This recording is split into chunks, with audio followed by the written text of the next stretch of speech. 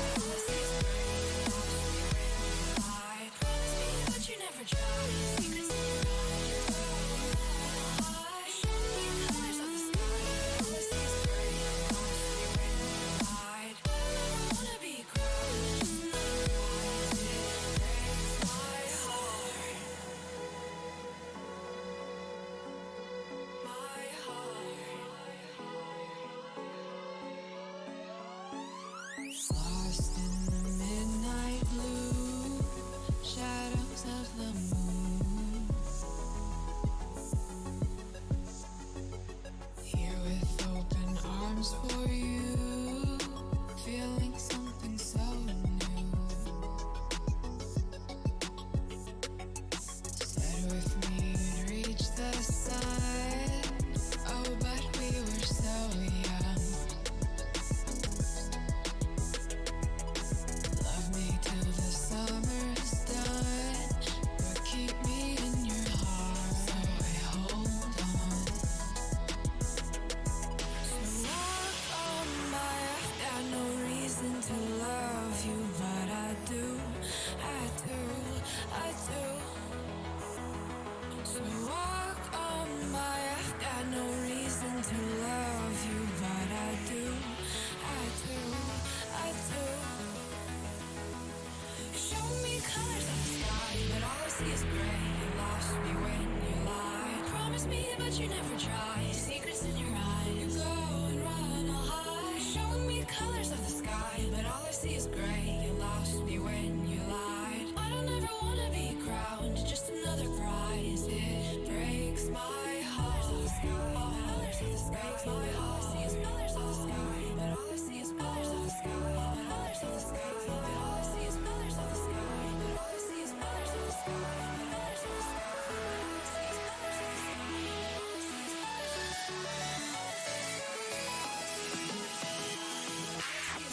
I see is colors of the sky.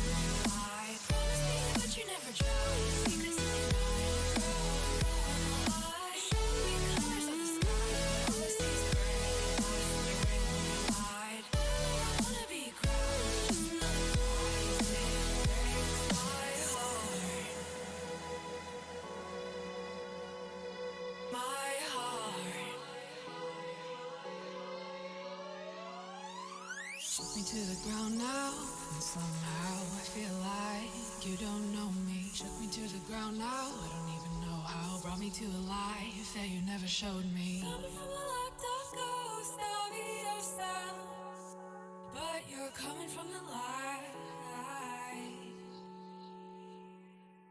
There's more to you than you ever thought there was. Yeah, you're coming from the light.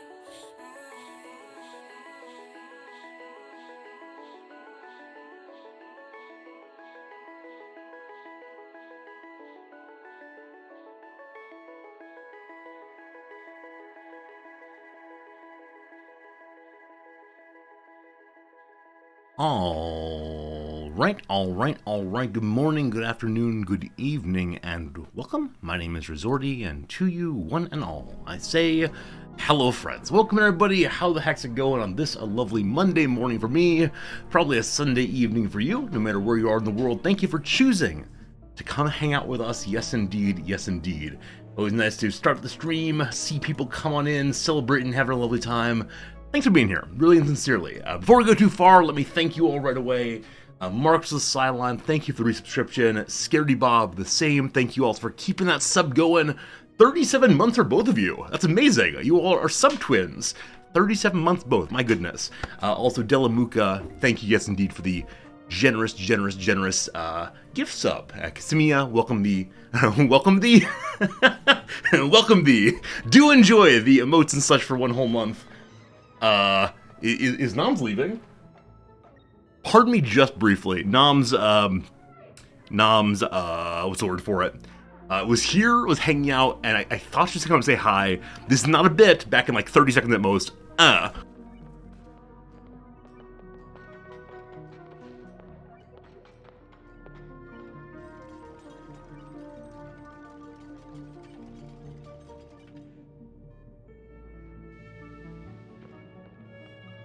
Hello, friends. How's it going? My apologies for disappearing like that. Noms closed the door on the stream room because she's listening to a podcast. She'll be able to say hello and goodbye to us in just a moment, and that's fine too. So. I had a weekend. I expect you had a weekend also. Hopefully your weekend continues to roll down nicely.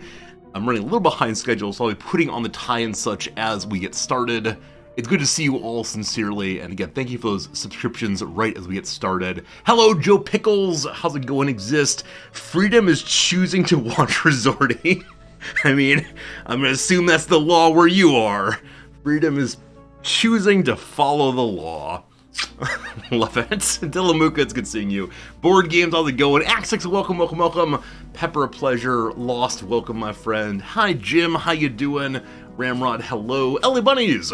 Hi, tying a tie with Resorty. Yeah, I should just start a YouTube channel on this that does not actually explain anything, because there are a bunch of really good YouTube videos for people who are learning how to do basic activities. Some of them are called Things I Wish My Dad Had Taught Me. And it's like very careful explanation of, first you take this part over that part, etc., etc. I should not do any of that. I should just stare dead ahead and tie my tie. And when I'm done, just nod and then turn it off. Every single day. And the hope is that someone can intuit how to do it while watching me. And if not, that's okay also. Hello to you, Jack. Hello, Biff. Jack, I very much enjoyed your pictures on the Discord about, the car race you went to this past weekend. For your birthday, happy birthday, yes indeed. I appreciate it. Also, a whole bunch of you here, Silent, good to see you. That I did not say hello to so far. If I missed your hello, I apologize. I just can't scroll up while I'm putting on the old tie there. Is my go-to a single Windsor? Yeah. My go-to is, I know how to tie bow ties one way, I know how to tie neckties one way, and that's that. You'd imagine, with much time that I spent wearing a tie on stream, that I would actually take some responsibility and care for my ties. I would actually think about how to put on the ties, but, nope, not even a little bit. Hello, Jesse, you need a tie-activated cursor. Wait, do you mean, like, you should be able to move my tie around the screen? I know some years back, one of the mods joked about creating a chat-controlled necktie that would like spin in response to bit tips and so on, and it would go sufficiently fast enough that it would not cut me, thank goodness. But yeah, we'll see if it goes eventually. We'll see if that project ever gets funding. But yeah, it's good to be here with you. Sincerely. I'm ready for the stream now. I think I'm ready for the stream. Okay, Slivers, I know you said that there is a Resorty on the 65-inch screen today. I'm glad to hear that. I hope the hairstyle's looking good. Got a haircut yesterday. That was very, very nice. I also know how to do the tie the tie around my head. It's true, I do. Maybe one of these days I'll stop looking like a well-dressed man and instead appear as an absolute shambles. Like the fellow in Disco Elysium. That'd be good. Alright, so what do I have for you? Number one, we have some new emotes. Some new emotes have been presented to the channel for your approval. There are 3 of them now available to all subscribers. We do have an opening, I believe, in the follower tier, and an opening in the tier 1 tier. I'm going to move things around as always. We'll get more ties made. More emotes made. The 3 new emotes are the shame emote, the emote, which is a crossword thing, and the, what's the other one? Oh yeah, sandwich time. Sandwich time. And of the 3, I think I like sandwich time the most, as it's used in a positive way, and that's nice. I think we might want to redo, hello Noms, we might want to do the crossword one a little differently. Oh, it's very tiny. Exactly right. I think it might be better at a 3x3 instead of a 4x4. I think it's possibly clear that little box there is a crossword puzzle, but its content is, sorry for hitting you, its content is absolutely, I don't know, indecipherable? Yeah. Yeah, so we'll go back to the drawing board on that one and figure it out. Yeah, making sure that the emotes are just right. Takes some work. That said, Noms agreed with a request on Discord to have a Noms-based emote, so we're working on that. Noms like one that is, yeah, largely her being cut off. Maybe glasses. Yeah, we'll see.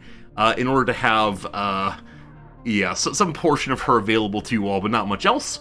And I'll probably replace the lurk emote. The current lurk emote is me, actually, kind of in that perspective there.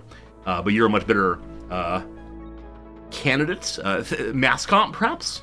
Stuff like that. 20x28 calls for low-res emotes. Freak, I totally agree. I think the crossword puzzle's super fun, but I think, yeah, anything that involves, like, tiny characters or letters, just not going to work out. So, there we go. So, yeah, that's me as lurk emote, and we'll get Noms instead, perhaps. I wonder if with just that much of our heads, we're actually distinguishable. Here, you go down, I'll go down also. Are we distinguishable? Are we the same person? I think we're the same. I think I have a hoodie most days. You do often have a hoodie, that is true. Oh, and I have different hair.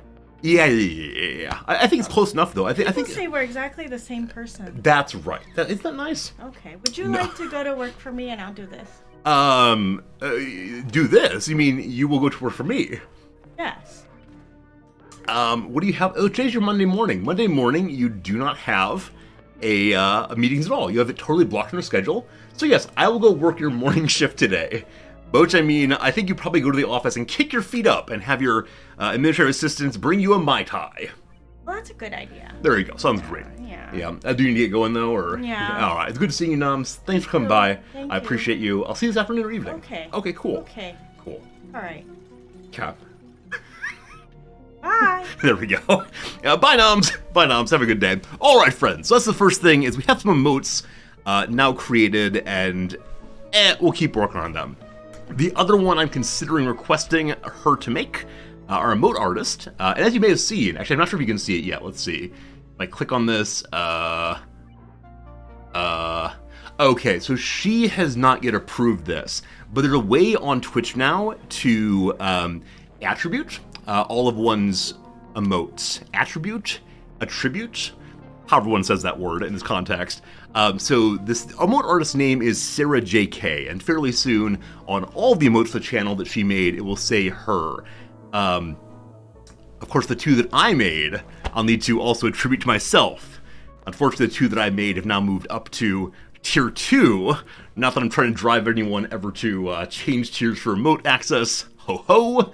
But I felt like I needed to keep those emotes live in the channel because, golly gosh, they're important to many of you. Hello, GeoRacer. I saw your message on Discord. I'll get back to you this evening, or afternoon perhaps, but good to see you for sure. And what else do I have? What else? Oh yeah, I have lots of things. I still have like 4 more topics to discuss with you, and luckily today I made a list. So we should probably get to last stream. Friends, thank you for coming by for the once a year community appreciation engagement event. It was a fun time. A lot of fun hanging out and playing some, almost an auction included, some Stanley Parable. And it was a good time. It was nice hanging out and chit-chatting and telling some stories. And it did not end gloriously. It did not end wonderfully this time. For the first time in years and years and years and years doing it, there was a slight slippage that occurred. And I will tell you what happened in 15 years. There is more of a story to it than just, oops, I made a mistake. But I should not tell it to you until some things happen, and that is fine. And I will answer no more questions on it. But we'll play it again next year, and that'll be good too. As the people have said, it is a fun experience regardless of the outcome. Those of you here this time, you'll probably wonder, oh my, what happens if you actually pull it off? What happens if after the course of a whole 4 whole hours, you're still there and you're still pushing buttons? And maybe you can go play it on your own if you want to, or perhaps instead you'll wait for next year when I do so for you instead. It'll be good. It'll be a good time for sure. Okay, but yeah, thank you for coming by. It's a very unusual stream. I'm actually delighted to say there weren't too terribly many followers lost on Oni Day. Though lots of people came by and said, not for me. I made it 3 minutes, that's enough time, thank you. Very few people actually dropped the channel at all, and that's good, I appreciate that. So now for the rest of the year, we're back to normal. Hey Marks, speaking of that, you left me a cup of tea, and the stream was gone when you got back. Yeah, maybe you thought I found a warp. Maybe I thought I found a way to jump ahead an hour or so, but no. We went from everything is smooth sailing to nothing even matters anymore in the course of, I don't know, like genuinely 3 seconds. It was quite a change in emotions. Now, that said, to cheer myself up after our loss on Saturday, Noms and I decided to go out and have a special lunch. You think some people may have gotten motion sickness trying to watch it? Oh, I'm sure. I think it's a stream that a lot of people will put on in the background and just listen to the words. And I had a viewer say, Resorty, would you please stop bouncing your mouse up and down so much? I love you. I appreciate you. But no, it's genuinely not possible to do so. And I think part of it is when I'm trying to indicate something on stream for you all, I point at it, and I point at it going, da-da-da-da-da. And so when I have a mouse on the screen, it bounces up and down. And certainly, the going back and forth thing, I can't think at all about how to move my mouse, so I don't know. I feel bad. I don't want to cause motion sickness, but also I cannot think about how I move my mouse while playing a game like that. Anyway, as I was saying, at the end of, what's the day? At the end of Saturday, I went and had a nice lunch, and I took some pictures for you. This is now an Instagram channel. This is now a place to enjoy pictures of that. So go to the screen here for this, and yeah, this is a dish I mentioned in passing. We had a question during stream of if I like ramen or sushi more, and I offered a third way. I offered another way things might have been, and I said, in fact, my favorite dish here in Japan has been udon. And I mentioned that Noms makes a really tasty spicy udon. It takes maybe 10 minutes or so to make here at the house, and we love it. But one of my favorite dishes throughout all of Tokyo so far has been what's called a curry udon. It's the combination of Japanese curry, which is a brown sauce onion dish, often has meat in it, and udon, which is these long, kind of thick noodles. So let me go ahead and show you the meal I sure do like. Ooh, I'll embiggen it for easier seeing of what is what. And yeah, this is at a place not too terribly far away from our house that we go to probably once a month or so. It's a very traditional Japanese restaurant. You do get to keep your shoes on inside, but the interior is all like very old wood, and as you see there, it's a stone bowl, and the restaurateur is very formal. Everyone is very, very quiet, and so the conversation that we hear and the conversation we have is basically at a whisper. I do worry as I get old how that will go, because I know my grandparents on one side spent the majority of their last 15 years together going, "What? Huh? Oh," and I don't not want that to be my old years.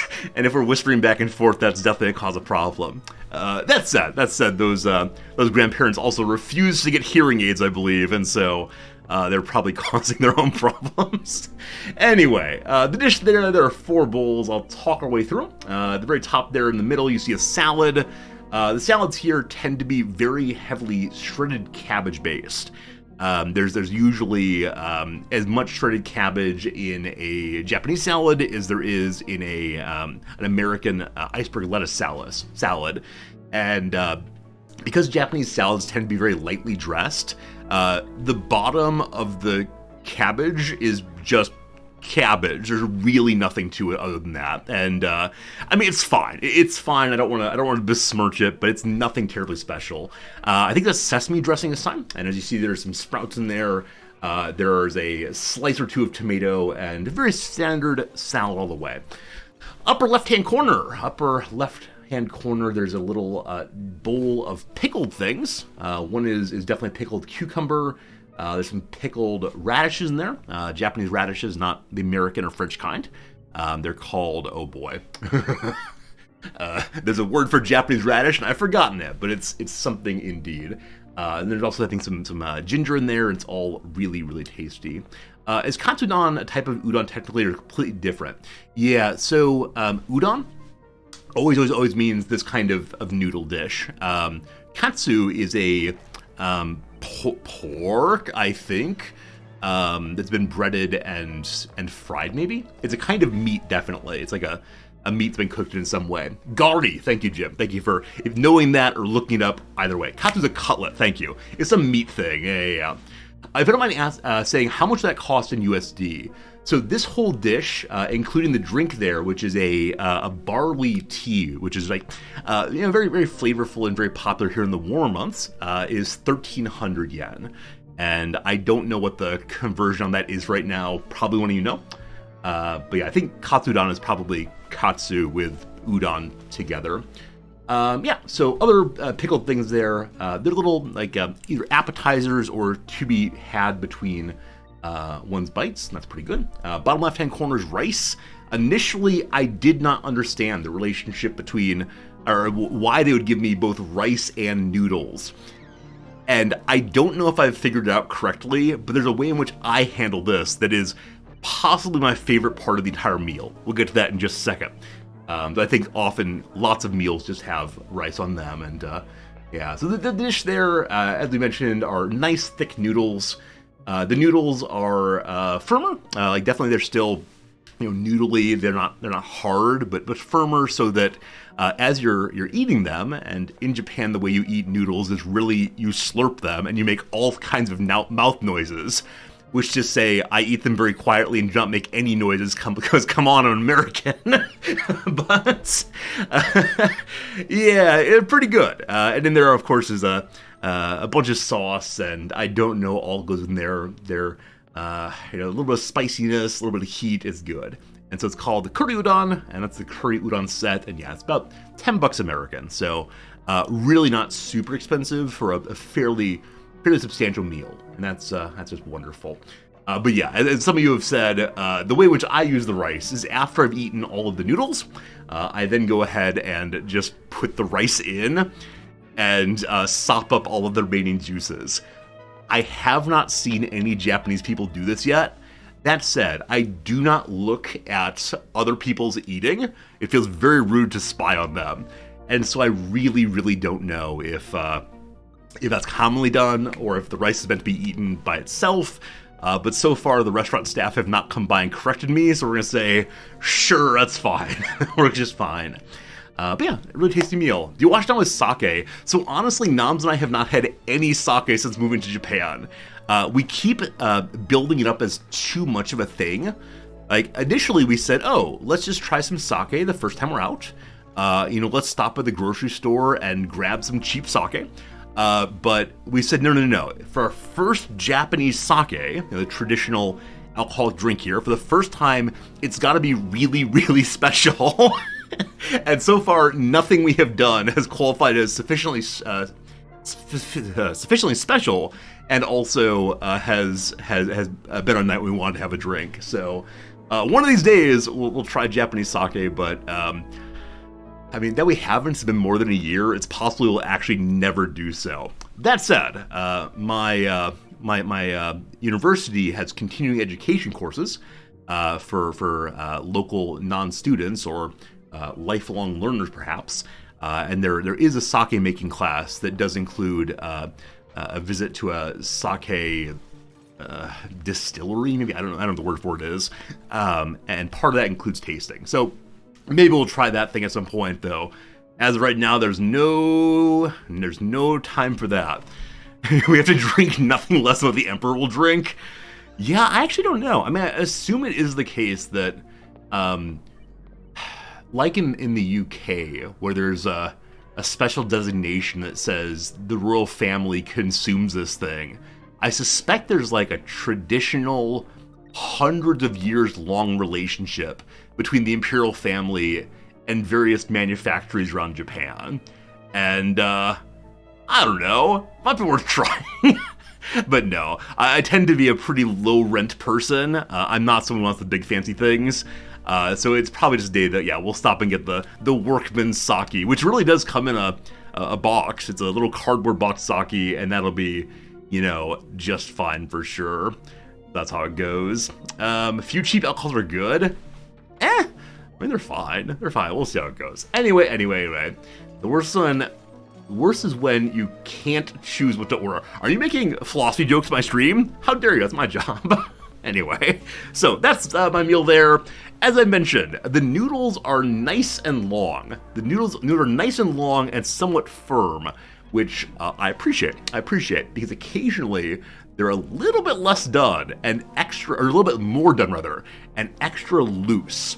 And when I eat them, whether by sucking them in or by shoveling them in very carefully, they get dancing.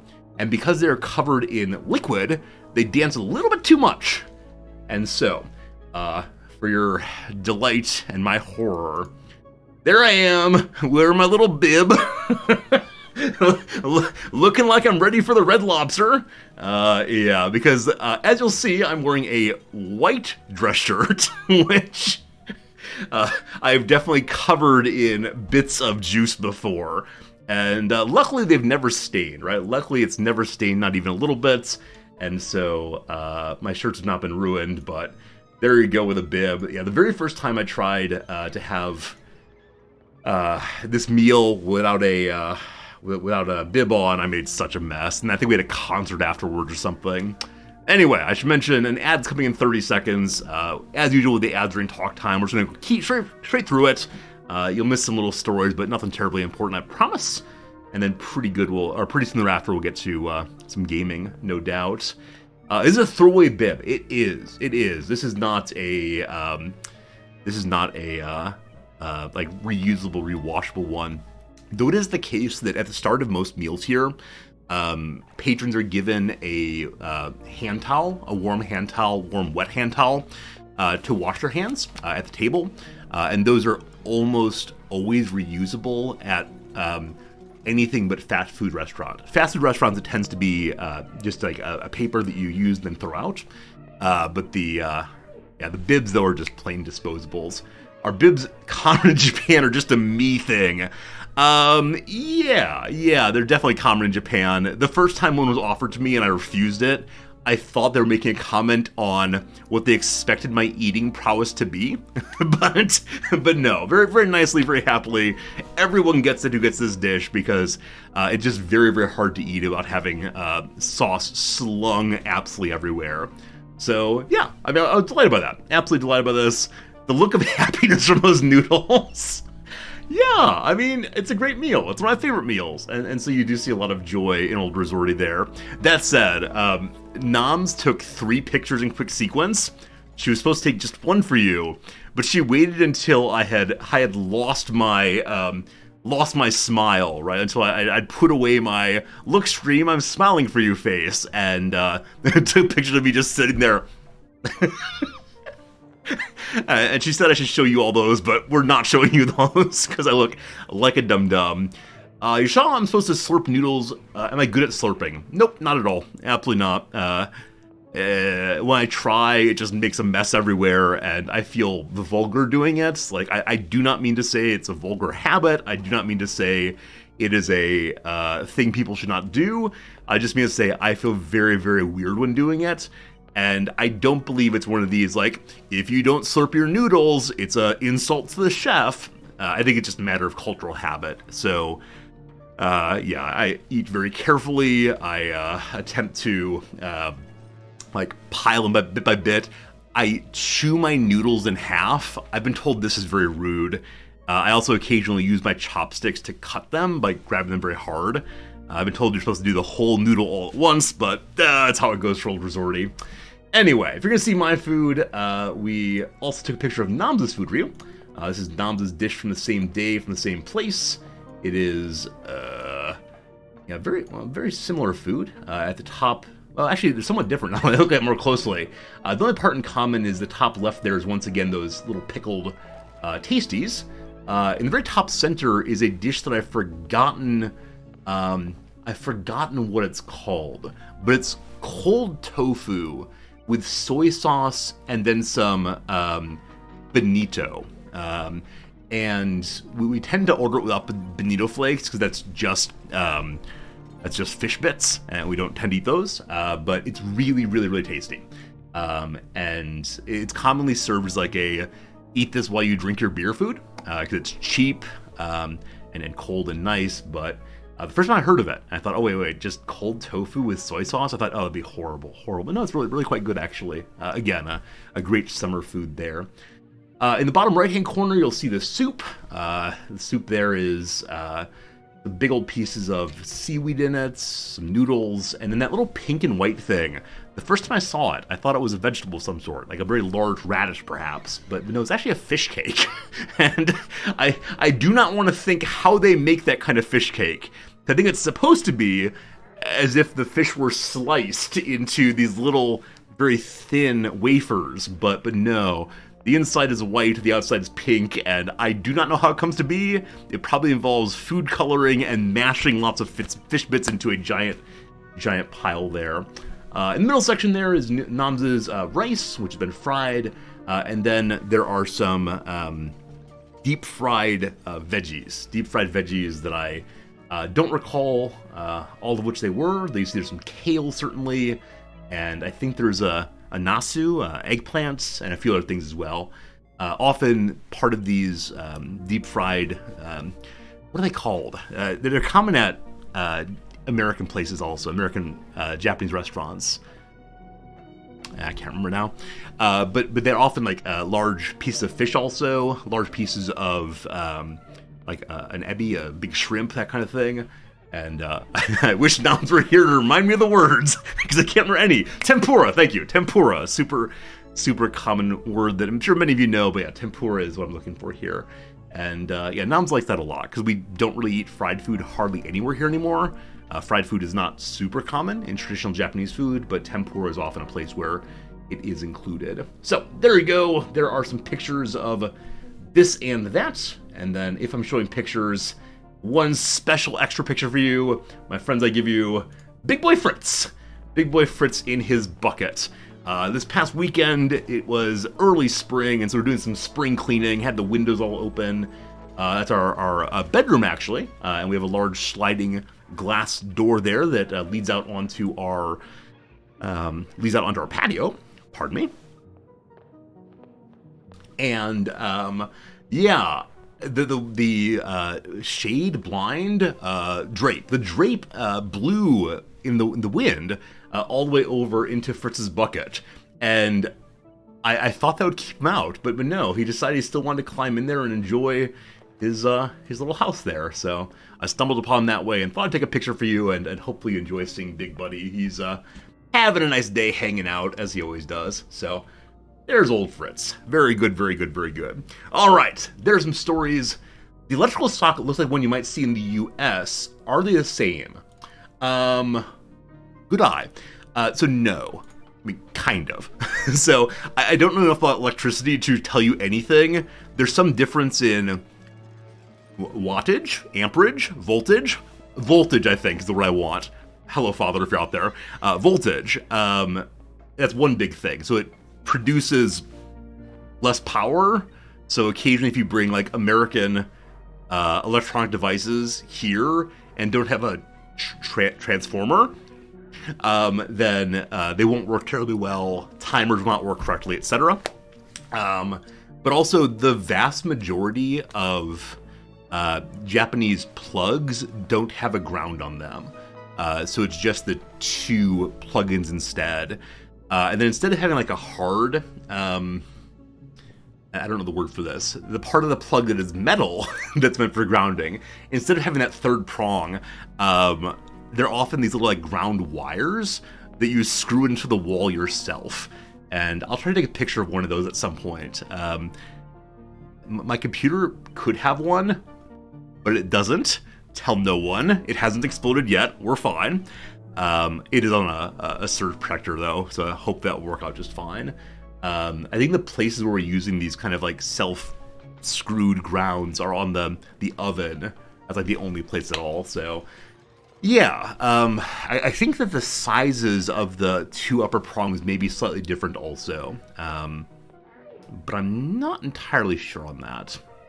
Yeah, I apologize. When I first got here, I was like really quite up on what should I do with my what should I do with my my electronics, and thinking very hard about how things plug in, etc., and now everything is functional, and I only buy things in Japan, so we just kind of ignore them entirely, and it's working fine though. But yeah, Japan does have some similarities with the US. They're closer to US style plugs than those in much of Europe, for instance, but it works more or less the same.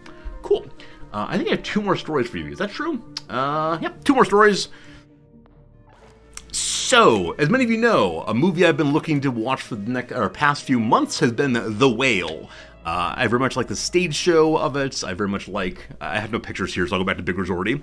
Hello.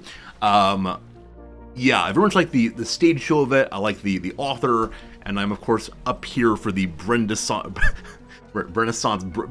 Fraser Renaissance Brendaissance. I think that's right. I saw he won the Best Picture award. Now, because we're in Japan, things often arrive here a little bit later, and so next week is when The Whale will finally be available here in Japan. And Noms saw a poster in one of the big parts of Tokyo called Shibuya, saying, "Here is opening night for The Whale." And there's a little QR code, and so she scanned it and sent it to me, and I went ahead without reading the Japanese too terribly carefully, and signed up for 2 tickets. And as I was signing up for the 2 tickets, I realized it did not ask me for a credit card. I said, oh, that's weird. And so I went ahead and scanned it more carefully, used the little Google Translate app, and turns out I signed up for a lottery instead. It's a lottery for opening night, because apparently there's a lot of demand for this. And I said, okay, cool. It's exciting to see if I'll maybe get tickets, maybe not. It'll be drawn online. I'll find out. And I said, isn't that a little weird? You know, why on earth are they doing a big lottery for just an opening showing of a movie? They're going to be showing it over and over and over again. And then I read a little more carefully in a section I'd skipped over because I thought it was the terms and conditions. Apparently Brendan Fraser will be there. And what we signed up for was not just watching the movie, but also meeting Brendan Fraser. So... We'll see how this goes. If we get the tickets, delightful. Maybe I'll bring you a picture of me saying hello to Brendan Fraser. I'm not, like, in any meaningful sense a big Brendan Fraser fan. I'm not in any meaningful sense someone who has, like, questions for him. Also, apparently the meet and greet is before the movie, which kind of bums me out, because I'd want to ask him questions based on, like, what happens in this film. Now, again, I know the stage show relatively well, so assuming it's a faithful adaptation, I can ask questions about the kind of themes at work and so on. But yeah, I want to talk about, like, his motivation in these moments. That's probably why it's before, so people can't ask me questions. Encino Man's a masterpiece. So honestly, gosh, how do I say this without making you all unsubscribe? I'm not someone who's seen any Brendan Fraser movie at all. I did not see George of the Jungle. It seemed like zany fun of a kind I wouldn't enjoy.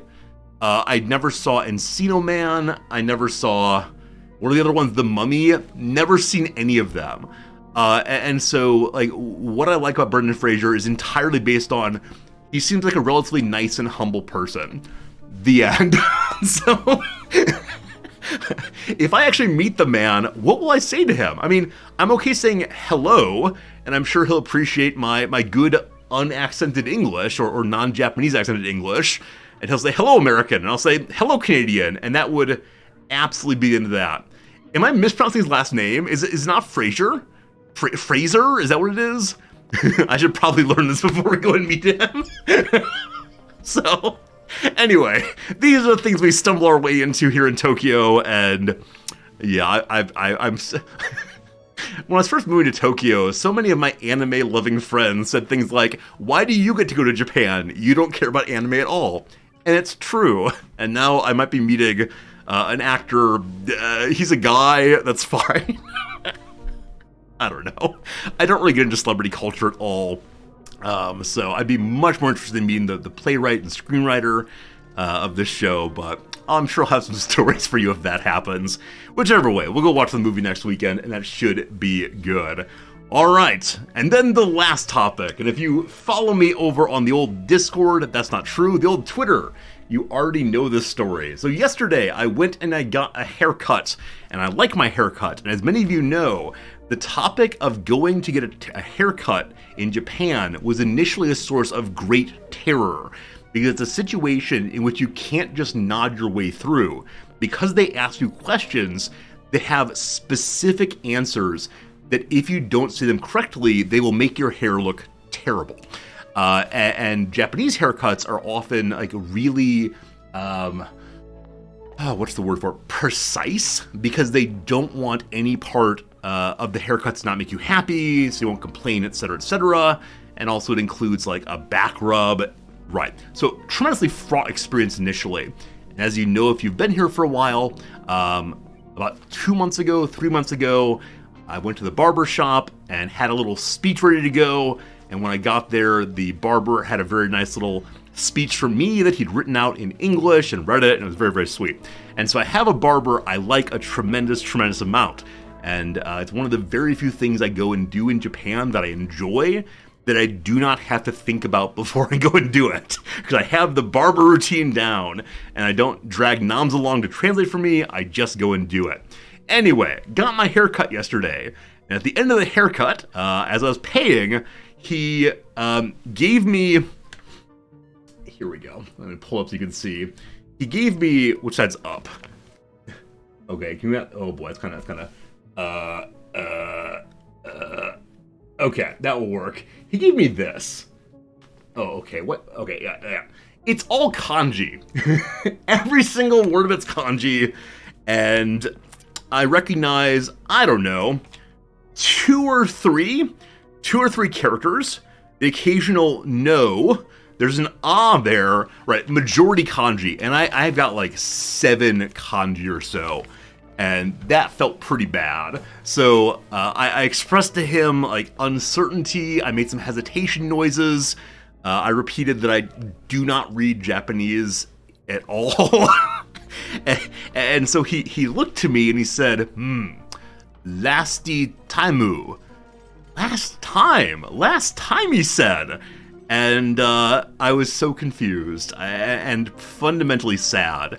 As I joked over on on the Twitter, I was worried that he was firing me, that I'd been too much trouble somehow, and he decided, no more me. Now, he's not that old, so he's not retiring, I'm pretty sure. And he is also... he's also sitting with a smile. So I think what's happening is he is leaving the barbershop. And I said before over on Twitter that I was going to have one of my students read it for me. And I was going to wait until today in class and take it and show it to the students and ask them to figure out what it meant for me. But I went ahead and actually... Last night I was emailing back and forth with a Japanese student. She had some questions about the reading, and I said, here, I helped you with the reading. Would you mind helping me with the reading? And so I took a picture of it and sent it over to her. And so she wrote back a summary for me. It is the case that he is going and opening his own barber shop. He's decided to stop being an apprentice barber and become the owner instead. And it turns out that his barber shop is about 45 minutes away from here. Currently, the barbershop I go to where he's been working is 3 minutes away. It is walk out the door, walk on the street, ta-da. So 45 minutes away. And I thought about it. I said, okay, that's a long way to go. It adds a little bit more cost via the train, of course. And I said, okay, can I really do this? And I thought, okay, wait. Getting a haircut is one of the few things I know how to do in Japan. It's one of the few things that makes me really happy because I can do it correctly. And so I think I'm going to do it. I think I'm going to follow him to his new shop, at least initially, just to suggest to him that, like, I really enjoyed it and he was good for me. And yesterday evening, I walked around in circles saying repeatedly, nothing should change. Nothing should ever change. Keep things the same forever. Because, I really, really like this one part of life, and I need it not to change. I tend to get my hair cut once an hour. Or not, that's not true. Once a month, rather. I tend to get my hair cut once a month, and more recently I've been doing every other week. And so maybe it's the case that I will still go every other week or so, but I'm not sure. I'll go. That said, part of the little message here I held up is his line address, the new store. And so last night I added him online, and I decided I wanted to write him a letter thanking him for today's haircut, saying that despite my earlier difficulty understanding, I now understand what's happening. Congratulations on your new store. And then when your store is finally open, I will be sure to reach out and set an appointment. I look forward to seeing you then. Again, congratulations and thank you, Resorty, right? And so I wrote this all out by hand, and I decided it would be time to work on my Japanese. So over the course of an hour, I worked on translating 4 sentences, 4 sentences by hand. And definitely I'm at the point of language learning ability where I repeatedly decided to simplify my sentences because I recognize that the way I talk in English has so many dependent clauses and like unusual words that I have no idea how to even approach in Japanese. Like, there's certain questions of vocabulary. For example, until last night, I did not know the word for haircut in Japanese, right? Didn't know the word in haircut. And so I sat down and looked it up, and I think it's sanpatsu. Though when Nam says this word, the N sounds like an M. It sounds like sampatsu. And that is very confusing to me because M's can't be loose. They have to have a vowel after them. So it's written as sanpatsu, despite being pronounced as sampatsu. And so, like, this part I can definitely do. And then I was thinking, like, okay, how do I say the haircut that I got today? Possession's hard. Me. Okay, so I began with, like, boku wa, which means I. Okay, wait, let's not do that. We can suppress pronouns in Japanese. So I finally got to today's haircut is like the subject. And so I did the haircuts of today. Thank you. And I said, okay, I think that makes sense. And it proceeded to be that over the course of really an hour. And when I was done with it, I took it to Noms and I read it aloud. And she said, that makes almost no sense. And I said, will he understand? And she said, probably not. I actually want to show you a picture that I want to show you a picture that I've been delighted by. Let me see if I can find it real quick. I wasn't planning to show you, but I think it'd be useful for explaining what I wanted. I saw it on Reddit, so you may have also. Yeah. Okay, let me save this photo real quick, or we can move over to this screen. Okay, back to Little Resorty. Hello, friends. Little Resorty here. Good old Little Resorty. And pull this up. Pull this up. Boop. And pull this up. Ha ha! Put captures away. Good old Fritz goodbye. Good. Let me embiggen this one.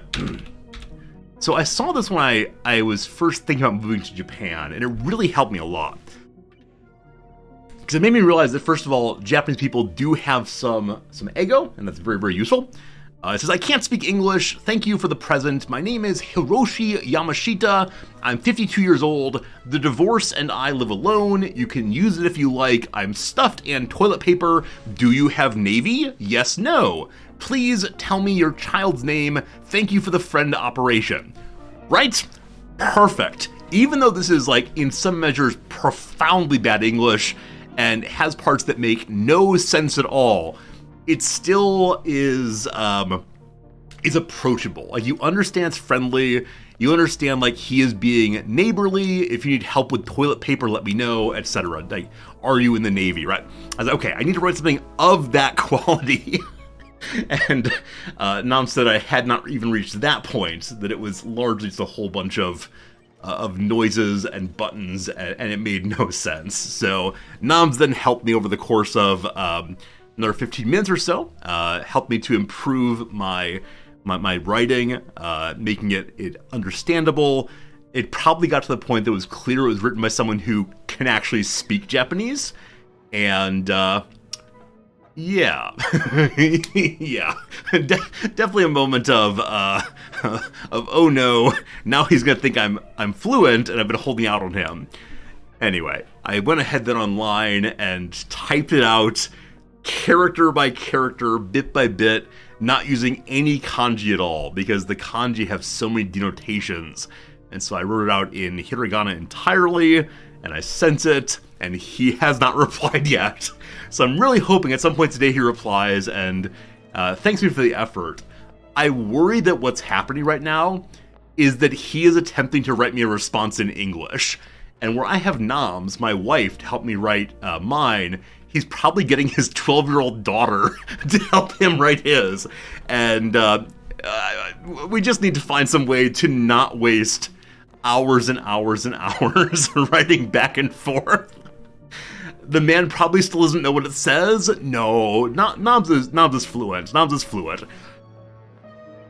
And the big check on whether it made sense was after I typed it all out, I copied it and pasted it into Google Translate, not to have it do the translation, but just for it to read aloud, because Noms is able to understand spoken Japanese really easily.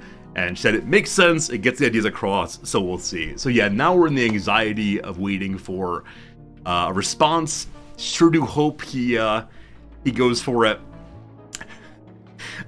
At the barbershop yesterday, there was a moment before he was ready for me, and someone who also works there came up and tried to engage me in conversation. And she's an older woman, probably in her 70s. I think she's the owner, and she knows I do not speak Japanese. She and I tried to speak the first time we were there. We got a conversation about making an appointment figured out, with a lot of like pointing and counting on my fingers. We got a conversation done. The next time I went in was with Noms, and Noms translated for us, and it was wonderful. And the woman asked me directly, or asked Noms, does he speak in Japanese? And she went, and I went, and I was fine. Anyway, yesterday she tried to engage me in conversation yet again, and she began Nihon, and I said to myself, haha, this conversation is going to be about Japan. Let's talk about Japan. And by the time I had established the conversation will be about Japan, she had finished her sentence, and I had not caught any of the rest of it. And so I sort of stared at her. I said, again, please? And she walked away. So that's my ongoing effort to learn Japanese. It is just slow going. And I really, at this point, need people to speak to me so unbelievably slowly, or I cannot understand any of it. So Noms and I have been working together. Noms and I have been attempting to have times I've been having times to like practice Japanese by talking back and forth. It's going slowly. She's probably asking, do you speak Japanese yet? So she wasn't. At least she wasn't in a way I know how to ask that question. Because she didn't use Nihongo. It was Nihon and then something else that was not about the language. So it may have been like, are you liking Japan? Are you happy in Japan? How's your time in Japan? Whatever it was about a subject I did not have ready to hand in that moment. So now that I've been saying that starting this summer, she and I will have a period of an hour each day where we will both sit down and work on our Japanese. She'll work on her fancy kanji. I will work on my basic attempt to understand anything. And part of it is just that, part of it I just need to have like people speak slowly. At normal conversational speed, I will catch individual words, and I will catch, or I will catch the structure of a sentence, but I can't yet do both at once. So I'll go, haha, predication has happened, and I will not know what the subject or the the predicate was, and it's just a disaster. So may eventually. Do you ever feel overwhelmed and lost? Constantly. Yeah, if I attempt to do anything new here in Japan, there's always a period of readying myself for the new thing. Which is partially like standard stuff, like, okay, how do I get there? What train line do I take, etc., etc. But then also there's a period of like, here are the relevant terms I might need to do this. And so I'll look up words like appointment, I'll look up words like chocolate strudel, right? Whatever I need for being here. There's a lot of moments of just not being entirely sure what's going to happen. And I'm a kind of anxious person in general. It's why, as I said before, I'd like to live the same day over and over and over again. It'll involve streaming, I promise. But eventually, I'll get more comfortable with things. And I'm a lot more comfortable when I started, right? When I first got here, even going to the grocery store was a major, no, even worse than that. When I was first in Japan, the thought of going outside terrified me. Because I'd read stories on the Moving to Japan subreddit about people who obviously were not native-born citizens, would be occasionally stopped by young police officers, just hit their quota of people stopped for their training. They have to interrogate a certain number of people in random stops to become a full police officer or whatever. And I knew that as part of this conversation, I would need to present my residence card, but I did not know anything else I had to say.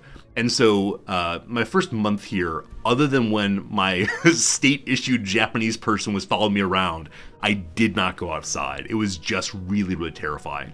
Now, though, I go for walks, I go and see things, I go to work each day, etc., and it's fine. But yeah, when starting out, my goodness, it wasn't even culture shock. It was culture horror, to be honest. Absolutely horror. Working in Korea, a friendly hotel employee wrote you a card with helpful sentences in English and Hangul. Yeah, I mean, the fact of it is, like, the basic getting around conversations I can do, right? I can have conversations about this and that and the other thing. I can talk about what I want to order at a restaurant. I can ask for directions, things like that. I'm good to go. I know how to say where I live and what my mother's name is. It's just when things happen in unexpected ways that I get really, really caught. Gio, have a good day. We'll see you later. You're looking forward to 30 days in Japanese jail? Don't do it, man. Do not get arrested. Like, it is not haha funny. And they have like a 97% conviction rate, and they will beat you, and it's not a joke. Like I said before, we had a faculty member visit a few months ago and got arrested for ripping a bar owner's poster, and he said that the bar owner called him a nasty name, a racially insensitive term, a racial slur. It's not clear that it actually happened, but regardless, if you are an outsider and you respond with anger, you will go to prison and they will find you guilty, even if you were in the right. It does not matter. Until relatively recently, I was told if you hurt a Japanese person by like hitting them with your bike, by punching them, you will go to jail even if you're in self-defense. It does not matter. You just take it, which is not great, but this is what it is to live somewhere else. Okay, enough on that cherry topic. One last thing to share with you all that I was actually not planning to, but since we're on the screen, I will show you this. As many of you know, I follow a lot of Paradox folks over on the Twitter, because I'm always interested in what little dribs and drabs of information they will give us, what kind of fun topics they will share about the games coming up. One of them, one of the influencer relations managers, went ahead and posted a tweet directing to a different game, and he said, I actually want to check this one out. And when I first saw it, I said, is this an April Fool's Day joke? And I'm pretty sure it's not. And it is such an unusual game that really raises some cool questions. And I hope it's not blunt hammer time. I hope it's not like, I'll go ahead and talk about it and show you, and then we'll talk some more after that. So it's called Nikhail Murthy's Syphilization. You know, obviously, civilization with syphilis. A post-colonial 4X game. So as you know, pretty much all of the 4X games are from the perspective of the conqueror, right? The person who attempts to take over and destroy. Even in Stellaris, it's the same kind of thing, but certainly the ones that are about the history of the Earth, one most often plays as the European powers who are going to get that rubber, as the United States attempting to smush the Native Americans, etc., etc. And this game says, what would it be to play from the perspective of historical losers, etc.? And I'm just fascinated by the idea. So I'll read a little bit, and we'll see how it goes. It's not yet released. It's in super early access. But here we go. Pronouncing his name wrong, I apologize. Nikhail Murthy's Syphilization is a post-colonial 4X game where you play a student doing a group report on Gandhi, Churchill, and the Raj. So I am delighted by the idea of doing a book report. Now, that probably says something about me, not something about video games, but it explores space left uncharted by the genre and proposes alternatives to established systems. All right, so down here, Syphilization is a post-colonial parody of the 4X game. So parody, I always worry about a little bit. I'm always kind of struck by, the attempt to parody things too directly can often feel not worth engaging with. Like, we all can say that the majority of Paradox games, you engage yourself in horrors that are bad and you don't do them, but they're within a fictional context, so whatever. This though is trying to take it very, very seriously. What does it mean to have a 4X game where you're the conqueror usually? In it, I take the established tropes of 4X games and attempt to show post-colonial alternatives to each of them. Most notably, Syphilization frames human struggle as a common striving for a better world, rather than a furious competition between ourselves. There's a lot of space left unexplored in the 4X space, and Syphilization aims to show some of what more is possible. In Civilization, you play as a student doing a group report on Gandhi, Churchill, and colonization as a whole. In doing so, you research actual facts about the events of the time, including the Dandi March, appeasement, and the history of Ahimsa. That's non-violence, I think. You also learn about students doing the report and their stories. Also, as anyone who's had to do a group report knows, the politics of nations are just the politics of student groups writ large. What do you want to bet that we have to do all of the work and our group mates gets A's anyway? Nah.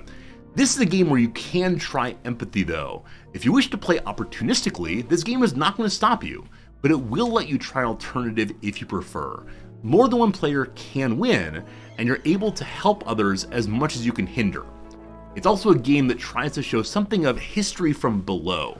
The citizens of the Empire have many requests of their own, and will often just handle them by themselves rather than wait for you to get around to them. They'll research technologies, complete buildings and units, and simply deal with issues by themselves. You can make yourself more popular by getting there first, but Civilization understands that leaders need the people and not the other way around. Everything in this game, from campaigns to technology to settling, all try to present a system that's not underpinned by imperialism, and so present something novel in the 4X space. This is a game of ideas, and I hope that you like them. And I think that's pretty cool. Also pretty cool, Frosted Century. Thank you, Frosted Century, for the 10 gift subs. That's really generous, and I'm glad you're here. Hope life's been good for you, my friend. Thank you for the good vibes, thank you for the kindness. All of you who got emotes and such, freedom from the ads, do enjoy. Frosted, thanks for being part of our community and hanging out with us on this lovely Sunday evening, Monday morning. Welcome, welcome, welcome. Hey, Megula, how's it going? I was able to torture myself for 3 hours on April 1st. We've been doing the Stanley Parable baby ending on April 1st for years and years and years. It's a lot of fun. It's a lot of fun, and so I'm absolutely delighted to share it with you all. It is a little bit torturous, but for the sake of community joy and fun, I'll do for a lot. Jackson, we need to upgrade the bots tier. Oh, you're absolutely right. I moved the Son of Man and the other art emote into bit tiers. And in bit tiers, the bot can't get there. I'm gonna change that. I'm sorry that the bot is now giving false commands. We'll fix it. Again, Frost Sentry, just thinking thank you, so thank you. Okay, I think it's a cool idea for a game. We'll see how it goes. We'll see if it's actually worth playing. How do I say this? The part that seems like really exciting, right? Really exciting and fun is this paragraph here, right? The recognition that in your games, it isn't that like little baronies are creating gold automatically. It's instead that people are doing them in the exact same way that the king character that you're playing is also doing things. Like, I would love to see a world living in such a way that it's not just other empires challenging us and vying for their own goals, but also alive citizenry, alive characters. I think that'd be awesome. I think what I'm a little bit less sure about, and it really depends on how it does it, is how does it present the post-colonial side, right? If it's going to say, you have exploited your fellow man, Marx frowns upon you, like, it'll just be kind of like a blunt ideological critique that we'll all go ho ho ho about, but no one's perspective will be changed at all. I really hope it takes quite seriously this modification here, right? This modification from pure competition to instead something else. Because even in Victoria, right? In Victoria, where there's like a moment of different marketplaces need to work together to satisfy demands and goods, and trade is a nice way to share things, blah, blah, blah. It's still being carried out in the background of you're trying to build up your own nation for the sake of being number one and leaving everybody else behind. So it's really early. I believe that earlier today, the developer announced Civilization version 0.5. So we'd definitely be getting into it early if we check it out. But it's one I do want to see because I like 4X games quite a bit. I like grand strategy games quite a bit, and it'll be cool to see a totally different take on it. So, there you go. That's a game I'm thinking about playing, and perhaps you'll check it out too. I'll definitely go and buy it even very early here, just because I always want to support innovative ideas, especially ones that are in genres I care about. So that's what I'm thinking on that. And yeah, if there are other games you think I should check out, let me know. Later this week, or next week rather, we'll probably play some Dredge. Dredge is coming soon enough. Good old fishing adventures. Can't wait, can't wait, can't wait. For now, though, I've been blathering for over an hour. It is time to end the blather and move us in the direction of playing some Oxygen Not Included. I said last week there'd be no more Oni, but this week I was convinced by many of your cries and screams, many of your begging and lamentations. More Oni needed, and so we will get some more Oni going right away. And I need to go ahead and move us over into the Oni directory, and that will be good, good, good. Oop. Oni, please. Hey, it's Oni. Pardon me briefly while I change directories. We've got an ad break in about 30 minutes, and I'm looking forward to playing some crosswords when we get to that. Should be good. Marks, you tried Dredge over the weekend. It's a lot of fun. Great. So glad. Game Merchant, good to see you. As I said earlier, I don't think the crossword puzzle works terribly well as a small emote there. We'll fix it eventually and see how it goes. Hey, Klaus. You've been really tired this weekend. You couldn't figure out why. Then you realized you finished a 31-day march. A 31-day march! Your feet must be tired, my friend. Thank you for the excellent bit of humor. I will try that one on my students today, and we'll see if they groan or smile or what. As I said previously, Japanese sense of humor does not tend to enjoy wordplay at all. We'll see, we'll see, we'll see.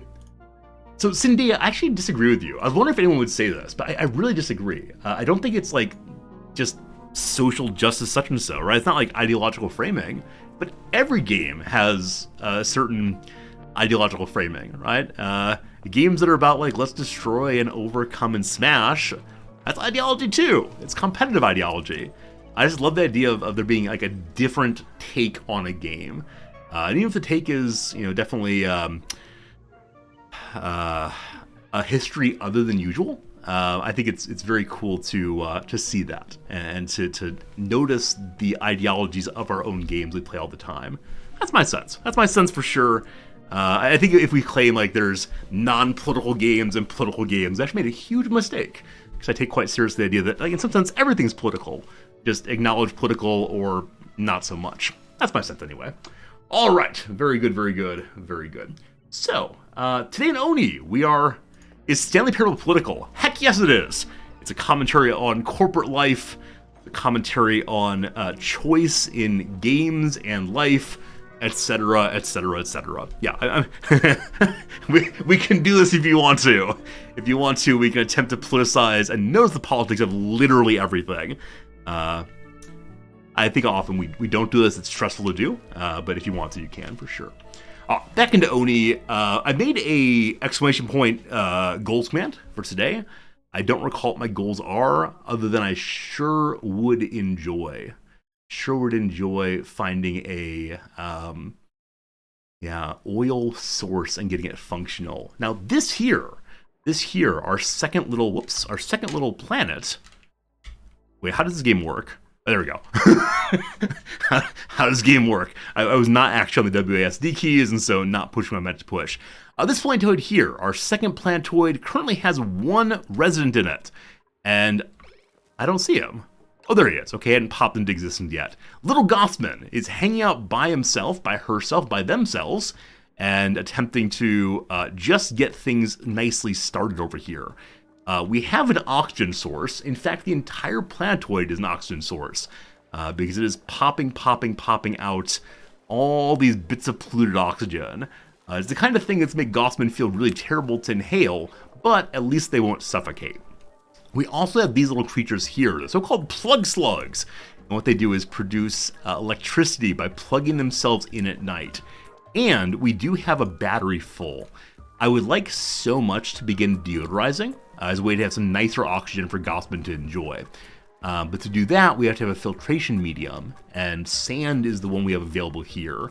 And we looked around, and I believe that the only sand in the entire world we know of is right here.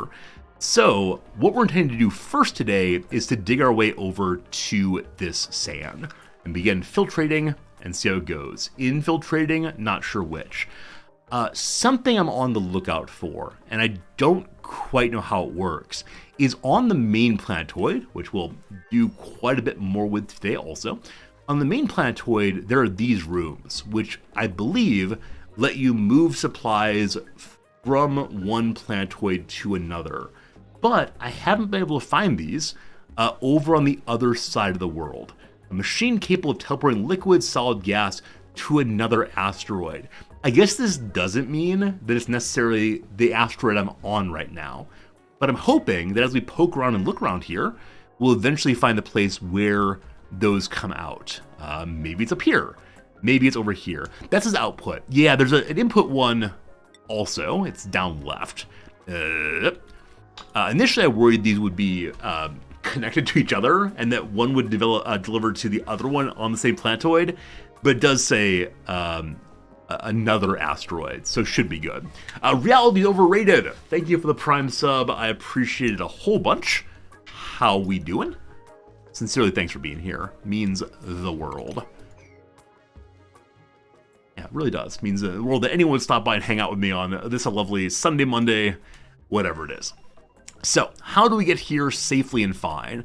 I'm trying very hard to keep all/most of the water contained down here, but I'm recognizing that this stuff is piled up enough that we're not going to be able to mop it. Now, if we find a way to lower this bit by bit by bit, we may be able to mop some of it. So let's try to do that. So Gossman's life will continue to be just endless mopping forever and always, and that's okay. We don't have a drip-to-drip machine over here quite yet. We do want to add that. The reason we sealed this off entirely is because our little buddy, the plug slug, was getting lost in the water, and the more time it spends in liquid, the greater chance there is of it no longer making electricity, and instead making itself into a liquid mover, and that's just no good. I see, though, it's wandering in the same direction as before, and so we should add mesh tiles here, too, to stop it from doing that. So we'll dig out like so. That will... So mud does fall. Yeah, mud does fall, and so we need to make sure it does not collapse entirely. Stress is starting to rise on the second base here. Oh, it is. Thanks for noticing that. Yeah, so Gospin began with +6 happiness because... Where is he? +6 happiness because he had a friend. That has dropped off. That's dropped off, I think. Yeah, so all the happiness he's getting now is from things that are stable. That said, he does not have... He has a barracks already. Okay, I thought it was actually not a barracks, but it appears to be counting as a barracks. Really?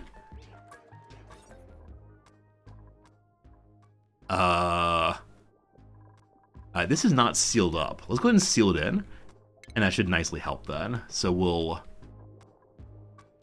cut this out. I don't think I can move the sample jar. I want to keep it. Oh, it's the other planetoid Gossman. Thank you. There are 2 Gossman. There are 2 Gossman extant. We'll fix this one, though, first by digging out here and here. That will give us access to a little door. And then a little ladder like so. And a block here also. I've made no real blocks here. Amazing. Lazy way to rotate the door. I can't move this door, I don't think. Can I? I think I can't build that kind of door at all. So we'll block it in, cut this out, and then be fine. Also, I am planning to make him a proper barracks over here eventually and see what goes. Okay, I actually did put a dripper here. I thought I hadn't done so. But it's right there, and it is dropping polluted water. There's a lot of polluted water to drop, but many, many other jobs also. So perhaps we'll ignore Gossman for a moment and come back before too long. Backing on Vivilia. Well, Vivilia, you're breaking my heart. The most important thing we did most recently is get this functioning. So we do now have a natural gas room that has some backup natural gas and is very nicely producing 1,600 watts of energy. last time I separated... Huh. Last time I separated the two smart batteries, but clearly I never plugged this one in, so let's go ahead and fix that. What I want to have happen is our natural gas generators burn first, and then the coal kicks in to help out afterwards. So the smart battery here turns on at 30. This one turns on at 5. So it'll burn as much natural gas as possible and then kick on with the coal. So hopefully that works nicely. The other things I was a little bit concerned about last time was oxygen production. We were building broken.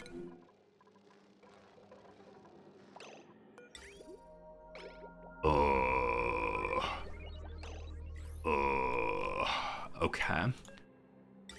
Okay. So again, some polluted water. Again, polluted water is getting into here. How did that happen? I thought we'd fix this. So because there's polluted water here, it's taking up the entire tile right in front, which is making it so that it can't spit out enough gas to keep itself functional. And they all have polluted water. Man, I thought I fixed this. Ah, that's unfortunate. Hello, Spracknell. How you doing? It's good to see you. Okay. So, file this back. It definitely comes from this direction, this direction, this direction. Oh, there was one tiny little bit of polluted water right here before, and I thought we'd resolved all of it. But no, as you see, it must have gotten in. Now, is this thing still pumping all of its water into here to get it cleansed from germs?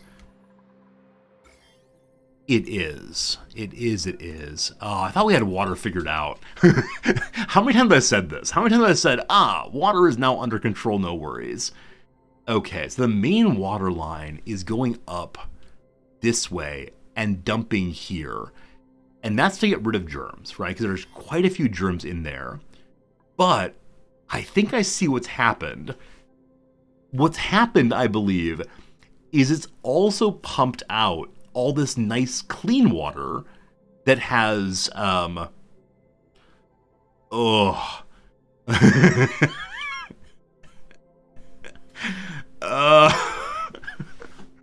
okay, so I'm gonna stop pumping out all the water now because the amount of germs here are under 1,000, and I believe they'll die on their own. The motto for Oni should be, I thought I fixed this.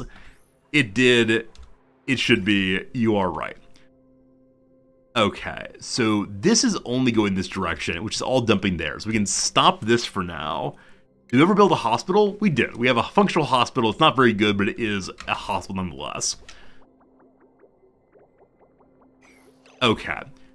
And the reason we had polluted water in here is earlier I changed what these two lines do. And I pumped out a lot of polluted water, but I missed a little bit that was hiding behind an input. And that ruined absolutely everything. But now, no polluted water. And now, I think, yes, the only place water is going to this bucket now is from here. And that is on the other side of the sieves and the other side of the chlorine room. So, this will fill up with nice, beautiful water. No more problems. No more problems there. All this tasty, tasty water will return eventually. Do I have both sides of the chlorine room functioning right now? Yes. Yeah, so both sides are functioning. This side has a lot of water that is not pumping out.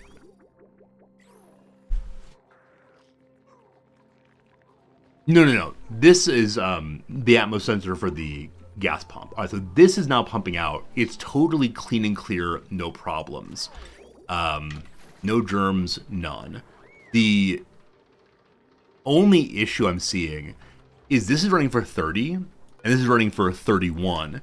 And so 1% of the cycle each day's worth of water is coming to these boxes and is leading towards a bit of a backup. At some point, I will manually take over. Last time we talked about blah, blah, blah, blah, blah, automation as a way of handling this. If the water gets sufficiently high in one of these other reservoirs, then find a way to dump entirely. And I love that idea. However, I'm not sure I understand it well enough to do that idea, but that will come later. Okay, I'm going to mark pipes to destroy that we are no longer using, and that's this pipeline is okay. You're coming from this comes from the carbon skimmers down below, so it can stay where it is. I just want to remove that, so we no longer need the bridge here. I'm just gonna leave it. No worries. Your first time looking at plumbing another player's made makes you quite confused. Every time I look at my own plumbing, I get quite confused. So don't look too closely. It all makes sense, but you know. So that will get fixed over the next little bit. We now need to go and resolve the electrolyzer room again. Now, I told you all last time that if this happened again, I would change all of the airflow tiles over to mesh tiles. And yes, indeed, we're going to do that. And we'll start with the one that's fully broken already, because, yeah, as you see, it is clearly not producing anything. The other ones are still producing something. So we want to cut the oxygen pipe right here, just to stop it producing at all. Actually cut it right here and maybe bridge over garbage later if need be. For the moment, I'm also going to cut that.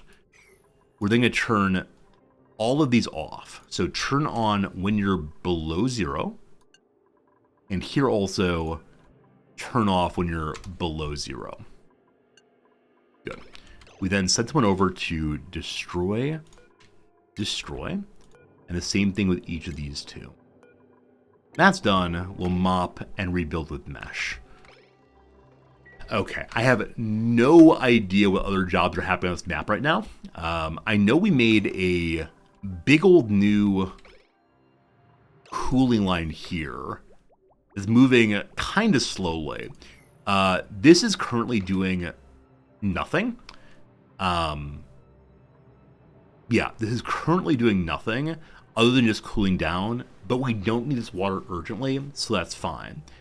I know we also finally opened this section down here, so there is a second way down into the pit on the right side as well as the left side now.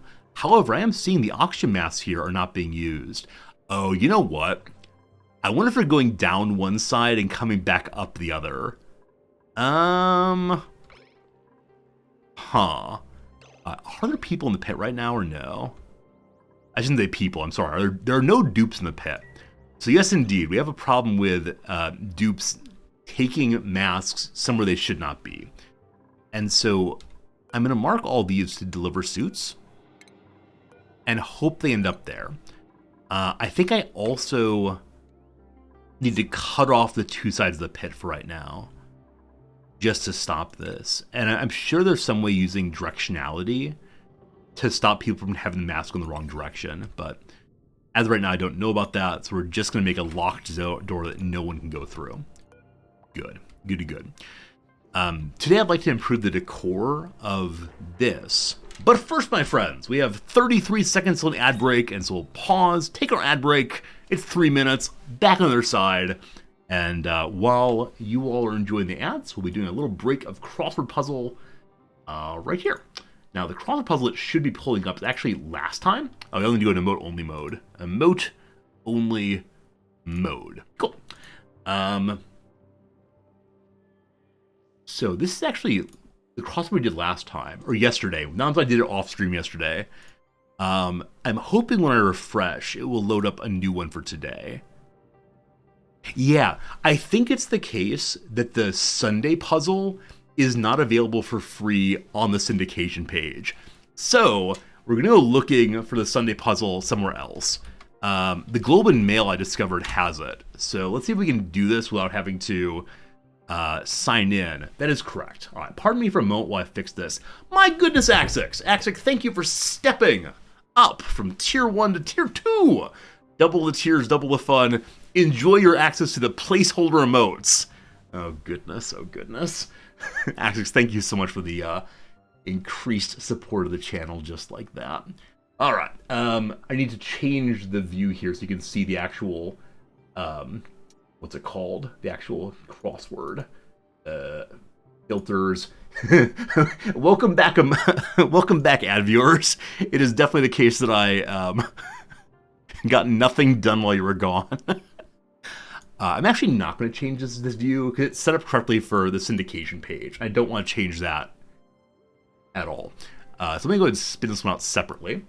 And then we will capture a new window, which we're going to call Sunday Puzzle. Good. Good. And that screen is correct. I'll move that down behind my camera. Okay. We're then going to block out the sides to embiggen it. So you have to read about unacceptable buyer terms. Kill successive bins for suburban bungalows. The latest ingredients of Canadian news right here on stream. We crop the sides. Good. So left-hand side, let's crop out, I don't know, 250. Good enough. Top's a smaller amount. Let's do 112. Not quite. Let's do 175. Good enough. The right-hand side, let's do 700. Oh, almost. 750 should do it. And at the bottom there, we need to do, I don't know, 200. 180. Left-hand side's still way too white, so go to 300. Let's go to 350. I don't know if these are pixels or what, but as you can tell, the way in which I do all cropping is just guess numbers until it looks right. All right, we then embiggen it for you all, but not too big. Okay, so on a totally new website, let's see how this goes. Choose your skill level. In regular mode, incorrect letters are shown in red. Use the hint option to reveal letters. In expert mode, no hints allowed. Good. Give the slip. That's me, elude, presumably. Apt letters missing from this nonsense. Okay, underscore IGIT. So, IGIT. Digit? Digital storage is what the word is. So, dig-a-t-a. Data. Digital storage is data. Good. Radio toggle. Presumably AM/FM. That's very old school. Helpline. I have no idea. To the downs. Falco at Sopranos. Her name's Edie Falco, though I don't actually know how it's spelled. I think it's that, but I'm not certain. Unlikely as odds. Low odds. No. Unlikely. No idea. I'll pass. Probably no or no. Apt name for a bad student. I'm worrying that elude may be incorrect. We'll see. Euphoria from listening to music. Oh, that's what the kids say as of like 12 years ago. It's eargasm. Good old eargasm. Can we work off of that then? Helpline. No idea yet. Lazy river floats.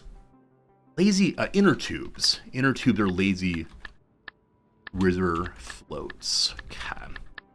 Down here we have id's counterpart. That's the ego. Odds are long. That's right. Earl pass with such or Apt name for bad student. Die? Doe? Wait, what's the name for a person that starts with a D and ends with E? Well, there's Die, like a short name for Diana. But I can't imagine a bad student is called Die. And I think Die is spelled D-I, no E on it. Alright, come back to that later. So, 2-on-1 defense strategy in basketball. It's called double teaming, though I actually do not know how it works. Jessica Alba is in Sin City. Like the score, 9-9 is tied. Spots for State Farm, surely ads. Okay, so helpline is... Oh boy. Oh boy. If it's H, if it's N, wait, no, H or M, do na. I have no idea. I have absolutely no idea. Robust beer, that's a stout. Good old stout. Oh, it's do a solid. Do me a solid. D. Oh, yeah, D is a name for a woman, right? Traditionally, I think it's a character on, what is it? Always Sunny in Philadelphia. Do me a solid. Dome a solid. Very good. Monster Heads and Abbots. Good. Rodham for Hillary Clinton. That's maiden name. Uninhibited type. Probably a free spirit, I'd guess. Good. Naked is bear. Fix up is... Oh, fix up. Fix up can be like dating. The cross is esta blank. Esta bien.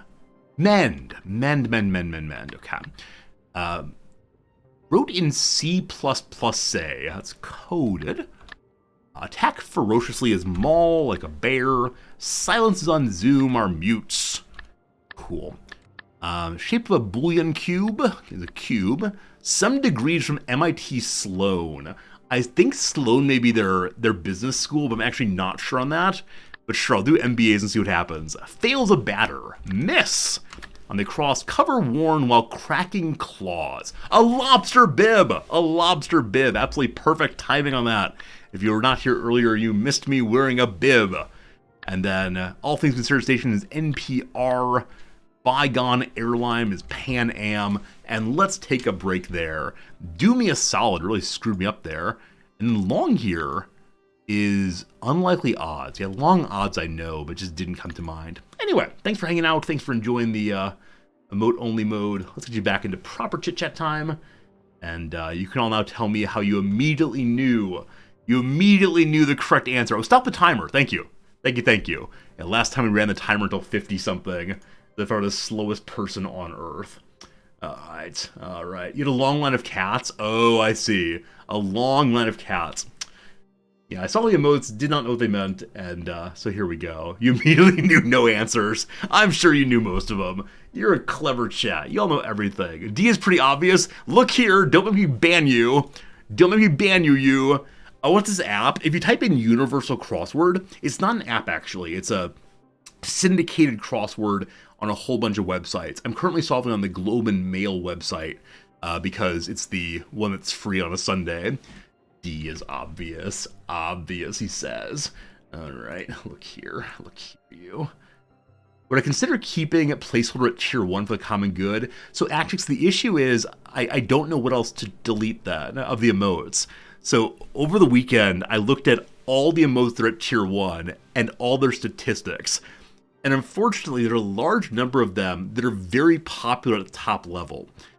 Which is fine. We're keeping those. But then, of the emotes that are not quite as popular, they're all equally not as popular.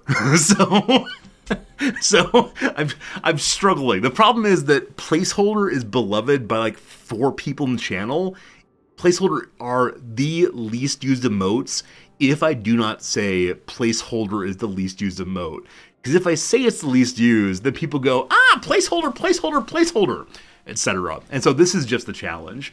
Bring back Scream. Scream is on a bit tier. If you bit tip blah blah blah blah blah, you can get it. There is no good solution to emotes, unfortunately. I only have so many slots. I do the best I can, and so we're going what we're going. And I'm sorry, etc. I love you. You don't know what bits are. I think you do, but if you want to tip a channel with real-world money through Twitch, you can buy bits. They're little adorable things, and they pop up on screen, and I get money, and that's nice. I'm so sorry. I don't like talking about money. It feels gross, but I only have so many emote slots. Jim, thank you for the bit. That's right. That's what a bit is. Jim, thanks a lot. Yeah, I'm sorry. So some secret part of me, some secret part of me that probably is like a dad on a long road trip, felt I need to grab the steering wheel right now and say, I'm going to delete all the emotes. If you're not happy with emotes, you don't get any emotes. This is not the case, but I do not know a good way to deal with emotes other than, here are some, I hope you like them. Alright, as of right now, I think the only reason we'd need another dupe is to send to the new world, but I'm feeling really, really uncertain about how to run the new world. And so I don't want anybody else right now. So Shine Nymph, welcome to the world. Only problem for little Shine Nymph is they are full of radiation, and they're in an area that already has light, so I'm sorry, Shine Nymph. Shine on, you crazy diamond, somewhere else in our world. Good. Back to dealing with these. I also said I'm going to try to get a Dreco farm going today. We still have a few days to get that done. Good. Alright. Behold! Behold, behold. So we want to go ahead and mop all this out. And some's dumping down here. That's fine. That's what that hole is for. Good stuff. We then rebuild these with mesh tiles instead. And we've got lots of copper again, so we can dump those in there. And then which one is next closest to dying? Hey, it's you! So, we actually don't need to go repair these, right? Because they do still function even unrepaired. But for so long as there's liquid there, they will continue not to function correctly, and that will make me very, very sad. So we'll do that one next also. Again, we want to cut some pipes. Good. So one gets cut right there.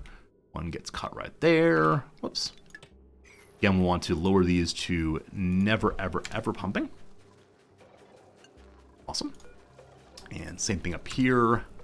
Oh, I forgot to mention to you all. All of my grading is done. All of my grading is in fact done. It has taken weeks for me to get caught up. Because for a while there, I had quite a bit of grading other than just my my tests I hadn't gotten to. But now it's all completed, and we now have the small break before the end of the term. At the end of the term, suddenly all the exams will come in and final papers and so on. But this is the part of the semester I feel like taking a deep breath on, which is really, really quite nice. So, I don't know. I'm just gonna hold off on that. One at a time really is a way for me to do this, or else I get very confused. Okay. On the other side of things, we're trying to make a nicer bedroom for little buddy here. And I'll just make a door. Cool. Glad to see that Gossman here is down to only 10% stress instead of 15%. He still has 20,000, or she has 20,000 food still. And I believe we found other bits of food here and there. Or poor Gossman, absolutely covered in water. Oh, beloved Gossman, I'm sorry, it didn't have to be this way, and yet it is this way.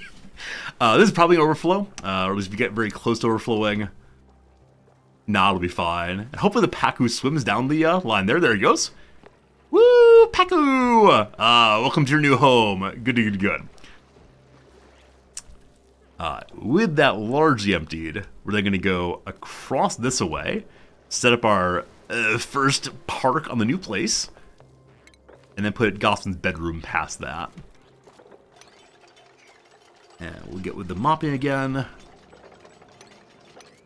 One thing I have noticed here, and perhaps you've noticed it also, is there are a number of rooms. Like, this is a kitchen. It's a nice finished kitchen. It's just kind of far away. So I wonder if this second place is meant to encourage players to build wider bases instead of dumping absolutely everything into one small area.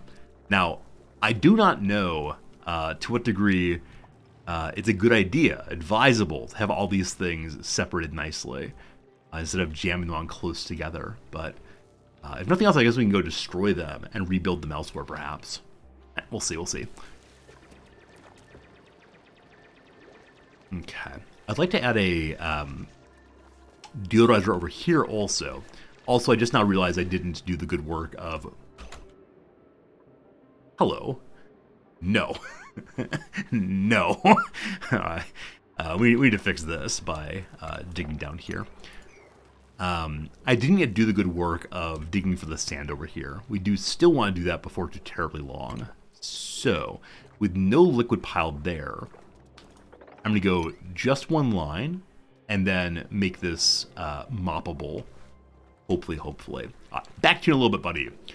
Return then to make this higher priority, actually. So the bedroom gets done and we get a little bit more morale happiness. Okay. Back on Velia, we have now... Are you actually getting more polluted water? Is there polluted water sitting here?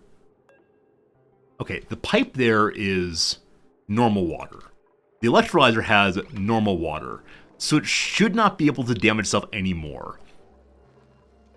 Cool. We'll see you, Jim. Have a good day, my friend. Hope you're doing well. Okay, and then this we mop also. And then we move mesh tiles up. Good. Now, how much oxygen are we producing? Apparently 851. I think the answer is actually none. As of today, there's no oxygen production at all. So probably I should stay with this colony until this all gets fixed up. Yeah, that makes some sense. Let me check behind each of these and see if they have other polluted water.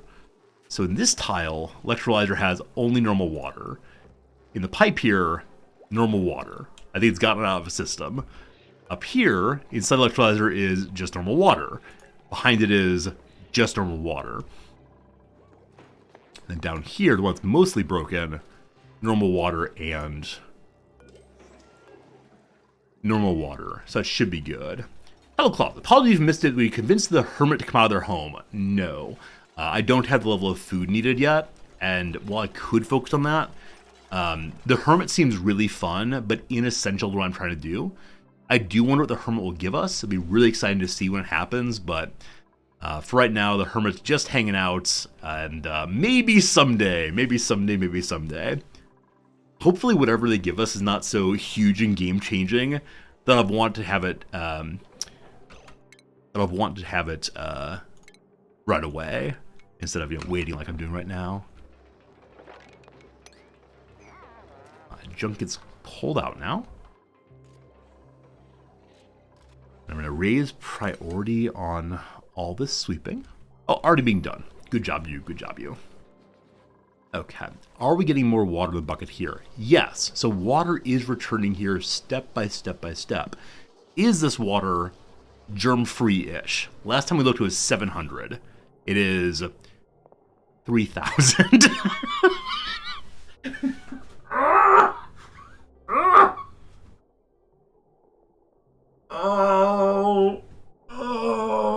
Why is this happening to me? It is going down, but it's so far up from when I last looked.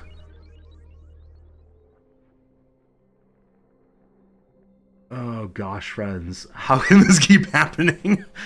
Something is wrong, and the solution to what's wrong is plastic. I know plastic is the solution. Yeah, radiation may be the only real solution here. Okay, so there's slime lung in the water. How is there slime lung in the water? It's supposed to be food poisoning. Good. All right. I'm just surprised to see it there. On this side, there's some brine in the water. How that got there, I have no idea. But this side, germ-free. It's the way to be. This side, germ-free. It's also the way to be. So, this is going to click on soon, correct? Yes. And that will be okay. We're just going to ignore this. I'm sure it will be at 0 germs next time we look. But yeah, possibly like planting a Wheezewort in the middle would be good there, or throwing some uranium on the ground perhaps. I have no idea anymore. I just don't know, frankly. Are you throwing a job? Are both tanks germ-free? No. The one on the right is definitely germy. No problems at all there. Totally good. It should be germy. It is correct that it's germy. The one on the left-hand side, I don't know. I don't know why it's germy again. Oh gosh. Big old silly time. Can Abe carry all this at once? It'd be great if you can. Oh, getting close. You throwing a job now? No. It's going to increase your importance, so these get hauled out straight away.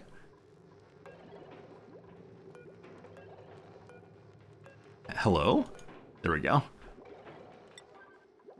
You lastly. Good. I really hope I don't have to keep working on this. If I can just get the water situation functional, I'll be so pleased. Luckily, no one in our world is sick, right? They're hardy and full of good amounts of cheer, and that's what counts. I still see the very sad little rec room here, and I want to make a nice bigger rec room for our friends here, but I recognize that if I do that, it would take a huge amount of power draw. I think that's something I don't quite know how to think about, because the only consistent sort of power we have right now is the natural gas generator, and it only makes 1,800, 1,600 power. Not a huge amount. Also, this is heading in the direction of being totally backed up. And this still runs sort of 54 cycles. So, I might need to be consuming some more power, so we don't, very soon to be backed up entirely. And I guess that's okay, because this room can still fill. I just don't want to waste any time where this does not blow because of overpressure. I don't know. I just don't know anymore. Can we tell if the water coming out of here is germ-free? The tile right here is brine. It's 13 kilograms of brine, so we can sweep that one out. Cool. I feel like I'm getting to the silly part of the stream way too early today. Alright, next door, fewer germs than before. Over here, the same number. What I'd like to see, once the brine is moved, which is happening right now, is the bit here, is it getting germy and germier or less and less germy? Or stable amounts, I suppose. So, 2051, it's locked in. So I think what's dripping in is not more germs, hopefully. These have still not been moved. It's not throwing an errand. Are you going to pick stuff up, though? Pay is going to empty a bottle. Will you then go sweep? No. They're idle people. Despite the fact there are... the sweep job is the sandstone is now completely full. Well, good thing I have another box here for consumable ores. Nope. What kind of ore is it? Raw mineral. Great. So there is a spot for that now. I'll move those. And that's... Are you now throwing a job? Officially, no. But someone is on the way to move stuff. Yes, materials are getting stored. Now, I wonder if these are made out of sandstone. They are. So I could just take it and use it for the tiles here. But probably for the better that we get it out, actually.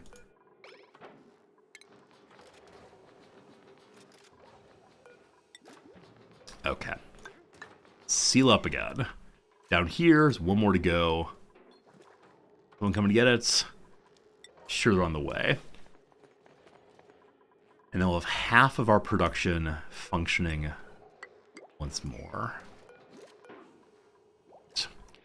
We then want to stop this one. Again, down to 0. Again, down to 0. Cool. I'll do this one last. We then want to destroy there and there. in the room through real ceiling, what do the gases look like? There's a little bit of carbon dioxide. I'm okay pumping that out to the oxygen tube if need be. A little polluted oxygen, the same. As long as the hydrogen stays up top, I'm not going to bother with the shame bucket. I think we're good to go on that, thank goodness. Cool. But, someone coming to work on these now. Job 7, all right.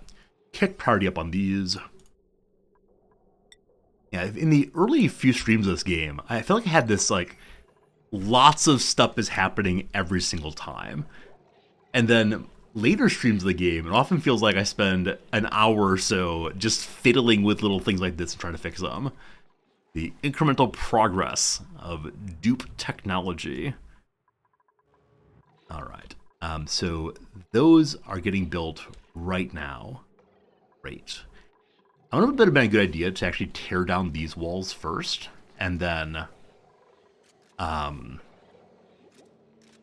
use the material from them to build the other ones. Agonarch, how you doing, my friend? Emo, it's good seeing you. Good to see everybody.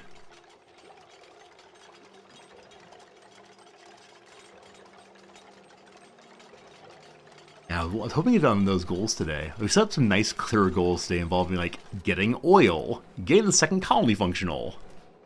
And, it's been a little bit less so. But at least we have oxygen once more. Oxygen will soon be included again. So we reconnect this. Hey, Sandwraith, is i5 12,416 gigabits gigabytes of RAM good enough for Oni? I have no idea, I'm sorry. I think the Steam page has like recommended minimum specs, but I don't know anything about them, I'm sorry. Someone in chat might know a little bit more, but I myself am someone who is very fortunate to have a computer that run this game.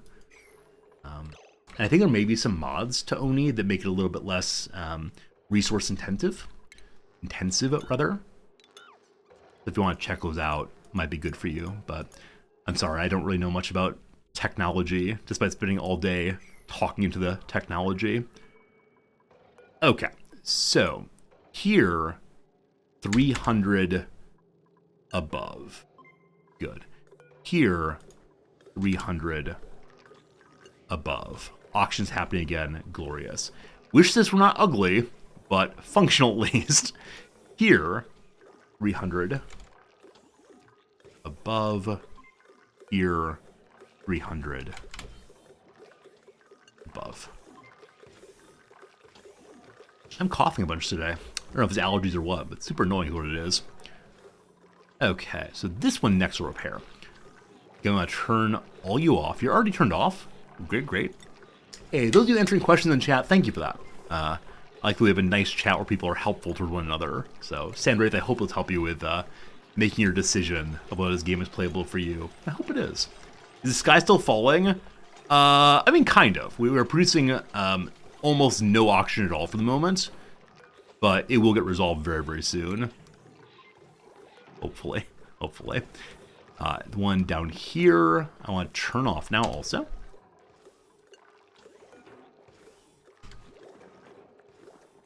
I know I said this last time, and I should not keep saying this, but I so want to believe this will be the last time I have to fix these. Oh, you meant these acoustic tiles here. Are they falling still? Yeah. 3 of them have not fallen yet, one of which is hanging on by a corner and a half or so, and so it might fall during today's stream. I think I said over the weekend I was considering going ahead and just pulling them down, but I like the organic process of replacing the the acoustic tiles as they fall down. There's nothing better than catching them falling on stream. So we'll see what we can do. Okay.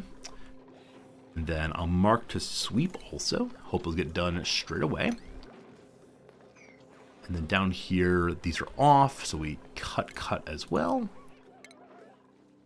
Good stuff. Good stuff.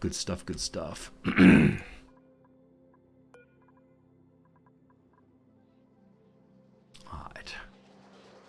Spot where water's been dripping in, which is right here now. has 2,000 germs. It is going down. It was 2,051 last time we looked. Great. All right, back to Credibo. Hello, Gossman. You have now a proper barracks, yes? No.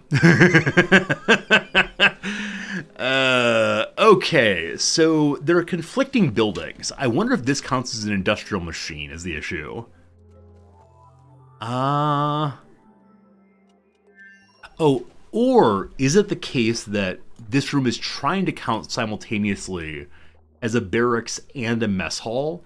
And so if you have a bed in the mess hall, and if you have a mess table in the bedroom, it gets confused about which is which. I think that's what's happening there. Well, in that case, we'll just move the bed on over to the new room here.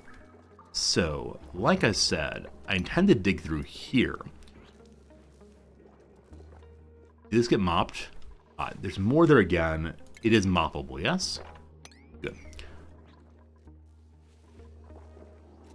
Poor little Gossman. So lonely. Only a little stressed now.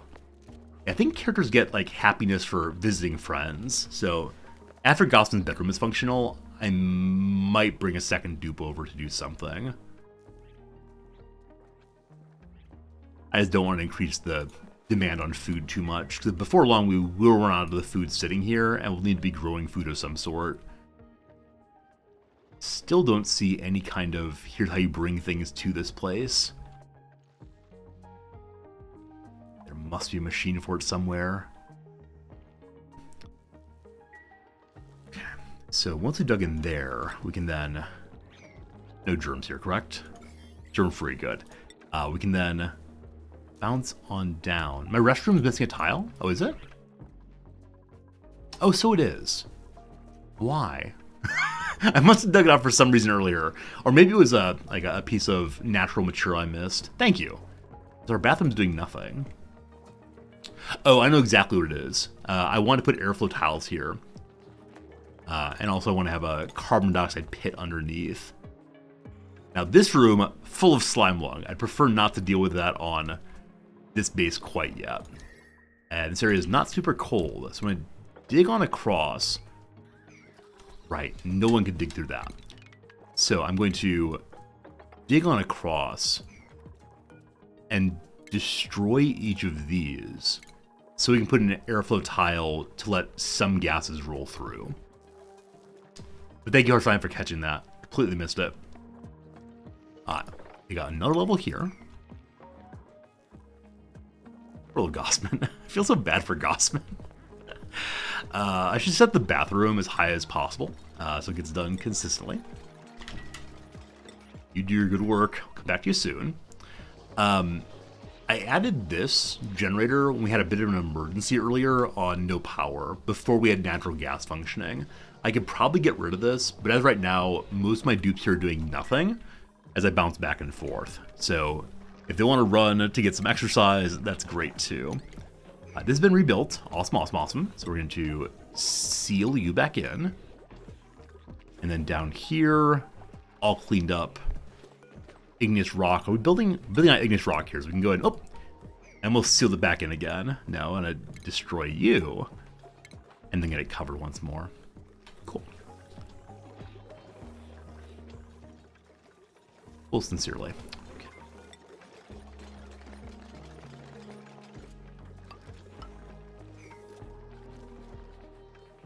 With the mopping. Is that narcolepsy, Bonnie? What you doing there, my friend? Yep, having a little sleep real quick. All good. All right. At some level, like, really and truly and honestly, I don't know what to do with the main colony next. Like, if I can get auction functional, everything does feel stable-ish, and I don't want to change anything. I know that heading towards better food would be good. Every water source is dirty? No, this one's beautiful. The main water source is beautiful. All the rest, a bit of a mess. But this one, perfect. We just need to convince the other ones to be perfect too. I've said that anytime I think the word decor, I'm going to work on decor.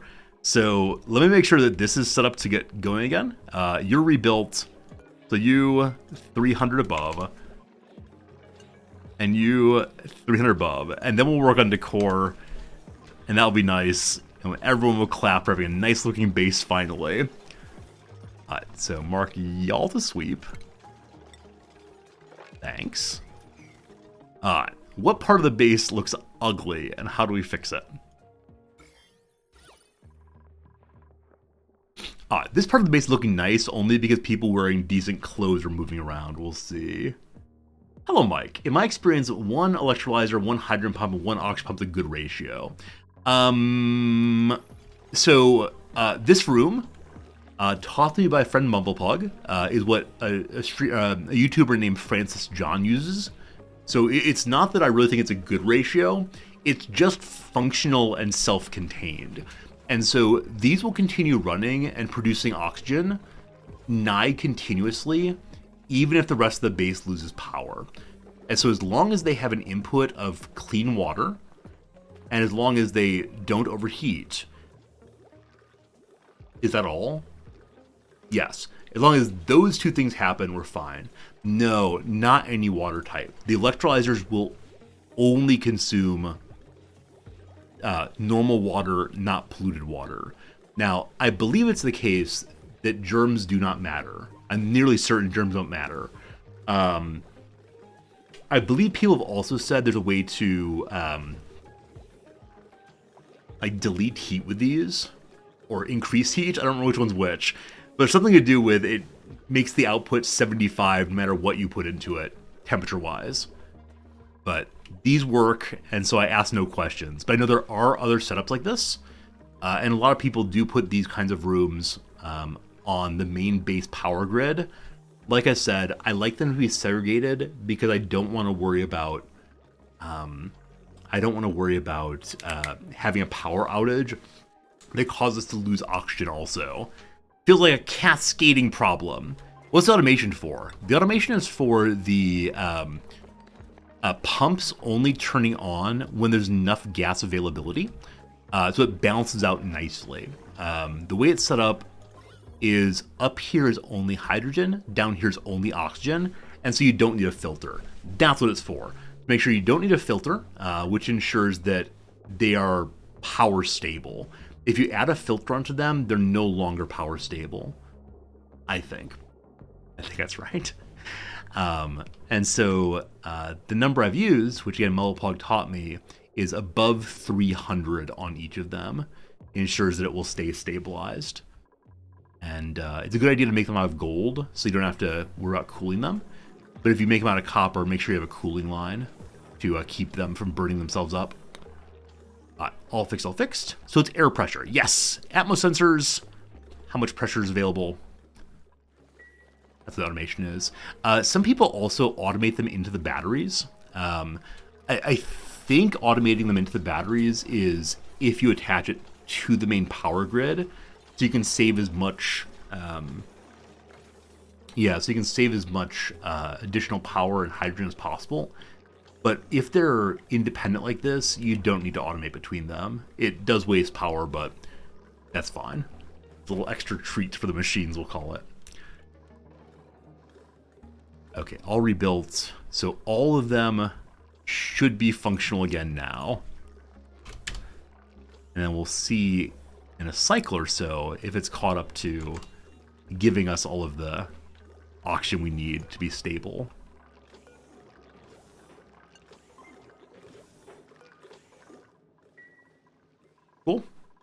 Cool.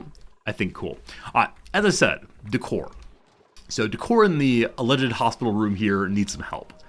Let's work on that by putting down a beautiful large sculpting block. One there, one there. The water bucket's disgusting. I'm considering just throwing a whole bunch of statues in the water. We'll call them the Drowning Men of Oni. All of our little dupes will be drowning all the way across, but gosh, won't it be beautiful? Yes. And then we began to put some decor down these lines, bit by bit, step by step. So we'll continue that, ideally on each floor or so. This is the floor line here, apparently. And then down here it becomes absolute sin. And let's at least make the areas where they're putting their clothes on a little nicer, because they stand there for a little bit while getting equipped. So, we'll throw... I'm going to stay with the sculpting blocks. Those smaller ones in this case. I don't know what plants I have that'll be happy down there. And then, we need to make the Hermit's house happier. The Hermit's house needs to have, how much decor? Oh, it says when I moused over. 120 or higher. Alright, so what is making ugliness here right now? The container itself is ugly. So too is the debris on the ground. The mailbox itself is ugly. So you're working from a deficit as you begin. Hey, Quick Ben, how's it going? Hello, Marks. Goodbye, Marks. Have a good day. Thanks for hanging with us. Also, a bit ago, Fashion Eye. Thanks for the follow. I like to think you followed because I'm fashionable. In other words, I would never, ever, ever say for real. Okay, how do I make this area look nice without just like throwing up a bunch of paintings and such, like random craziness? I guess we can give him a ceiling and a crown molding atop it. That'd be cool. The stones over here are igneous rock, so we'll assign igneous rock here. Oh, carpet, a good idea also. That's nice. We can do all of that. So, igneous rock ceiling. This is all rock, so it will not fall out. Good. A little bit of carpet. Best idea ever. This is full of slime along. I'd prefer not to deal with it, etc., etc. We'll roll out the red carpet right in front of his house. And if we dig out like so, they can make a decent amount of that. Let's have a ladder up to help with the rest, but no worries. Got about 15 minutes until next crossword break. We're about a third of the way through today's crossword. Going super well.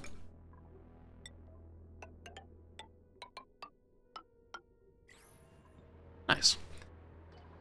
Leave the open bit here, because I'm guessing it's the case that the dupes are not going to be able to climb across here. Yeah, no ladder in front, so probably not, but...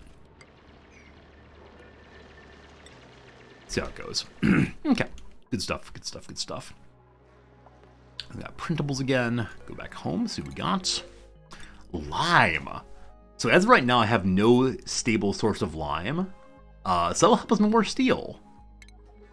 Would a mechanical surfboard lure out the hermit? It might. I don't know what the attractiveness is of the various recreation items. Yeah, I'm really not sure. You have to give them food, though. That's the one thing we haven't fixed yet. Now that we do have a stable source of natural gas, we could begin to make a gas range up in the kitchen to make nicer food for the hermit. Because the ferment needs to have level 4 food, I believe. I only have level 3 right now. Something like that. Back over to where little buddy's living. Hello, little buddy. Look, he's nicely cleaning up his territory. He's keeping his room clean. I love it. How's it going, Vera? Alright, so this room is now on the path to being a park. The plants can be dead, that's fine. So let's go ahead and make kind of metal, or we have sedimentary rock here. Alright, so sedimentary rock. Flow right across this way. And across that way. They can't make that jump though. I'll put a door right here. I do wonder if his base will ever be attractive. As of right now, it's a bit of a mess. Also, you know what we could do? We could have like a pit of plant. Why have I never considered this before? Instead of having our little buddies hop down and run across, we could put like an airflow tile across and let them enjoy the pit of plant as they run through. Aw. How did I never think of this previously? I love this idea so much. And then we'll put some kind of ceiling above. And we'll dig through all of this. This is polluted mud, so it will fall. I'll hold off on that for a little bit. Does the tile make it a different room? You're absolutely right. You're absolutely right, it does. I was thinking because the gas went through, the room would also, but no. All I need to do, though, is leave one open spot, or, yeah, leave one open spot. And that would absolutely do it, and I was just not thinking, so. Little hop spot for the pit of plants. 1, 2, 3, 4. 1, 2, 3, 4. Cool. Tile there. And a door there. And a dig here. Cool. And eventually we want to go down here probably, so we'll here also that one. Begin to dig more through more and more polluted turns. And over here, my friend, you get your own private bedroom. That's what we're calling it. We'll see how it goes. Stress is at 6% right now. Yucky lungs, sopping wet, hungry. Morale is not where it wants to be. Being sopping wet's the biggest issue. So getting rid of more of the water would be a really, really fine idea. The standing water here's an issue, clearly. Okay, I'm going to set up over here, because it's all mopped up finally, our path into the sand. And it's quite cold over there, correct? Yeah. Nothing is nearby. Oops. Airflow tiles here. No.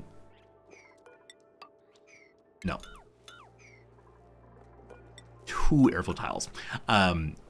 Nothing is here that I need to absolutely keep warm. It's warmer down this way. No, it's all quite cold until here, actually. All right. Hopefully, just digging in causes no problems. Right. How many times? It's only the 4th time I've done this. Like, time to dig for the old-fashioned sand, and then realizing over and over again we actually can't dig through abyssite here. Okay. So is this base's Gossman learning mining? No. And so abyssite's here. Allegedly, he'll still be good on morale if I do that. Because, yeah, the nature reserve plus 6 happiness will keep Gossman good to go. So, there you go. Gossman will end up doing literally everything all by themselves.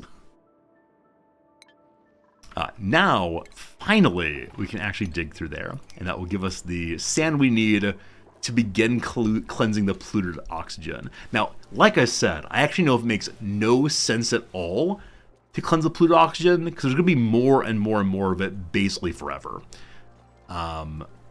Maybe airlocks would help, like have a nice clean area up top, and then a pit that's full of oxygen of the wrong kind.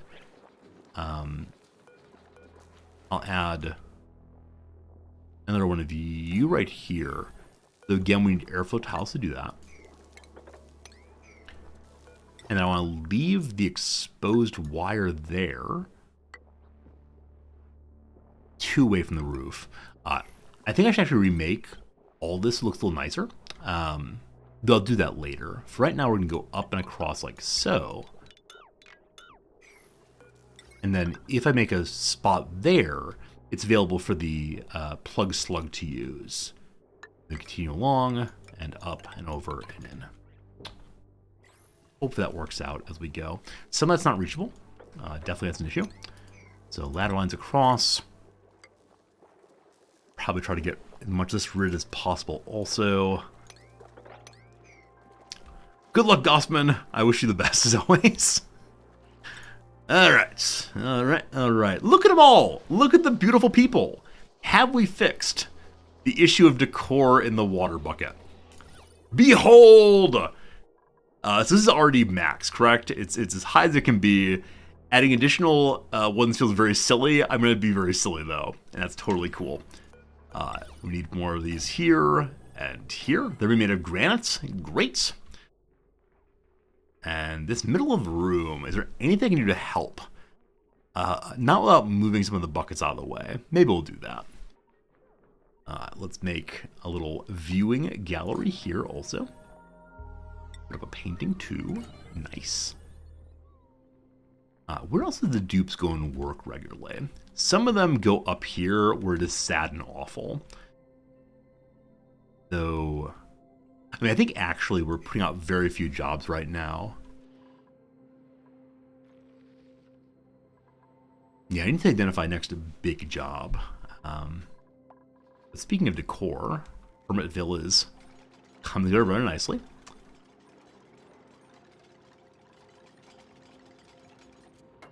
Beautiful. So what level of beauty is that now? Negative 29 still. So sleeping will definitely help a little bit. All the stuff on the ground is causing some troubles. We'll dig out the sand also. Hey, the hermit popped outside to say hello at least. That's very sweet. Okay, it's marked to get done. Job 4, done soon. You open an Encino. I love it.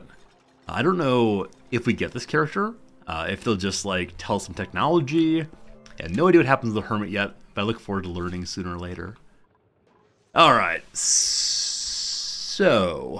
I think the big goal for this base, other than the core right there, is going to be to get a Dreco room going. I've been saying we're going to do it. I'm going to do it. The two things I like to do currently, one, get Dreco Farm going.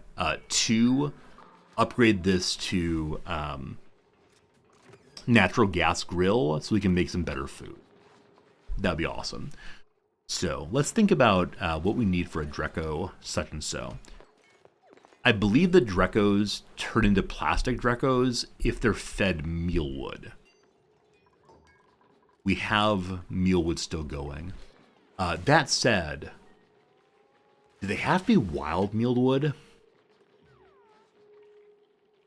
I'm vaguely remembering planting mealwood inside of a Dreco farm instead of having an animal feeder. They have to be planted. Okay, I thought so.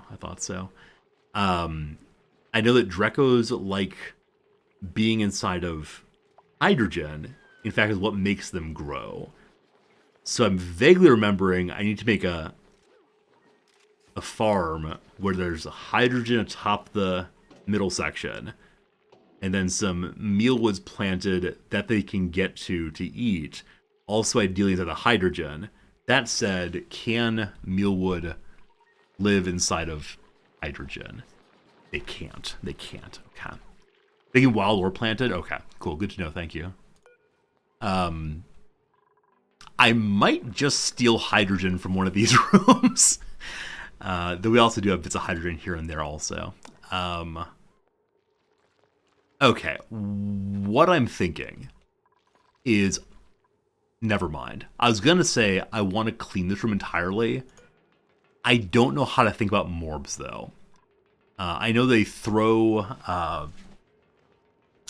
slime lung. And I expect if I go in and try to kill it, it will grab one of my colonists' faces and fill its inside with little morb eggs, and that's awful, truly awful. So we're gonna ignore this area still. Is there another area nearby that could be turned into a nice little hatch area? Well, not hatch, a nice little area for Drecos. This seems fine too, and we have a large area open there. Temperature-wise, it's a little warm, but not crazy. Drecos like what temperatures? Let's see. Ideally from 35 to 90, so a little warmer actually is preferable. And yeah, it gets warmer the more we go this direction. This room's really nice already, and then it has hydrogen on top. If I dig into here, the polluted oxygen and the chlorine will both fall. The hydrogen will stay up here. There's a bunch of slime lung hanging out there. Okay, this area is totally sealed off. No, it's not. It was once sealed off. So a pocket of slime lung hanging out inside of the base. I bet a tiny little bit of slime lung got in there with polluted oxygen and then just began to multiply. So the first thing I'd like to do there is to add a deodorizer to get rid of the polluted auction. And once that's done, we'll figure out what comes next. I think it'd be fun, though, to use a free ranch open area instead of making a nice aseptic room. Power here is fine. Power on this one is fine also. We'll plug into what's next door. Cool. Oh, cool. Ideally, I want to go in and pump the chlorine out. Though again, what can the mealwood live inside of? Oxygen, blue oxygen, carbon dioxide. So I can't have chlorine hanging out in there. Probably I want to have a level of oxygen, a level of chlorine, nope, level of hydrogen, and that's that. Cool, we'll see. All right, while they're working on that, down here we go. Beauty now is improving. Oh, look at that. A nice little spot. It's 117. Now, I wonder if it just needs to be like one portion of his little room. There's one, yeah, this spot here is 120. Oh, that's because there's a Bonnie running through there, and Bonnie is making it extra beautiful. So it's not just for a brief second. Okay, it has to be for a certain period of time. It's currently 33%, now 44. So as long as someone wearing nice clothes stands there, it gets up to 100%. I do kind of sort of wonder, is this cheesable? Like, if I just order all of my dupes here and make them run back and forth forever, will this get checked off? I hope you can actually leave it permanently. Hope it'll leave it permanently, we'll see. Yeah, the biggest detriment right now is the ugly stuff on the ground. As the ugly stuff gets hauled out, it'll look nicer and nicer and nicer. Yeah, I think on the core overlay, yeah, the negative there is negative 48 debris, a huge amount. The wire's ugly also, so we'll definitely end up burying the wire. Help somewhat. And nasty slime there. Build a statue. I will. Don't forget. I remember how to play this game. I promise. Don't need encouragement to play it. I promise. Appreciate y'all, but I'm just thinking. Just let me know what I'm doing. Okay. I try to make it look nice without just throwing a bunch of stuff up. That's my big hope, is I can make it look nice in a way I think is nice, as opposed to like, here, 14 statues, enjoy. Cool. I put this door in to stop the oxygen mass exchange left and right. So I'm going to lock this now so people will stay in their respective side and hopefully stop running out of oxygen mass here. Because once again, they're ending up, I don't know where. All right, good. Water's increasing. Germ situation is 1250. All right, so germs are being destroyed now. Cool. All of you are functional. Cool. No complaint about oxygen amounts. Cool. Everything is cool. This is plugged in. Waiting for some sand. I'll kick it a little higher. Oops. Waiting for some sand here. Meanwhile, on my way. Great. Speaking of sand. Oh, poor little Gossman. Poor little Gossman. Doing all the jobs. Going to eat. That means fetching a swamp charred heart out of the nasty, nasty water, which is still filling up gradually. So I want to dig this out also. Dimu Hera, thank you for the follow. I appreciate it. Also, friends, we have an ad break coming in 1 minute here. So I'm going to go ahead and pause the game, move y'all over into emote-only mode. Thank you for hanging out. Hope you're having a really lovely day, no matter where in the world you are. And thanks for hanging out with me as we continue playing this game here. The ad break will last for 3 minutes, and then come back for some more Oni. Between now and then, we will continue working on the Sunday crossword, universal crosswords. Nams and I were talking yesterday about trying to do the New York Times Sunday crossword or Saturday crossword on stream, because the experience of solving the crossword we're doing right now versus the one we do on the Times is so different. The Times puzzle, we read through the entire thing and maybe get 4 or 5 of them, and then begin to work off of that. And eventually we get done after like 45 minutes to an hour. Where this one, when we're doing it together, we just read through and put them in.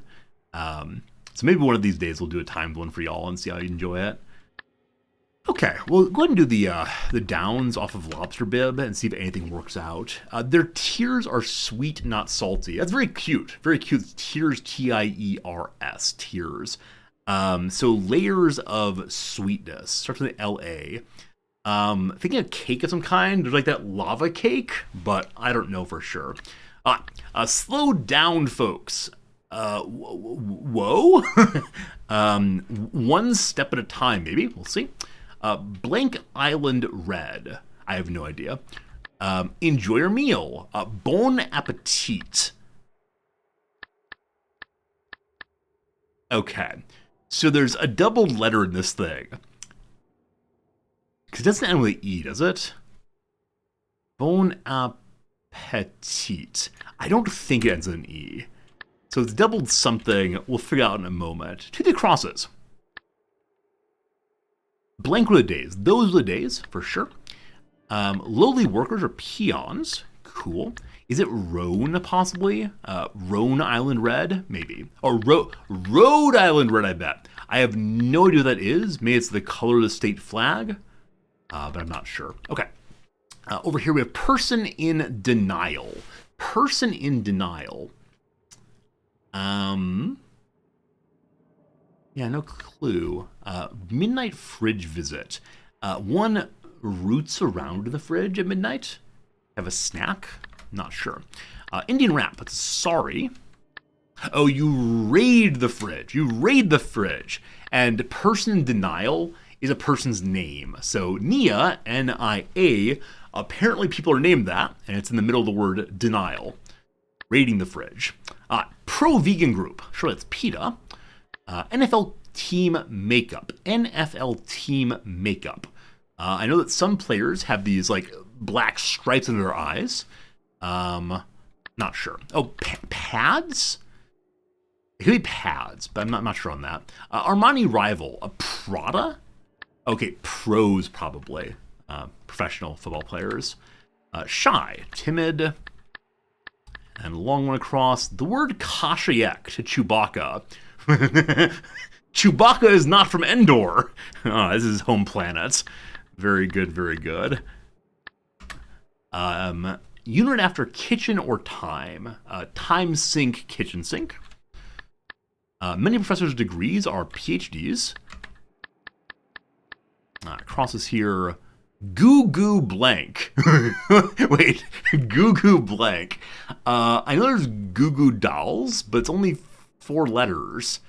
Goo Goo Eons? Goo Goo Eras? Is it Go, not Goo Goo? I have no idea. Oolong or Bansha are kinds of tea. Gallery display is surely art. All right, can I fix this now? Layer cakes. Yeah, I said earlier it's probably kind of cake, and indeed it is. Oh, Goo Goo Eyes. Why is it that I don't think of anything involving flirting? Well, it probably says a lot about my life.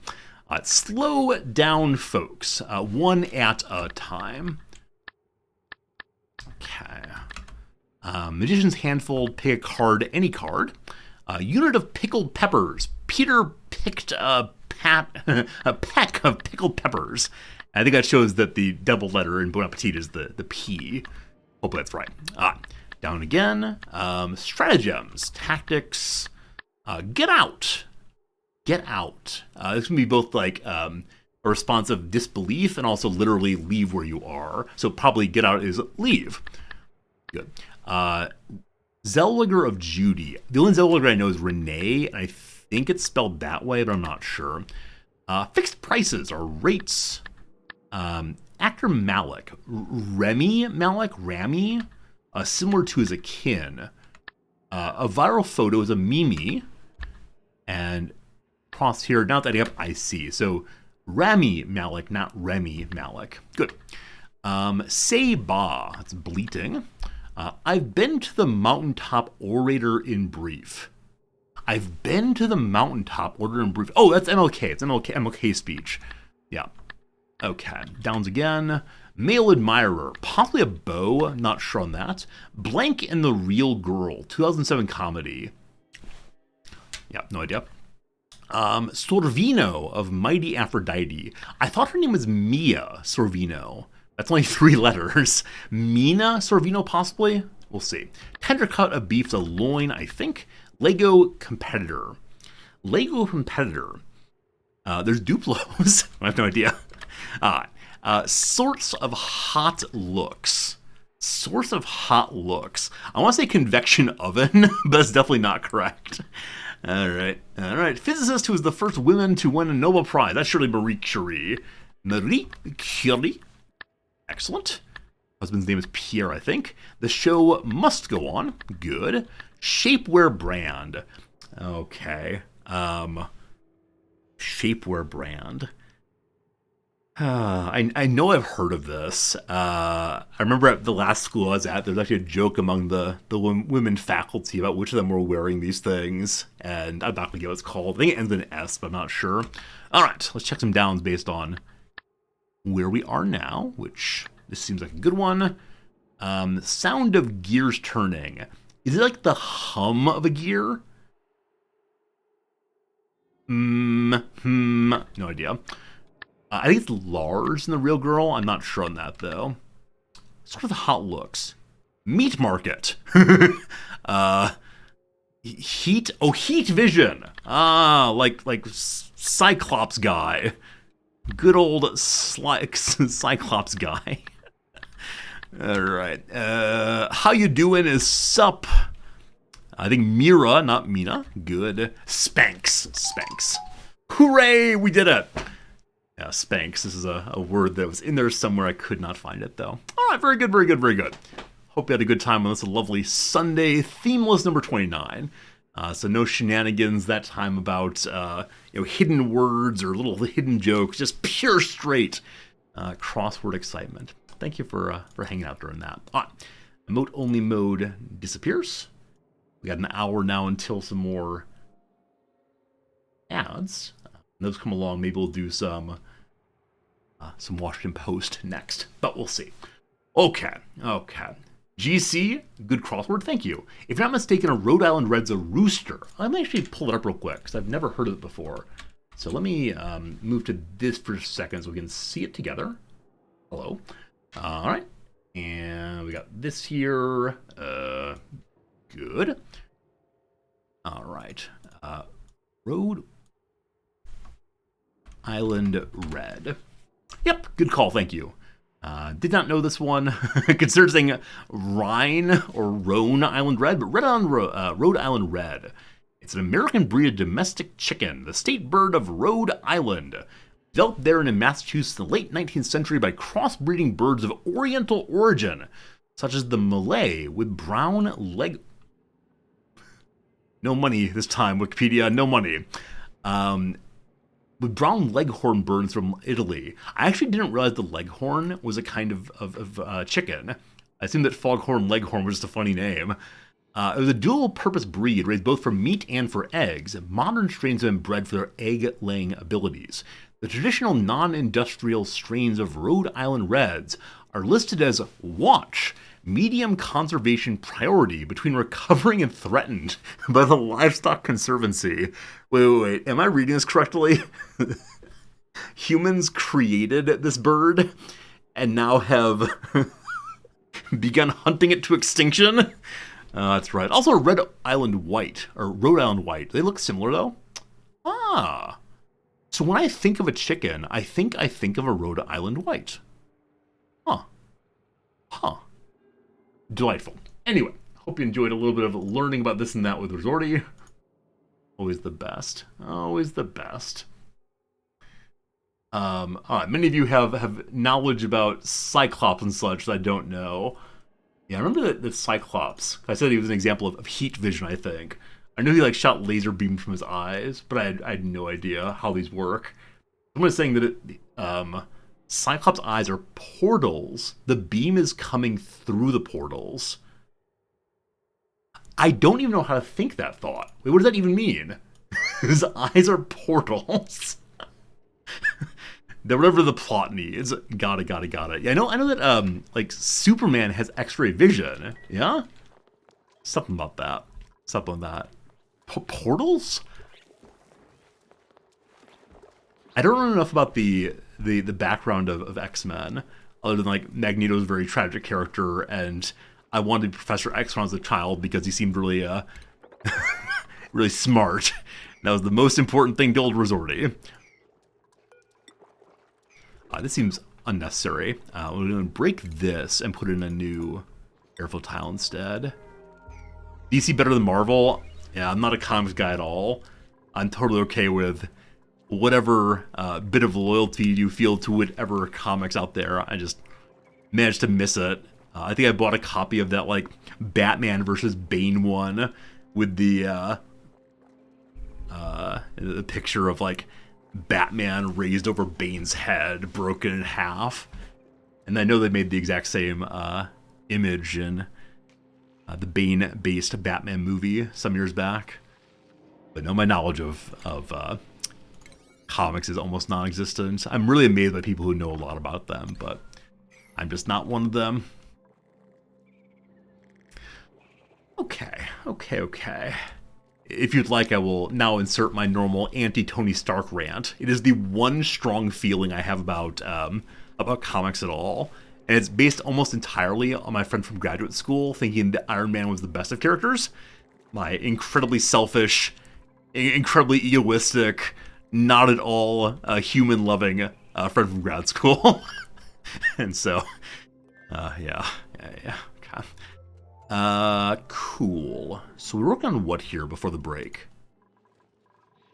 Right, we were talking about Dreco Cave, and so we threw this thing in to help dealing with the absolute terror that is all of this slime lung. So again, slime lung's no big deal, blah blah blah, but I do not enjoy seeing it, and so get rid of this for sure.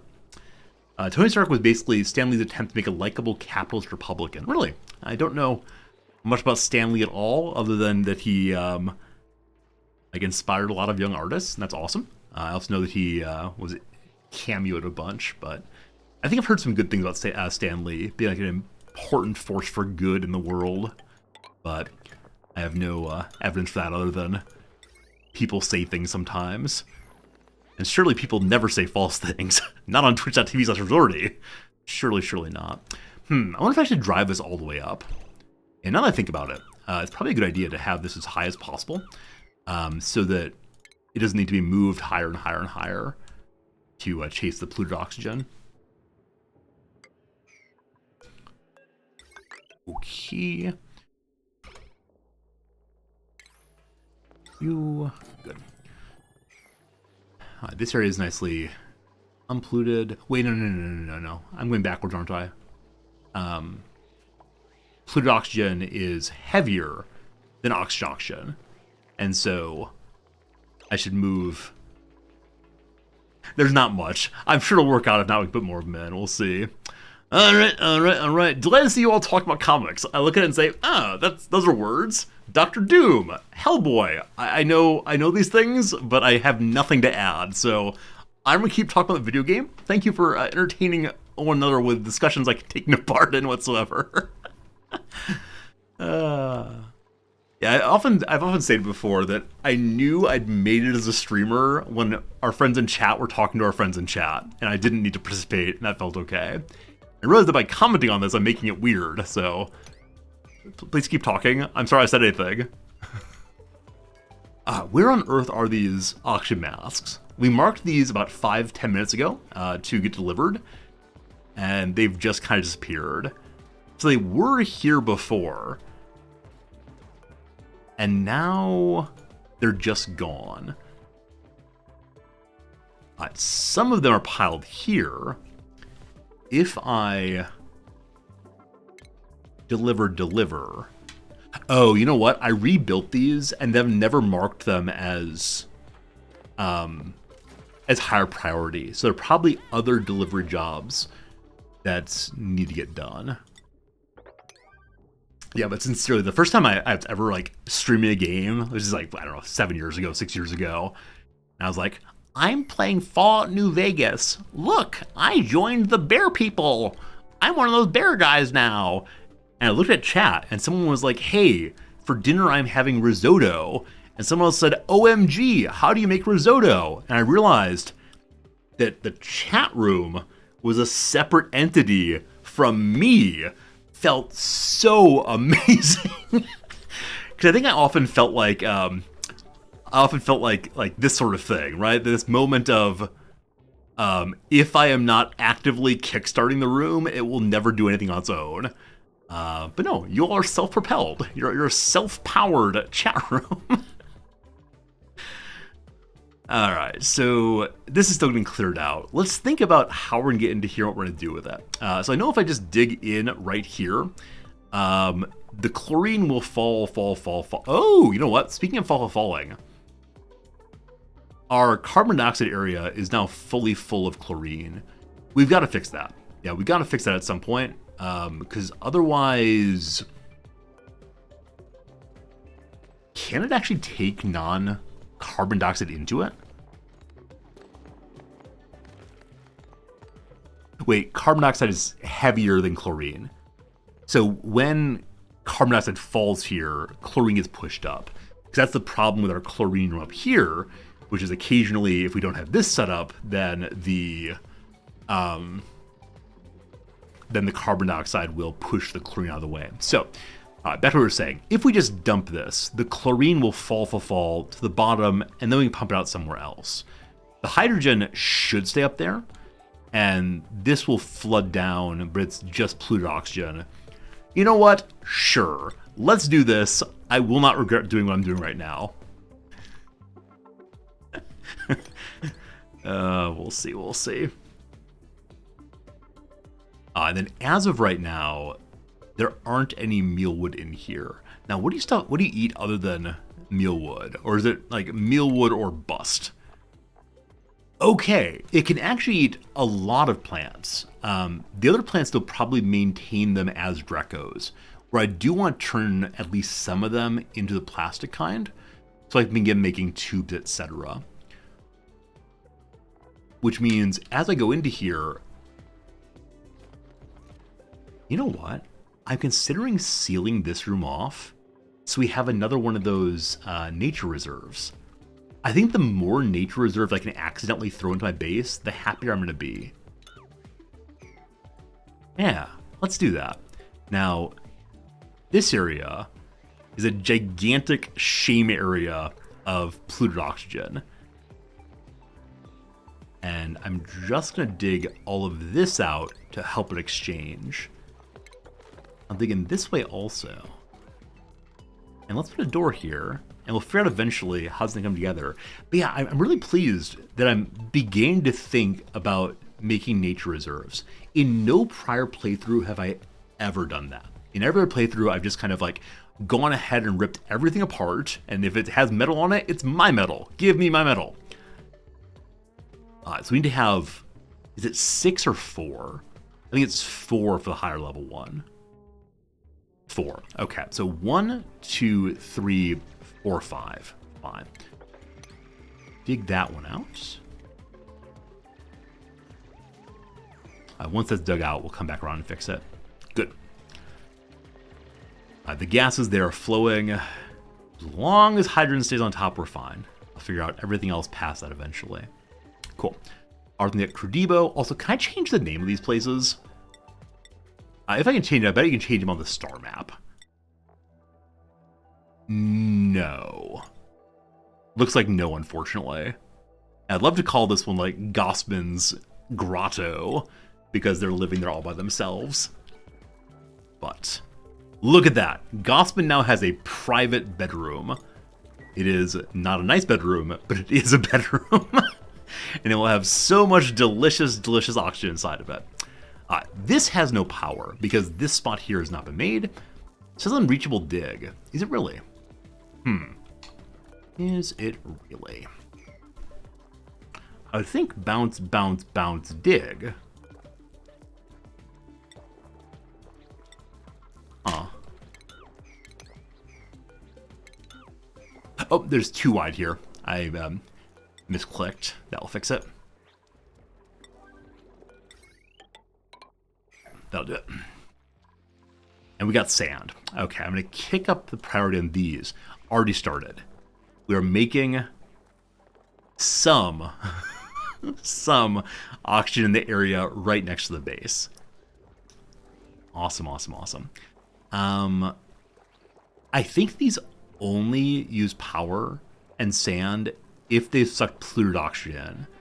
I think if it's just plain oxygen, they do nothing.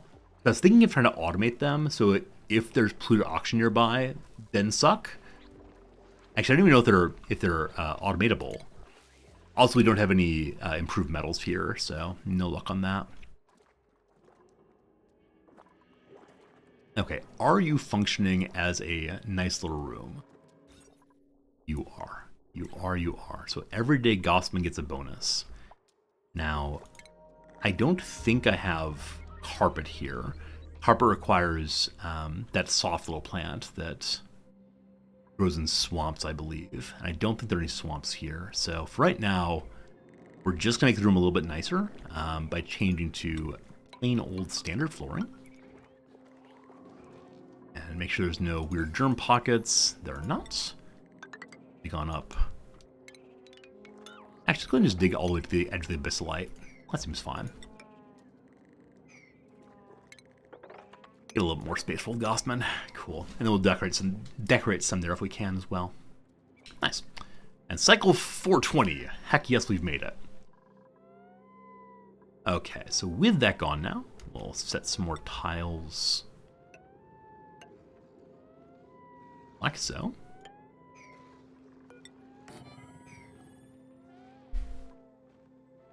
Yeah, I saw earlier in the weekend, a friend of the channel, Salford Sal, is streaming Oni also, and it has been about the same time that we've been streaming Oni over the past month or two. I've been seeing that Sal has been taking over a planetoid and then moving literally everyone to the new planetoid. And I believe Sal also brings along all of the animals too. And this is so delightful. I'm so glad to see it's possible to do that. It's not the way I'm playing. I'm just trying to learn how the game is played at all. But Sal's one of these people who has a lot of expertise in the game. And honestly, some of you are wondering, like, why was I trying to get off of Oni so fast? I was kind of sort of wanting to wait on playing more Oxygen Not Included until Sal was done. Because Sal's one of those players that will draw a lot of attention when they're playing Oni, and I wanted to have good directory placement, etc, etc, etc. But at this point, we're having a good time, so that's good too. Hey, Paul, it's good seeing you, my friend. Hope you have a good one also. Thanks for hanging out with us as always. Okay, I'm going to want to seal this up as well, so that dupes who want to hang out with Drekos have to go through this room. Great. And then we'll try to keep this area right here oxygenated. And I wonder if airflow tile here would be useful. We'll see eventually. For now, though, let's make the farm tiles. Okay,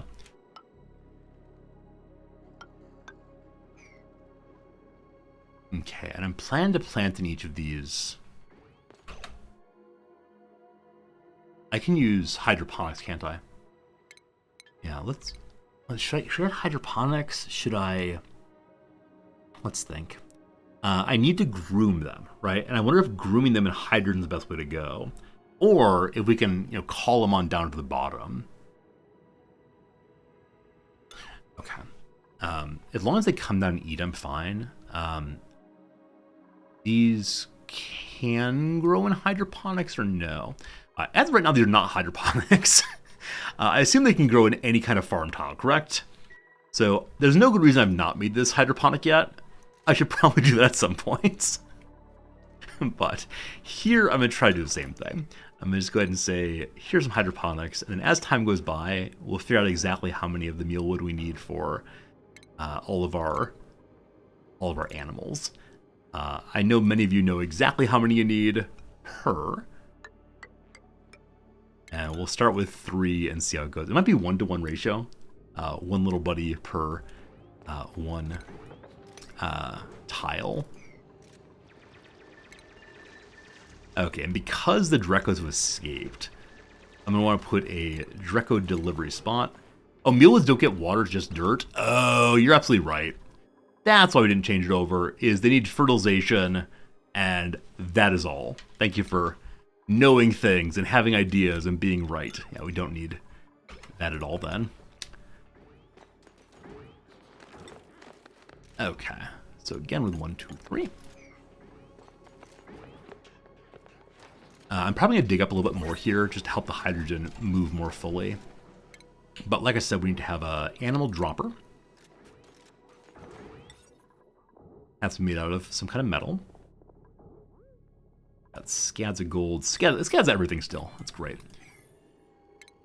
And then how wide and tall is the animal tending station? I think it might be 3 by 3. It's a station, isn't it?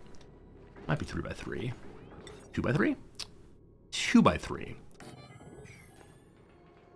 Perfection. If I put it there, though, it blocks all the farm tiles. So no, we can't do it that way. All right. What I need to do is make more space up top for hydrogen to live in, which will hopefully buy me more space for oxygen to live in. I may need to pump some hydrogen somewhere else, but will mealwood grow right it up? I think it'll grow both directions. I'm actually not sure if it can grow upside down. That's a great question. I think the reason I wanted to put it like this was to look cool. I'm actually not 100% sure why I was thinking this, other than to not have it in the hydrogen and to save floor space also. But we'll see what happens. If it doesn't grow this way, we can definitely move them to the flooring.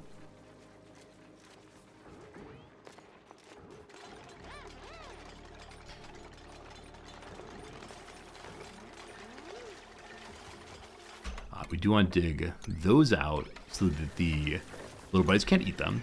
Can you go upside down? Nope, requires upward orientation. Alright, we learned a lesson. Fine. I may end up taking this room over.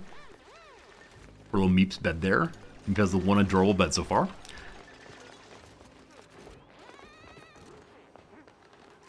This will give us more access to hydrogen areas. Down here, super gross. Hydrogen, I think, is flowing up now. We got like so. Give me a ladder also. Stones nearby are here. Granites.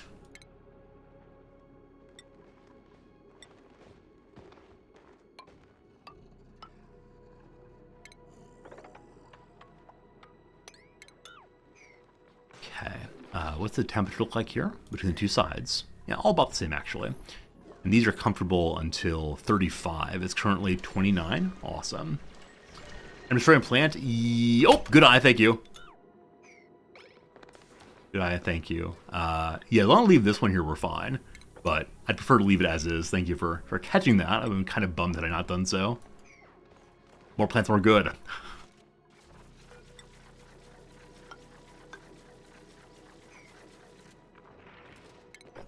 So...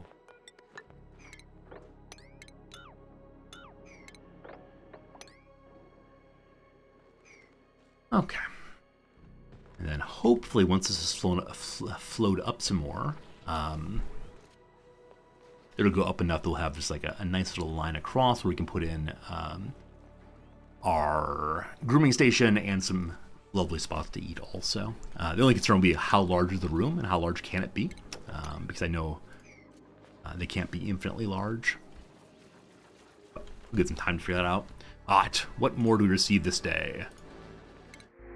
Coal, yes. Though our coal pile has been going up nicely. I wonder with the natural gas generators going if we're building up coal from the hatch farms. Are y'all crowded in here right now? How you doing, buddies? Overcrowded, glum, terrible metabolism. Hello, little baby. This room can take up to 8 of them, I believe. Is that true? Yep, there's one extra right now. We'll go ahead and indebten this one too. Hopefully that will make him a little happier for now. Another one here, there are only 4 of them. This room we take up to 4 of them, so they should be happy. They're cramped. They are cramped. But happy nonetheless. They're not gloomy gusts about that. Because there are actually 5 there with the egg. So the one's complaining. We've shown the business end of our mining tool. While it's happening, how's it looking down here? Looks like the stuff we marked to haul has just not been hauled at all. It is very far away, though. It's one of these tasks that'll maybe get done Sunday. Hello, Marie. Marie is moving stuff. Good job, Marie. Good job, Marie.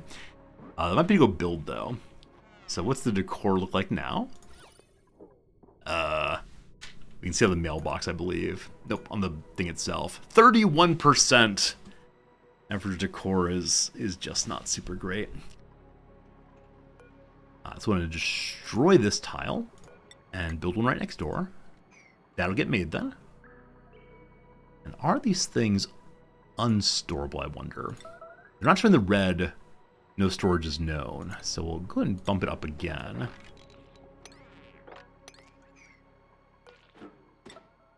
Maybe. Cat.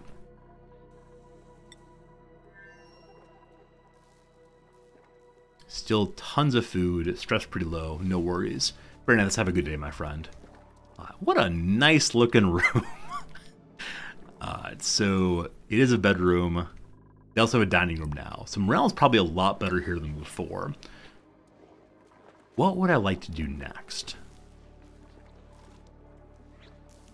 So I should probably make this room stop producing polluted oxygen at all. And the way to do that's going to be to seal across here, though the mud is going to fall. And that's okay. We'll grab it as it goes. And then below that, we can throw in a little bit of ground molding. Now, we don't have any granite here. So sandstone is the most attractive thing we have currently. Hello, Zuckus. The saddest park you've ever seen? The saddest park you've ever seen? You don't like my park pit? It's beautiful, isn't it? I notice my storage bin is totally full here. So let's go and throw in a couple more storage bins here. Unfortunately, this park really is the happiest place on Earth. Because have you seen the rest of Earth? It's got Texas down here and a whole bunch of dirty, dirty sadness. As we dug out more, I wonder what this is, actually. I was saying previously that I was wondering if the other... Oh, there it is. Never mind. We finally found it. So this is an input. I believe / hope that this will deliver materials from here back to our main planet. I want to put oil into this thing. That is the big mission. Is oil, hopefully cooled, from down here into here, USA. We also have a machine here that destroys heat, so I'm probably going to try to use this to destroy the heat off the oil before it goes through. And there's probably other lovely things to do here, but going very, very slowly, and that's okay. I'd like to let these ones out also for more power, but as right now, I don't think it's super urgent. More plug slugs being created. Good. I should also go ahead and put more mesh tiles over top of this to ensure that the plug slugs don't find their way into trouble. And a door works well enough here. Also we'll dig down because I need to harvest a shard. Shard. Very pleased come along though. Back home.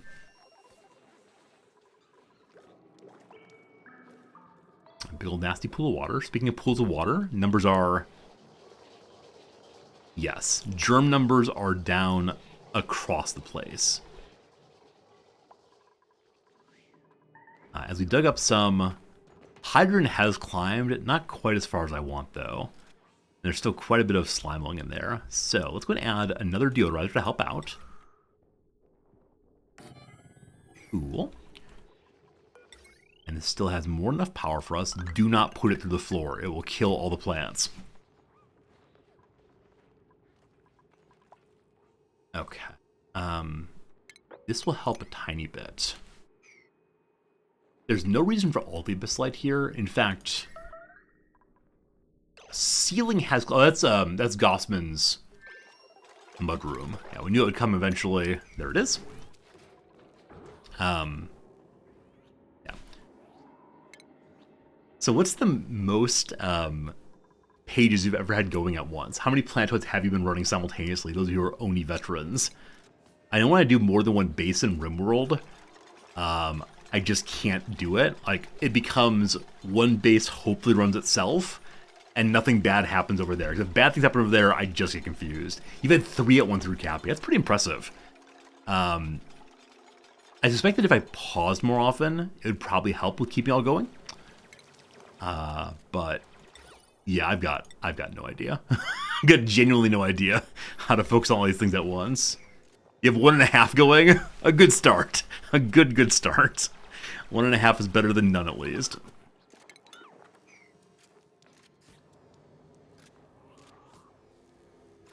Alright, so decor in here is still quite questionable. Oh! Gossman's clothes are -20. Gossman's a shabby dresser. Also, I forgot, we have another person here. I should probably get some consistent food going before we do anything with the other friend. Also, little buddies are still bouncing here. I meant to roll them to the pool here before anything else. To farm Pacu, I need something to feed them. They can eat algae, I know. I don't know what else they can eat. Oh, can they eat polluted dirt, actually? No, they produce polluted dirt.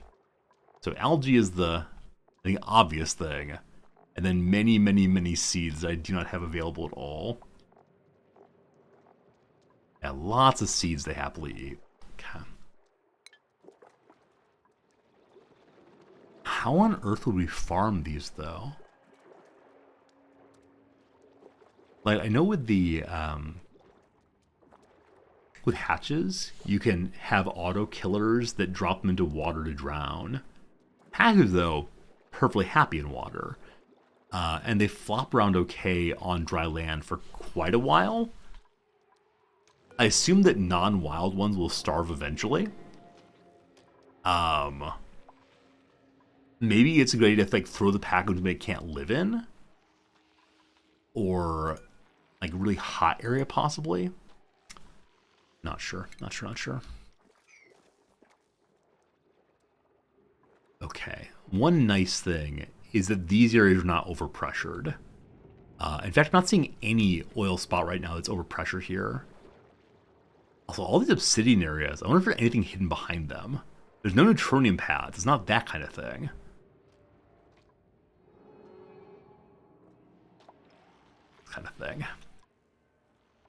So the other thing I do want to work on, not immediately, so the lower priority is getting over to here.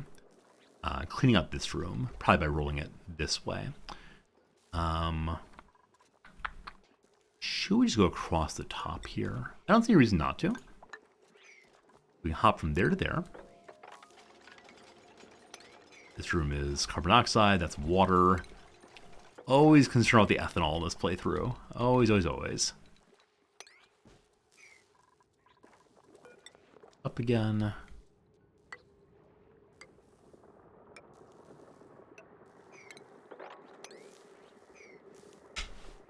Okay, this water here is just normal polluted water. No germs. And, oh, actually, if we dump all this water down this way, we can liberate the Pacus. And then find a way to roll them like through here, maybe into the fish tank.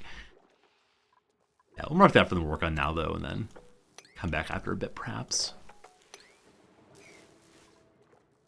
It might be a very kind thing to do to give Gossman an auction mask, so that when he leaves his little quote-unquote lovely abode, he's not having to go enjoy all the polluted oxygen.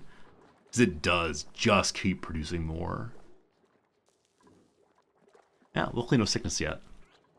I guess polluted oxygen doesn't give sickness, right? It gives yucky lungs, which leads to more air consumption rate.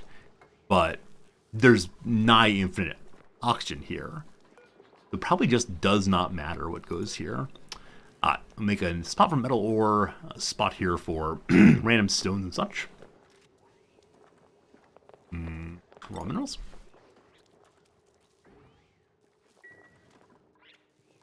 And this first plug slug of ours has given birth to a new slug egg.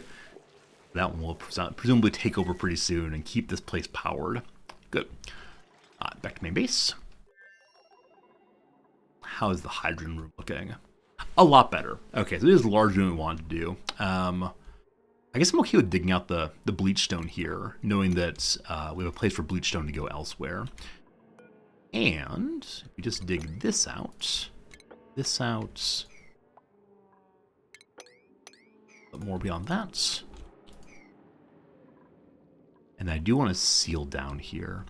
Now that we have most of the hydrogen up, I'm not too concerned. Earlier I was worried I might need to sequester some lower to ensure we had enough space for oxygen. But I think we're fine this way. So we'll go just straight on across. As we go across, though, we do want to include farm tiles also. And I'm going to go ahead and make... okay, we can't put them over top of those. I'm going to make, I don't know, 5. We'll start with 5 of them and then count up from there. Though if it's 1-to-1, we probably want 8. Because I think you're allowed to have 8 animals instead of a normal size ranch. Assuming they follow the same rules of crowdedness as the hatches do. So 1, 2, 3, 4, 5, 6. We'll go 7, 8. Awesome. Awesome, awesome, awesome. All right. How are things looking into Corville? Still some slow-going sweeping. I think this means a planter will destroy our plant, will it? Thanks for catching that. Shoot, it's here. That's fine. I mean, it's kind of fine. I was not planning to use this room for anything. It's a garbage room for the future. Yeah, this is the only room I'm concerned about maintaining the plants in, I think. Yeah, this one's dying. Unfortunate. I'm okay with that.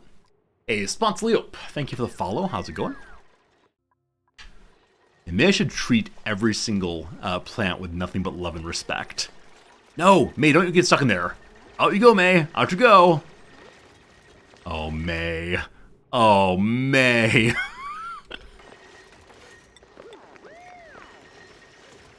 Is that jumpable? I don't think it is actually, but that would be. And you have here igneous rock. Make this out of igneous rock. Oh, can you not build a plant there? Oh, sweet little May. Also, May was the nickname of the woman to whom I was once engaged that was married to someone else, blah, blah, blah. Worst experience in Resorty's life, etc. In conclusion, I'll need to change this character's name so I don't get too angry on stream. Okay, so she can't actually reach the Grant down here. I don't think she can reach the igneous rock up there either. But surely someone on the way to fix this for you, right? Maybe I should leave May in the bucket. Maybe that'd feel good. How's your little bladder friend? Unrested. Too bright. Too bright. So presumably there's a light somewhere that is not functional. Ren, are you actually coming? I may have to wee-oo if not. Oh boy, Ren's on the way. Oh boy, Ren's on the way. She could dig herself out to the right. That's absolutely true. The reason I'm not doing so is I'd prefer to keep these two segregated. Not for any particular reason, I guess. I'm just afraid of gases. That really is the entire story. So, you know what? Sure. Let's just let her free herself and Maybe this is the playthrough I'll finally stop worrying about gases.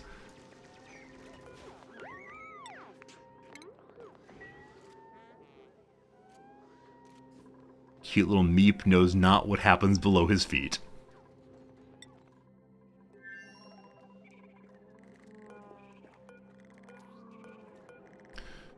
I'm thinking of just making one tiny little box nearby to move all this. Now, normally I would throw all of my polluted oxygen underneath the water, but I'm actually not minding rather the output. So I want to put another deodorizer in here, because keeping the bathroom in fine fettle seems like an important thing to do.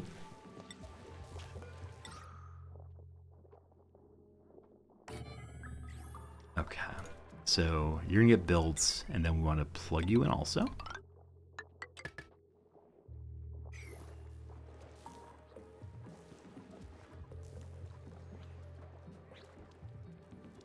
Fun what players focus on. You're in your first playthrough and probably not worried about gases enough. So it's entirely because in my first playthrough, or one of my first playthroughs years and years and years ago, I didn't worry about gases and had slime lung absolutely everywhere. And then ever since then, I've been really hesitant to go into any area I haven't already opened up. Like, I know some players just go for absolute strip mining. There is stuff here. Brrr, now there's not. where I try to go much more methodically and think about why I'm doing what I'm doing. And many viewers have told us many, many times that slime lung is not scary anymore, but I will never forget how it once was, and I will forever behave as if it's still that way. Because I'm someone who cannot learn. You're playing easy modes, they don't get sick very easily. So truthfully, dupes do not get sick very easily, as long as you're not making really stupid choices. Yeah, once upon a time in the battle days, it was brutal. A little tiny bit of slime lung escaping would be, if not the end of the base, very, very close to it. It was rough. It was a way to lose very, very quickly.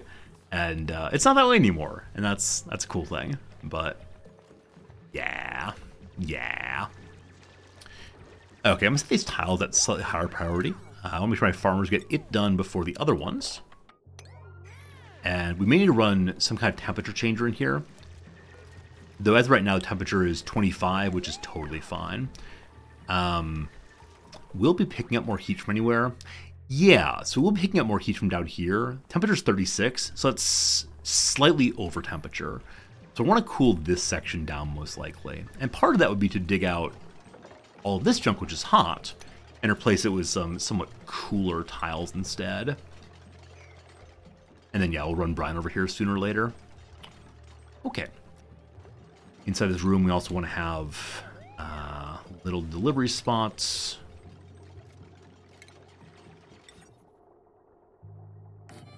And also a critter attending station.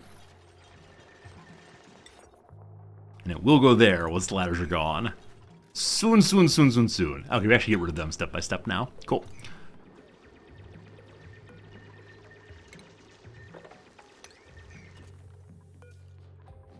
Prioritize 7 on all of you. Already done. Good. All right. Both of the bases have wilting crop somewhere. Here it's these two. It is body temperature already. Okay. I'm going to do a little bit more work here before the plants are in good shape. But once that's down, we can then move some animals in here. This may be too big. It is sealed right now. So what size is this room? It's 110 tiles, right? 96 is maximum for ranch, I believe. Is that true? Ranch. Stable. 96. Okay. So I need to find a way to do this that keeps the hydrogen where I want it. Now, what is the quote-unquote pressure of the hydrogen? It's fairly high. Yeah, top up here is 1100. Bottom down here is 1000. So we can push it up some more by bringing in more oxygen. So we will do that and hope it pushes it up some. And we can then take over some more tiles on both sides. Maybe. Okay. I want to fill this back in. It's actually buildable through the corner here, which feels gross. What issue you had about with gases overpressure? Regular gas vents are pushing out more oxygen than they would have. There's small amounts of polluted oxygen in the vent.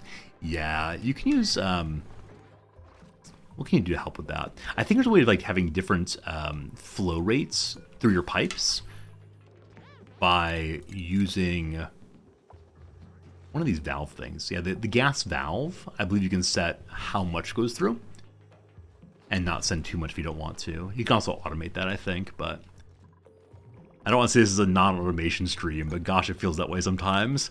I'm sure there are a lot of things that can be done with automation that I just don't even think can be done. My automation tends to be on, off, and maybe some ands also. Phosphorite's full. Phosphorite's farming. Phosphorite is maybe making fertilizer. I'm not exactly sure on that. So let's throw it... I don't know where. Oh, insulate the room? That's not a bad point.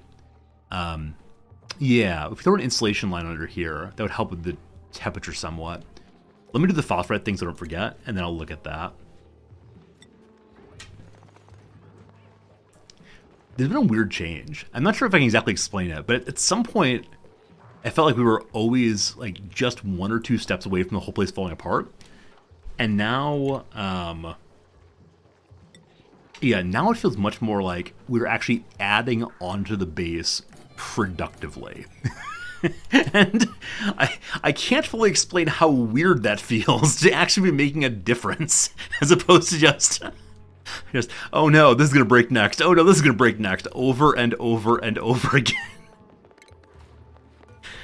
Yeah, because for such a long time it was, oh, we need water, oh, we need oxygen, now I feel like we're breathing, actually, which is a very, very cool feeling, honestly.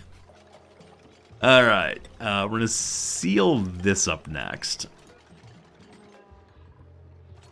And then have an area straight across so I can get in there without any problems. Cool, but yeah, absolutely insulated tiles is a good idea. We'll still have to deal with the temperature change, etc. Pumping in some colder oxygen would help. So oxygen is being delivered to here. Oxygen size 21 degrees, super swell. Okay. If I go through the floor here, because that one was just built, there'll be no escapage of hydrogen. That seems nice to me. But 1, 2, 3. Oh, this is only a baby park right now. So if we destroy this one, it's actually not the end of the world. Is that true? There are 3 plants. So yeah, we can destroy one with no problems. True? 2 plants. Yep. Okay. So that goes through here then. Sorry, Millwood. Terribly sorry. Stone nearby. Igneous rock.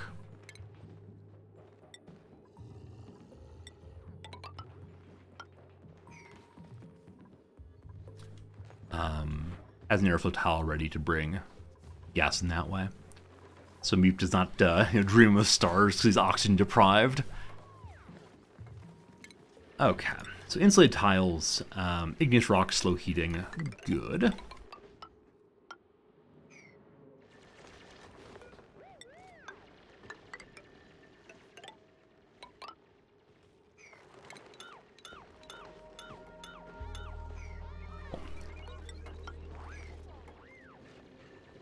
That'll be done across, and then we'll talk about the ceiling stuff as we go.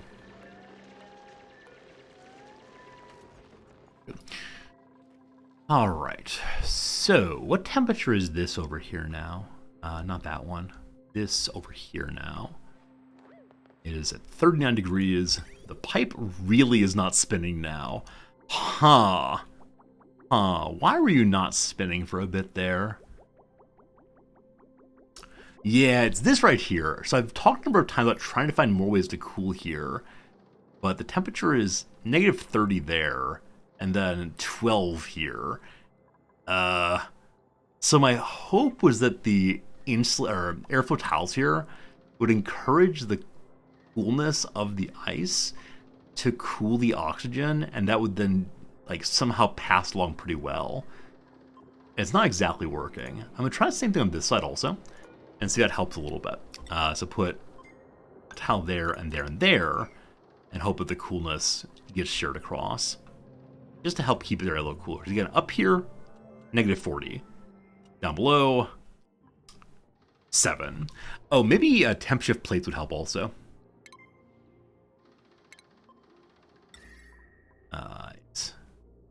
What are we making them out of these days? Whatever the fast heat exchange thing is. Sedimentary rock. And I worry they'll be super hot as they show up, but... Alright, so I think people said they help in like a 3x3 grid behind them.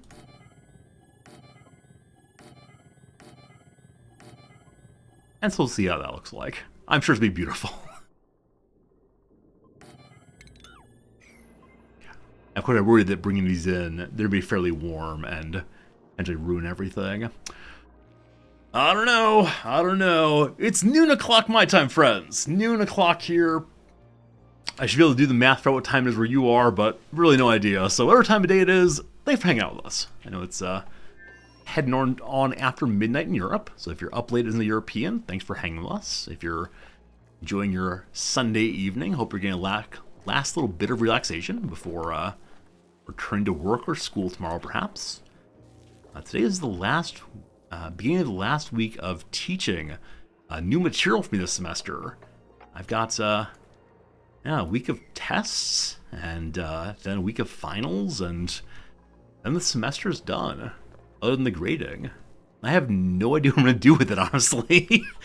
I think we're going to take a week off of stream at some point. I think Noms and I are going to try to go to Hokkaido or somewhere up north for a week or so. It's called Golden Week. This is the week every year when pretty much all of Japan shuts down and everybody goes on vacation. It's a really nice time, frankly.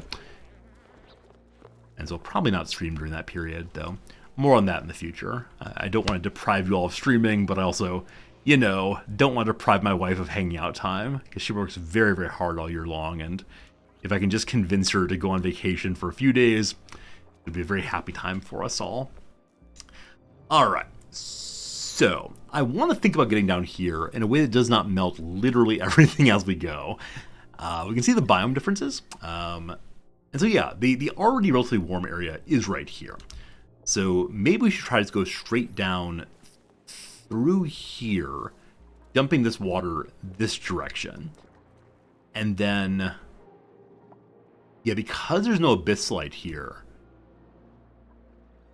at all, this is going to heat up as time goes by. So maybe breaking on in and setting up some insulated tiles, that'd be good. Work-life balance important. I agree. It's not clear that everyone in the family agrees with that, but I agree for sure. I like Noms a lot, but man, she likes to work. Man, she's pretty good at working indeed. Hey, Mike, you thought of me today while talking about ChatGPT. ChatGPT. Do you think exams are being affected by students using tech to do their assignments? Sure, yeah. Yeah, I mean, I think there's a sense in teaching right now that either we need to make assignments different to make it so it's not possible to produce them via papers or via AI, ChatGPT like programs, or we need to admit it's going to happen. And I said to a number of people recently that my issue is not that ChatGPT can write A papers.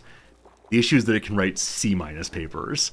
Because I read a student paper, especially here in Japan, I'm always trying to find the best possible interpretation of what they've said, which often means like squinting at it and saying, oh, okay, what this person said is ABC. What they meant is ABCD, I'm sure. And I think because of that, like, charitable move on students, it often feels like, man, it's going to be easy to game assignments. Now, at some level, I'm not sure how to fix it. The traditional essay form, like going home and thinking about stuff, I love. I like that more than in class exams, where you just have to like sit down and write very fast.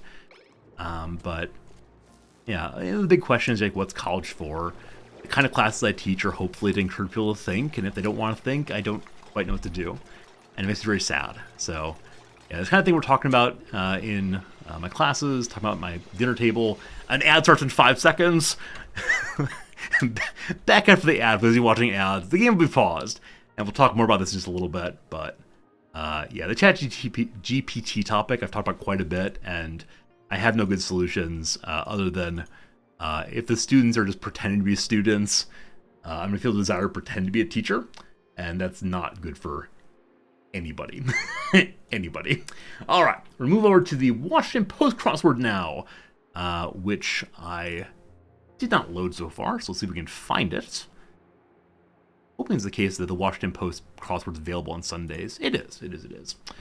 And does it fit onto your little screen here? Yeah, I think you can see all that. Very good. It's called Soundbites. Pam Amick Clowater. I do not know that person at all. It's the LA Times also. There's probably a bunch of Hollywood stuff. Let's see what we can do. Go against. It could be contra, it could be anti. Let's see what the down is. Solstice month.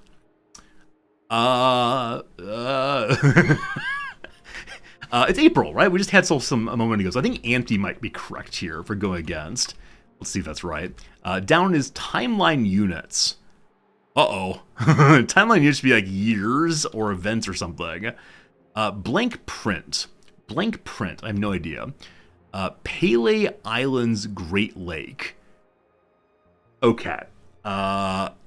It's possible that it's not April. Traveling puppet show featuring talking melons. Oh, this is gonna be like a dumb little pun, I expect. Alright, so this is probably incorrect. Faction. Probably sect is a faction. Let's see. Before long. That's soon. Alright, we're cooking with gas now. School domain. That's .edu. Whirly birds for short. I think that like tree seeds are often called whirlybirds. It could also be like helicopters, copters probably. There we go. Okay. Earth en Espanol. Is it tierra? I think that's right. Let's see, that's right. Same here. So do I. Cool. Mesoamerican pyramid builders. The Aztecs, the Incas. I think it's the Incas. Might be wrong. Cozy room, probably a den.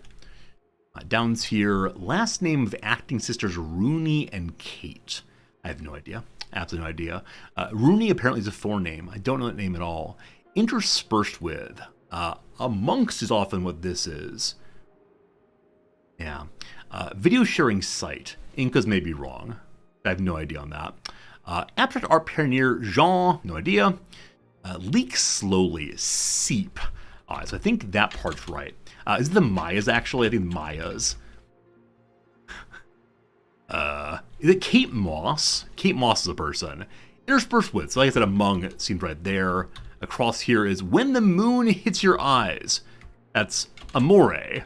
Amore. And Kate's mass. Video sharing site. Well, it's our good friend YouTube. Great. And Jean, I do not know. Okay, is it possible to get this? Traveling puppet show featuring talking melons. So cantaloupe. Cantaloupe, so it might fit in here somewhere. Oh, okay. Traveling puppet show. Like marionettes. Sock puppets. I don't know enough about these topics. Gradually come together for sure. Down here, unconventional spot for bread making. Of this cleverness. Unconventional spot for bread making. So bread can be money. Could be, of course, the thing you eat. Yeah, no idea. Follow logically. Shoot, what's the word for that? Entail. Oh boy. That's not going to fit though. Takes down. Oh boy, okay. Dublin-born singer-activist. Presumably it's Bono. Sign of aging. Wrinkle? Gray? Luca of The Godfather. Is it Luca Brahi? Sleeps with the fishes? I don't know what his name is. Sign of aging with an R. I have no idea. Add zest to. So it could be like inspire, excite, zest could be part of a lemon. No idea. Skipping school is a truant. Good. 1 of 10 in Exodus. They're plagues. 10 plagues. Okay, can we do this now? Takes down. Presumably it's an S at the ending, just for the verb form. Phonologically, ensue. That does not feel like logic to me. There's like a temporality or movement, maybe. Unconventional spot for bread making. Dog.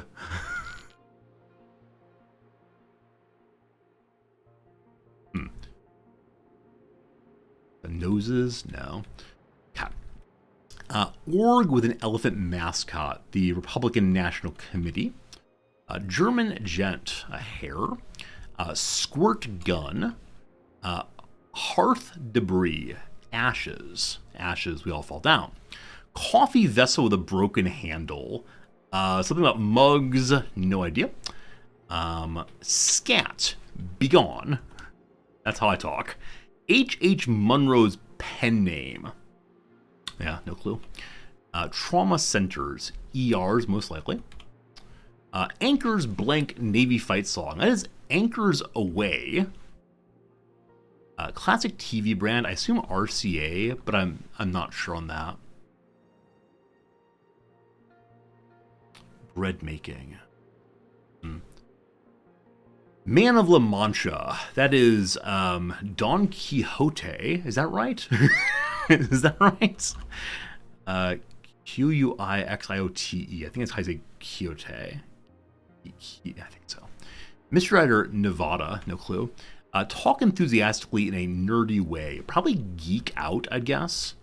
And I hope this is neigh, like a horse sound. Pastoral sound. Neigh works fine. What on earth is this? Something is wrong in this line, I believe. A Death in the Family Pulitzer winner James. Yeah. Men never eat flaky pastry for brunch, for example. It's a myth. It's. Yeah, not sure. We should probably get back to the game in a moment. Let me just run through this real quick. Cold War initials. Who's so Sancho oh gosh. Some of the P is Don Quixote's assistant. So like USSR could be one of these. California Wine Valley. That's usually Napa. So let's change this out. Oh, you know what? So dumb. The Man of La Mancha is a Spaniard, I believe. Good. All right. It's coming together now. So now USSR does work. Zodiac animal for the ox is the rat. 32 card game. I have no idea.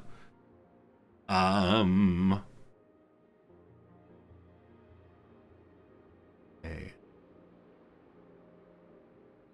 Yeah, I don't know about cards. I don't know about a lot of things. What's this one? Cherry red. What's a color, of course? Cherry red. You? Some British peers, probably dames. Don't know about that at all. Squirms. Wriggles, maybe, or wiggles? Okay. Does that work off of this? Some name, Nevada. Yeah, I really don't know that one. Last name of NBA brothers Steph and Seth. They're Currys. Map collection is an atlas. RCA, like I said, is correct. Good. Brightness stats. IQs probably, that kind of brightness. Writer abbreviation. Off, maybe. Okay, cherry red. Yeah, I don't know. Don't know that. Place to retire. Place to retire. A spa could be a kind of retirement. Bed.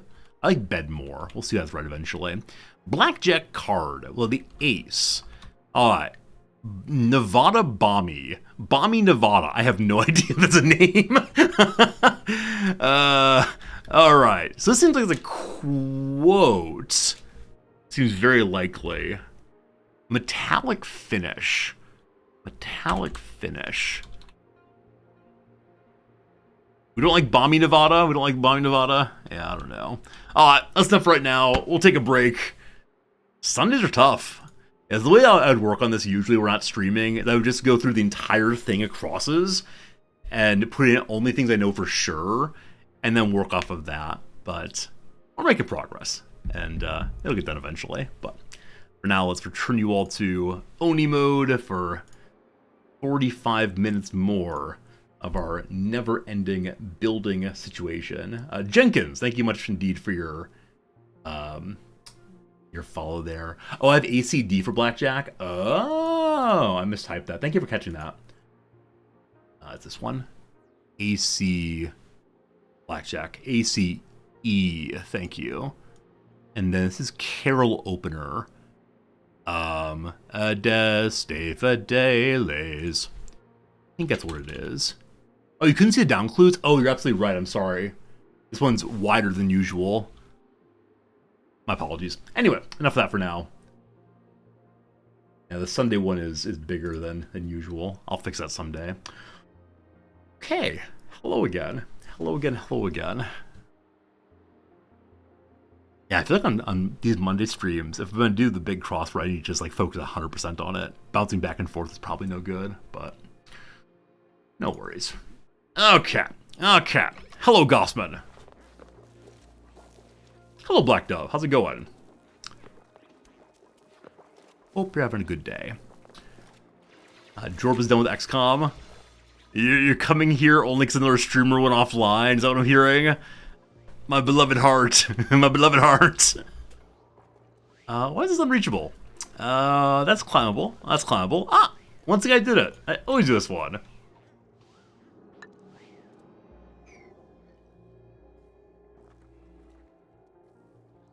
Yeah, I always end up missing one there. Alright, slowly we go. If I let this person out, I think that there's no guarantee of the stats of any of these characters. Like, Gossman, who we got out of this box here, is okay in some respects and kind of trash in other respects. I shouldn't say that. It's very offensive. But I worry we get a person here who's not terribly useful. The thing I would like them to do is to begin farming, because our food is still 20,000 or so. If I add another person, I'm guessing I'll get a little bit rockier. So I don't know. With these two built, I'm considering making one of them just polluted. Yeah, I'll make one of them just polluted dirt and one just mud. I know the mud can be used to squish for, is it refining maybe? Mud. No. Plumbing? No. Base. Am I sure it's not in refinement? Ah, sludge press, there we go. Separates mud and other sludges into base elements. 120 watts. So as of right now, we're good to go on that. It makes 4,000 DTUs. What duplicant doesn't love playing with mud? And presumably each thing that comes out of sludge press will give, base elements. So mud is probably dirt and water. Polluted dirt is probably dirt and polluted water, etc. Hey, Holy Black, how often would I recommend adding another dupe? So on this base, I have absolutely no idea. I do not know how to think about a second base yet, even a little bit. On the main base, especially when starting out, here's how I think about it. I always ask, what do I want that person to do? And can I give them a good enough life to do so? So when I'm first starting out and I have like 2 bathrooms and nothing else is functioning, it's really important to me I don't add so many dupes that there's going to be too much demand in the bathrooms. Now that said, very early, you're going to have a lot of jobs that need doing that no one's going to be able to do. When that happens, it's a really good idea to make sure you have, you add a dupe or two more to help out with that. This is actually a topic of disagreement in our channel. People pull in different directions. Some players will add as many dupes as possible as fast as possible. And they will have, 15 dupes by cycle 100. I think those people are insane because I have no idea how they keep them all alive. If you look back at the beginning of this playthrough, which was, a month and a half ago now, I think we had 5 dupes for a very long time.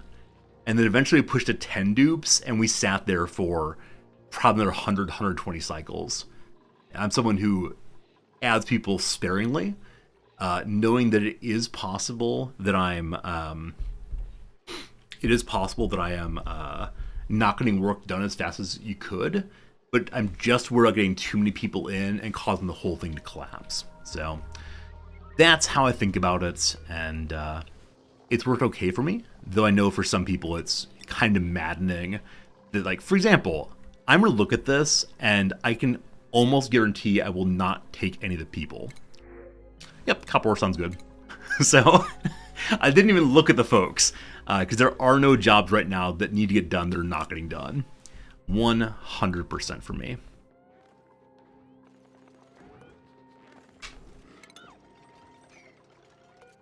These are probably made out of sandstone. That's my very last sandstone. We should be careful not to burn through all that. Most people go up to 8 because of how much oxygen you can produce. Throw, when you say that's how much oxygen you can produce at the beginning, what do you mean? I don't really know anything about this. Is it like the first setup with the oxalite is enough for 8 people, or what? I really know so little about this. Okay, like I said, the big hope here is as we add more oxygen, it will cool down this area. So because of that, I'd actually like to run it all the way at the bottom of the room, in front of the little farm here. We'll have 2 dumps, I suppose. When you have the machine that turns water to O2 and H2, that's enough for 8 dupes. Cool, Thrill, thank you. This thing over here, the electrolyzer, is enough for 8 dupes. I had no idea. Absolutely no idea.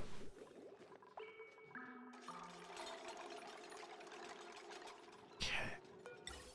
Oh, can I put this here? Yeah, it's too low. It needs to be at this level instead, because the plant takes up 2 tiles. So I'll put it here instead. Down 1, and down 1 seems good.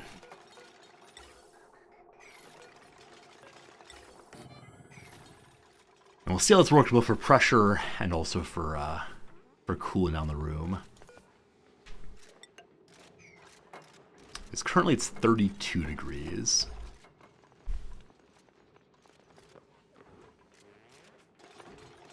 Oh, can't move here. Oh, phosphorite. Right. I was doing this phosphorite and I got distracted. So what is phosphorite? Something might be like a consumable ore. It is not. Phosphorite. Is that organic? It comes from the ground. Nope. Raw mineral. It's surely not that. Something farming. No. Oh boy, here we go. Time to look through every single one while you all type in what it is. There we go. Got agriculture. That will help for sure.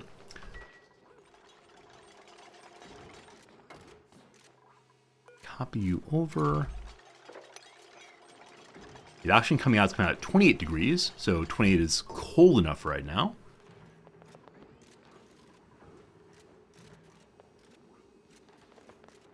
Temperature is dropping now. Great. So those will start growing soon. This room, again, is still too large to be a farm. Or not a farm, a ranch. And with that said, I should actually just seal this up. Like, great fun to have more of them, but I need to get rid of, I think, 10 tiles or so. Maybe even a little bit more.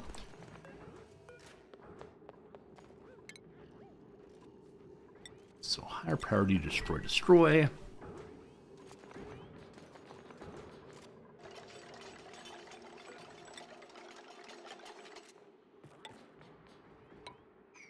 That's taking up 3 of them. Okay, how many more do you get rid of? It's 109 now. So is that counting the tiles I just put in there or no? I'd say it's 106. So I'm going to get rid of 10 more tiles past that. When we get rid of more tiles, will be to put in additional farm tiles for additional food across a line here, perhaps. The only issue for that is it can't be in hydrogen, so I need to push the hydrogen even higher.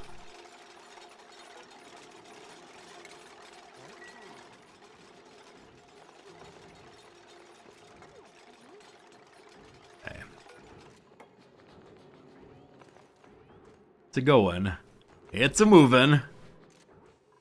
This room may end up being overpressure. We can help with that a little bit by putting airflow tiles through here at least. But I think we're seeing that basically everywhere around here is pretty good on oxygen breathability. Yep. Down here a little bit less so. So more airflow tiles down. And down this way is a whole bunch of carbon dioxide. So probably want to put a skimmer down here eventually in these pits, though that's a lot of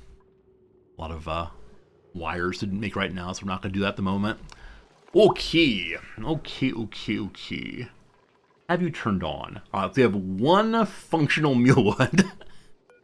I'm going to run 8 Drekos into here, and hope beyond hope that they turn into plastic ones before too terribly long. We also need to have the grooming table, a grooming desk rather, and for that I need to get ladders gone. Before that though, I want to fill in more tiles. So let's add there. That's definitely not reachable. True? That's apparently reachable. Frankly amazed.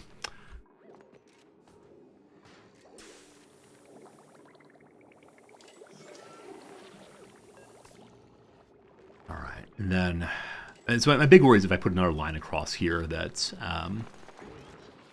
the oxygen will go too far down, but it shouldn't. Right? As long as oxygen's covering these spots, like the 8 or so here, we're fine.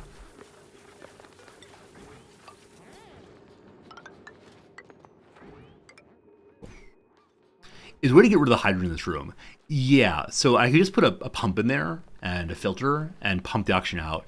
In this case, though, we're keeping the hydrogen here intentionally. The hydrogen is there because the only way that Drekos will grow, either cloth on their back or plastic on their back, is if they're sitting in hydrogen.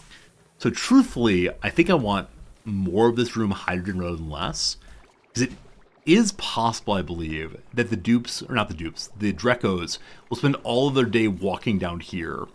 So actually, factually, I might want to find a way to drive the hydrogen down even more, which I think means taking from the top is the correct call. But yeah, you can always move gases around if you want to, but it's here intentionally because and Drekos are fun. And other lies we tell ourselves.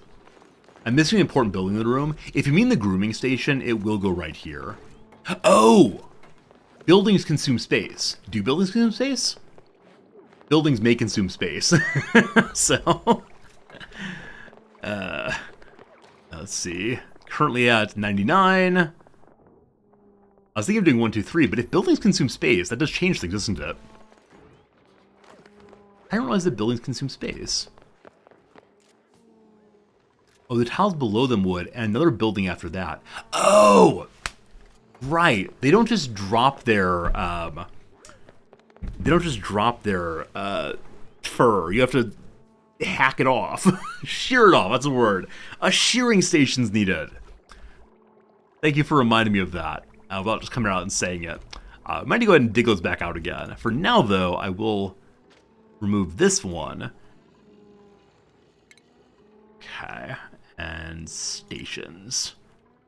Right, the shearing station. Shear Drekos and Delectables. Delectables. How big are you? Oh, you're kind of huge also. Okay. I guess we'll go ahead and remove a few more of these for now. And we can add some more in the future if need be. Delectables. That's pretty great. I prefer not to move any Drekos in here until these are sorted. And the gas is still coming in below 30. Tiles are still stuck at 30 or so. Like I said, if I add more airflow tiles, that should help.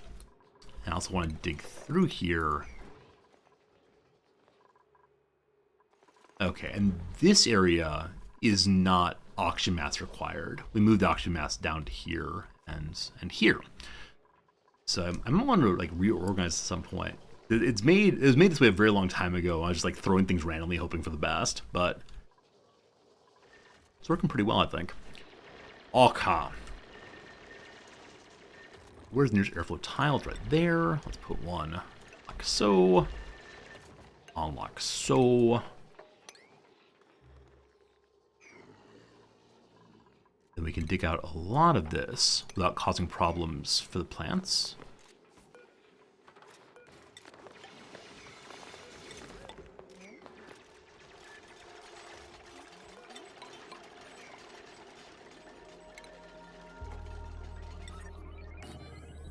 I probably need to move that also. I can't remember if it's 2 wide or 3 wide. Also, I think that the grooming station may create more heat. Is that true? Not grooming station, shearing station, sorry. It does throw some heat also. So yeah, we will need to go ahead and have a cooling pipe running through here. And it is 3 wide, unfortunately. Alright, so the oxygen here is proper oxygen. Earlier was a whole bunch of nasty oxygen, so we no longer need the deodorizer, thank goodness. Get rid of that. This goes down and through this way. Okay. The sound of Meeps snoring is throwing me off. Like, what's that awful sound? Oh, it's Meeps. Meeps sustaining themselves. Yeah. Yeah. Get rid of you. Pipe behind also.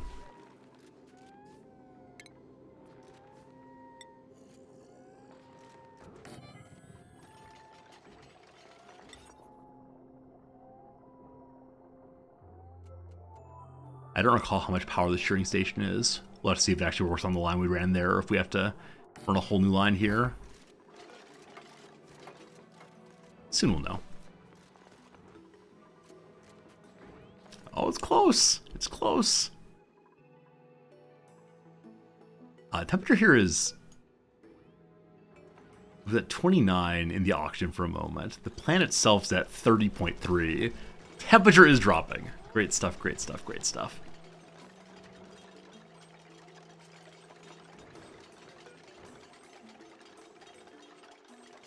You require how much power? Does not say. We can see it here though, right? Only 60 watts. Oh, almost nothing.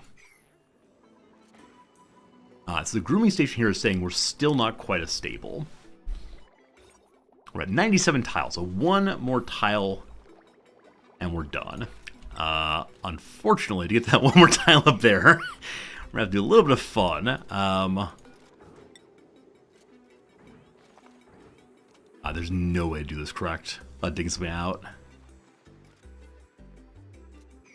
We also just throw it right here, that's fine too. We'll enjoy having a little spot there for the Drekos to enjoy.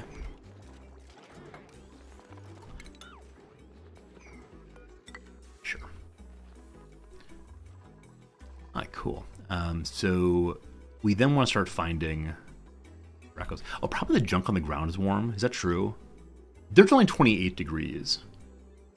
If we really want to cool it down in here, we can build some temp shift plates out of ice and then clean up the water afterwards. It's one of the more ridiculous ideas I've had before, but sure, let's do it. This seems like a fine idea.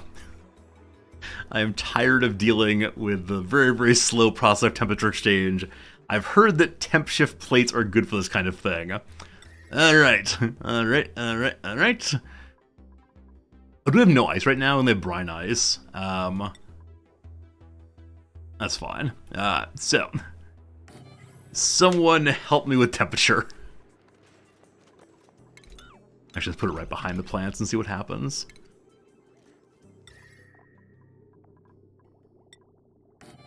How do I have no proper ice, though? It was here before. It must have all eventually melted. I know earlier we had really, what's the word for it? Really hot water coming through before. And so it probably cooled down nicely. And then we do have a whole, biome here we can rip apart if need be for more and more cool and fun. Huh, why is this backed up?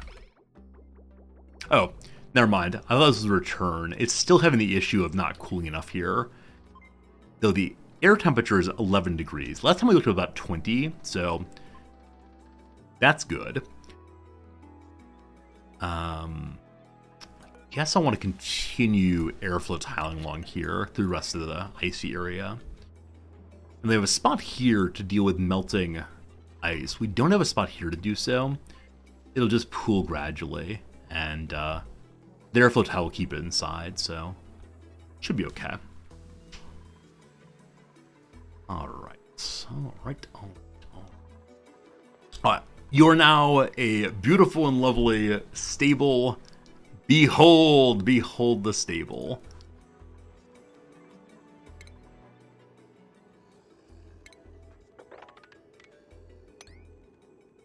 Apparently there's no place for proper dirt to live right now. I'm used to bases where I have almost no dirt. These are all full of dirt, aren't they? Yeah. Tons and tons of dirt. Having a good polluted oxygen output in the chlorine room is definitely helping with that. It's being automated over, so... Oh gosh, good luck, Ren. Ren's a bit of a run. I saw Ren declare... Okay, it wasn't actually totally full bladder. It's 98%. That'll be okay. Hey, Black Dove, thanks for the Prime sub. I appreciate it. You found a button. Thank you for pushing that button. That button helps me stay on the air and pay for my cats to have food.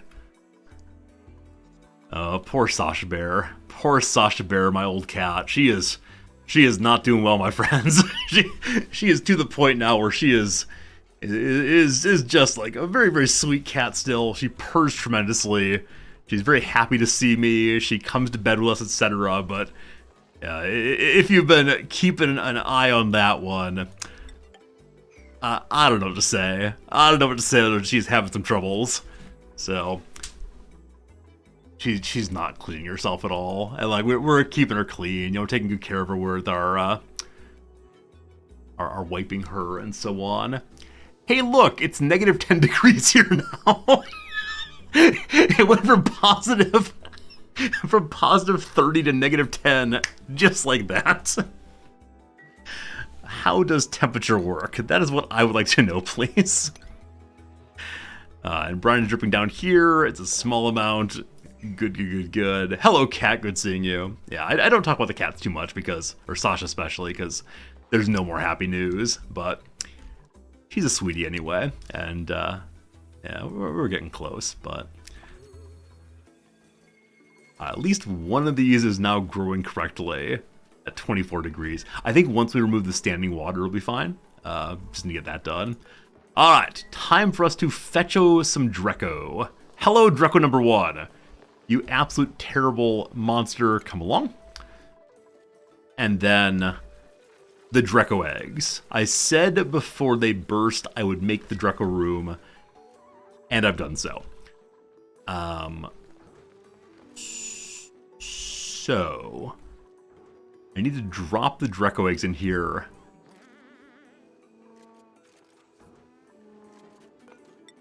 They can build to there. I'll wait till the Dreco eggs hatch, I guess. I was planning to just drop them in here, but they'll get moved over eventually. So Drecklets can live here also.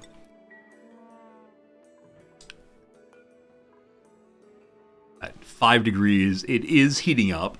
So over a long enough period of time, it is possible that these will all overheat again.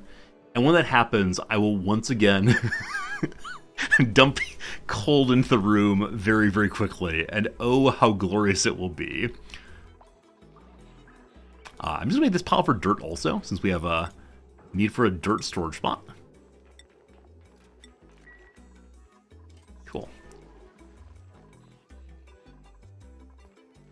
The brine has stopped falling now. A little bit hang out here we can grab. Lovely. This way also. Awesome. Awesome. What is Crudebo doing? And Crudebo, bathroom's having a good time still. This is amazingly not filled yet, has it? Because this is where we drip dirty water, and there are no food poisoning germs yet. So yeah, thus far, there's no evidence of us taking over this planet, allegedly. I said before that I wanted to work our way down here to work our way down to the reservoir, and I indicated I was interested in going down and making insulated tiles across this area at least. So I'm going to mop up this just so we don't have liquid coming along. One very nice thing about the reservoir, though, right, is there's not an issue with the oil like dumping out and you get other liquids inside. If you can build a reservoir thing on top of it, it will stay locked in. Now, eventually you can have these slicksters happily producing more and more oil, but right now the reservoir will be a fine beginning for us.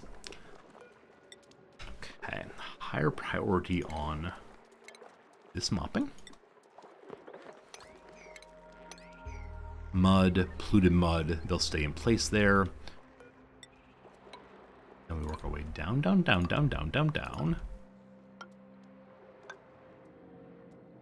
Okay, now take us to the very edge of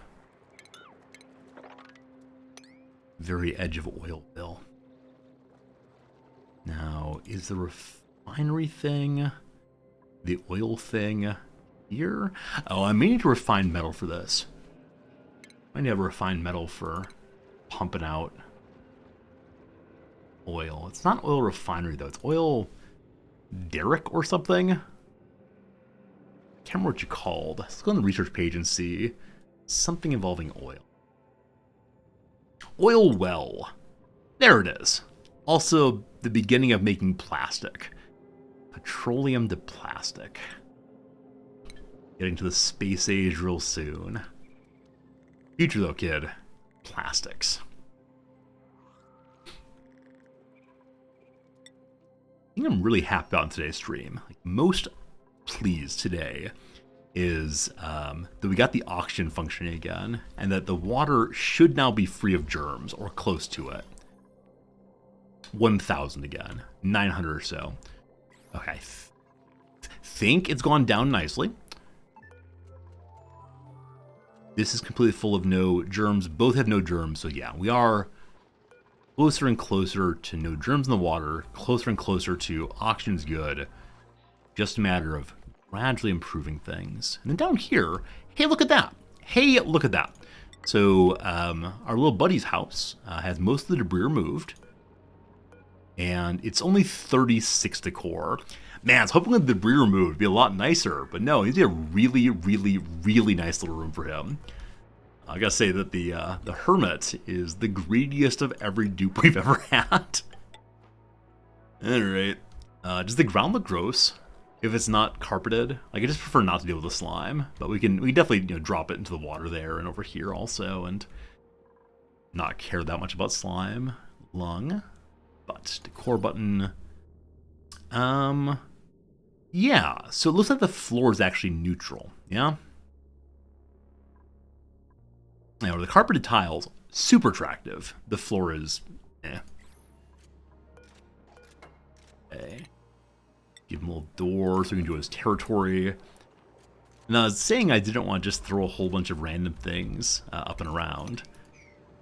Random bits of furniture here and there. But I'm realizing perhaps random bits of furniture here and there really is the best we can do for him.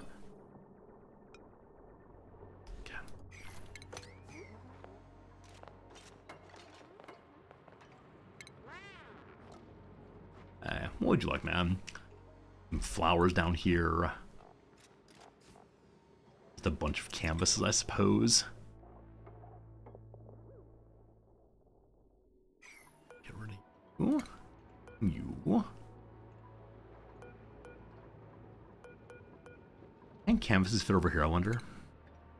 If we remove the coal, surely it can. But And I think even if we get this done, he's like, just give it a little thumbs up. Nothing will change until we get the food situation sorted.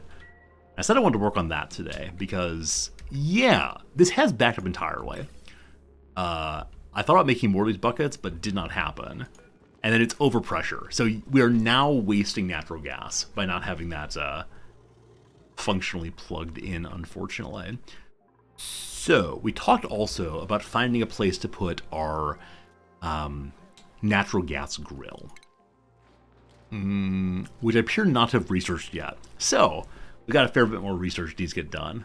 And I don't know. I was thinking about going up this way for natural gas grill. I don't recall quite how tall it is.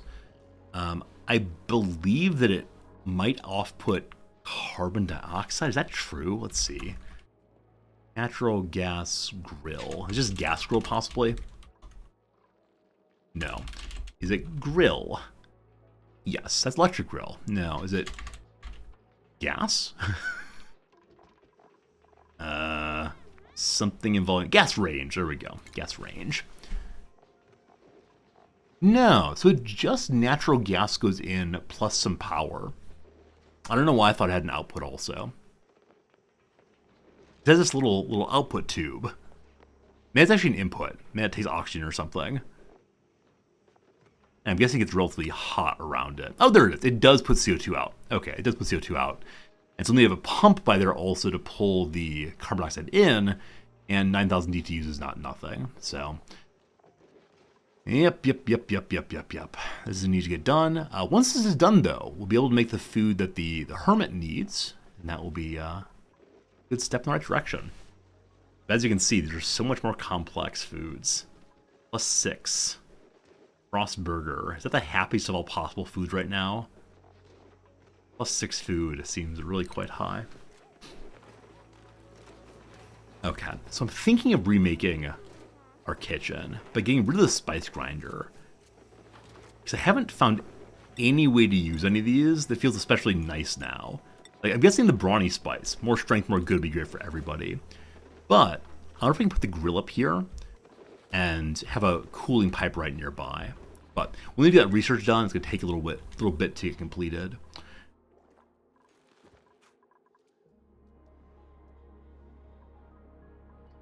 So now we can add additional attractiveness.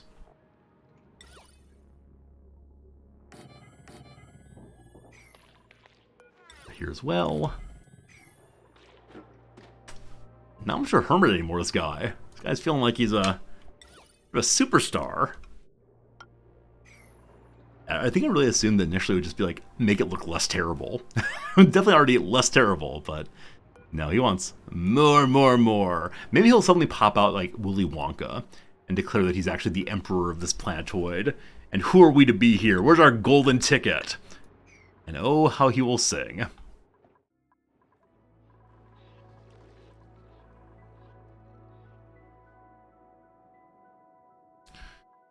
Okay.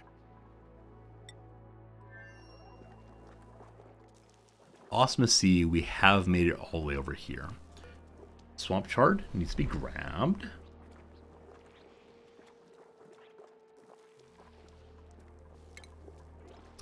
My wife just texted me saying that in her class today, some of my students told all the other students to take my class. Very sweet. Makes me feel like a good person. Of course, my classes are already full for next semester, and so I'll have to take my class next time around. Or I'll start teaching more sections too. You know, as a newer professor, it's always a bit of a challenge to get students to believe in you, right? To believe that you are actually worth taking classes from. But yeah, apparently my students were enjoying it enough that they are recommending it to random strangers. All right. I was gonna say in we go to get to the ladder here, but I recognize that we could just go down this way instead. I have a bunch of ice, so I want to think about where that ice should go. Probably into this water bucket here. Though if I add much ice at all, it's going to overflow eventually. We can just dig down, though, and get some additional space in here. So, poor Gossman. Poor Gossman. All right, we got about 10 minutes in the stream. I think I'm going to take a little break for the rest of today's stream and just try to finish out the crossword. I want to say thank you all for being here. We'll be back to more Oxshot Included tomorrow. I've got to think seriously about focusing on some job. I feel like today we've been like absolutely all over the place. And though Gossman is getting progress done and his base is so much nicer than before, I need to find a much better way to improve this area, to make it lovely for him. Because though it is functional and we're heading in the right directions, it is also, it's like, really terrible looking. really terrible looking. It offends my eyes to gaze upon this area. On the other side of things, things are much nicer than before. We have Drekos, I believe. Yeah, look, a Dreco. It's there. This Dreco has produced reed fibers. The Dreco has food to eat. This will give us plastic before too terribly long. And with that plastic, I have no idea what we're going to do. But I'm going to go ahead and save the game here for now. And like I said, I'm going to spend the last 10 minutes or so just playing with that crossword, see if we get it finished before end of stream. But if you're an Oni-only person, we'll see it tomorrow, hopefully. So, go to emote-only mode. I will read your emotes as being expressions of why are we not playing more Oni. Give me crossword. Okay, I will change the setup so y'all can see the downs as well. So, remember, Sundays they are lighter. So the right-hand side, we'll move it to this instead. Almost. Let's try 650, 620, 600. Almost. 575, 550. Almost. 500. Good enough. Good. All right, cool. And hopefully you can read that behind me. If not, we'll see how it goes. Okay, so Taj Mahal City is Agra. Also, I just realized I did not change our directory. If I'm just doing crossword, I should change over to the crossword directory and say quick LA Times. Crosswords and puzzles. Crosswords and word games. I actually don't know which one of these directories is used regularly. I'll do crosswords and word games for now and see what happens. Okay. Cool. And then. Alright, so on the down here we got some 1980s Chryslers. I have no idea. Ringlet. It's like curl. Oh, it's K-Cars. The only reason I know about K-Cars is because the Bare Naked Ladies songs includes K-Car, a nice reliant automobile. Matthew of HBO's Perry Mason. I had no idea there was a remake of Perry Mason on HBO. So, unconventional spot for bread making. Rouge at the end. Erouge? So an E at the end feels very likely. Okay, something is definitely wrong in here. 1 of 10 in Exodus is definitely plague. There are a bunch of plagues on Egypt. Or no. Luca of The Godfather. A clue. Takes down. Nodes, noses. Nopes. Maybe nopes? Sign of aging? Is that a rasp? I'm an old man now. This is how I talk, with a rasp.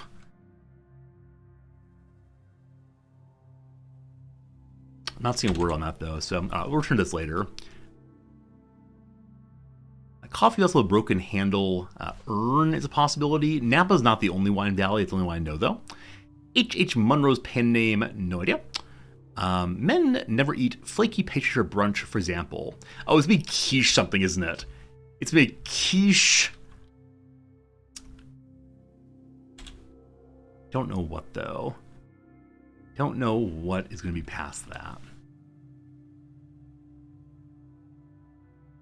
Maybe it's not, though. Maybe it's not. Called shotgun, say. That means to, like, ride in the passenger seat. Italic finish. No, it's not right at all.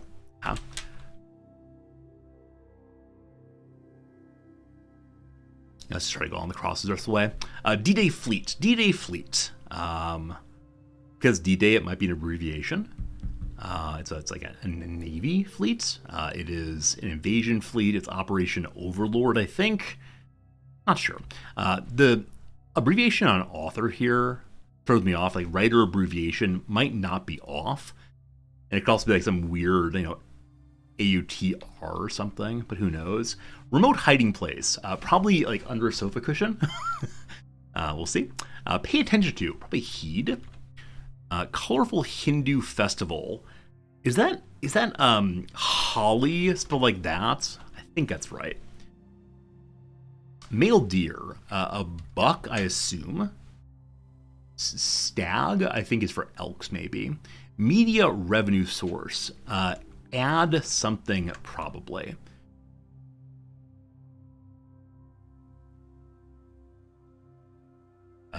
Eau de Cologne. Sorry, French speakers don't know how it's said. Burden is usually onus. All right already. Could be okay. Result of an orchard's promotional deal with a bakery. Something like dough. Again, all these bakeries clues. Wait, speaking of which. Dough. Bread making. So dough era. Dough root. Oh boy. Dough rough?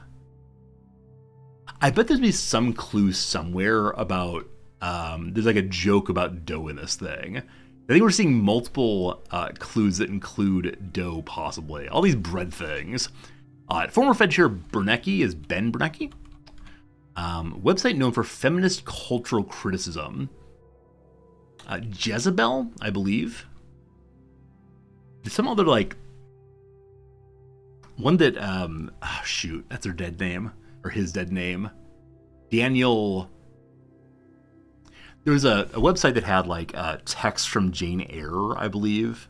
And I'm only remember the person's dead name, unfortunately. It's shut down. The Bustle. It's called The Bustle, and it's shut down now. Microwave alert. Probably a beep. Indicates done. Competence in a specific field. Area of expertise. Could be expertise, I suppose. Nope. Not quite going to fit. We'll see. United. One, probably. Not on edge. Secure, firm, that kind of thing. Scouring pad brand. 3 letters for scouring pad. Not sure. Goofs up. Probably errors. Credit cards only means no cash. Lobster soup. It's a little too spicy. No clue. Lobster soup's often like bisque. Bisque. Can't think of any jokes involving bisque and spice. Increase. Not sure. One of the fam. Could be bros. Sis. Like non-oyster months traditionally. I have no idea what non-oyster month means. I'm guessing. So it's either mom, dad, but those are both full names. Where fam indicates by sib, sis, or bro. Anything on B makes no sense, so I think it's probably an S there. Sashimi fish. So ahi tuna. Nighty fabric. Isn't like what, sateen or something? Might be satin. Stunning defeat. Stunning defeat. Yeah, not sure. An upset usually. Fish to be. The row. Sings soothingly. Sings soothingly. How does one sing a lullaby? Serenades? That's not gonna fit, is it? No. Tea house mats. Tatami. Suddenly Japan. Paper mache party animal. Often a donkey, right? It gets beaten open. It's also a pinata, right? I think pinata is probably better than donkey. Labyrinth's a maze. Rule for adding toppings to French fries. French fries. Ketchup, something. Keep on catching up. Some sheep are probably ewes. Bath-loving Muppet is Ernie. I liked Bert far more, I know. Striped stone. Striped stone, striped stone. No idea. Objectives, probably aims. Object of identity theft is a social security number, probably. Campus list makers. It's Dean's. Dean's list when you do well in school. Russian turndown. Good old Niet. Oh, incidentally, a couple of days, weeks, months back, I talked about a puzzle I like so much, in which there were certain like repeated syllables over and over again, like taboo boo boo. I said that one of them was Dakha Cha Cha, because I thought the Russian word for a villa was Dakha. And then the other day I heard a Russia specialist talking about oligarchs, and he said Dacha, and I had no idea it was pronounced that way. But it is Dacha Cha Cha, and now I'm much, much happier. Blank of Yore, like Tale of Yore, possibly. Let's see if that potentially works over in the corner here. Okay. Procedure. Procedure. T used in golf. T-shirts. Yeah, I'm not sure. Okay, so we did all the acrosses for now. Let's see if we can do the downs now. Solstice month. I think it's March and November. Like, honestly. Go against with an M. I have no idea. With an N, go against could be nay something. I don't know. Timeline units. Sex, mins, yours. Blank print. Fine print, probably. One more time. I want to say again is part of it. Hey, Fergus Digmus, thank you for the primes up. I appreciate that. Hope you're enjoying the crossword, or at least the Oni, or whatever you're enjoying. Thank you for enjoying it. Hope you're having a good day, my friend. Last name of these sisters rather. Rooney Maya, Kate Maya. I have no idea. Mara. Wait, Kate Mara. Is that a name? I have no idea. All right. Jean somebody. I have no idea also, unfortunately. Okay, Reese is a name. Reese? Doe-E Ruff.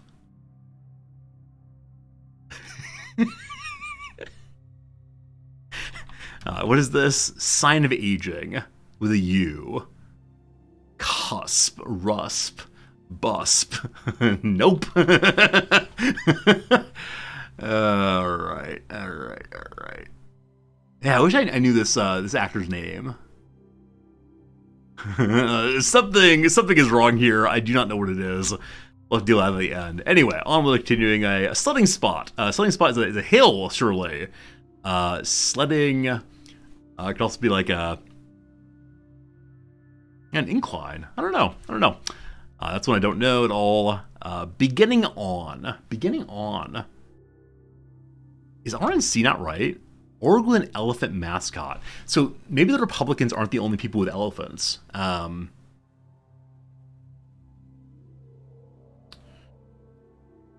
know some years back there was a commercial involving an elephant and a mouse, and like the elephant wasn't scared of the mouse, which ways people thought they would be. But yeah, I think the Republicans are the only ones that come to mind right now that have elephants. Now maybe the Republican National Committee is not the only way to say that, but who knows?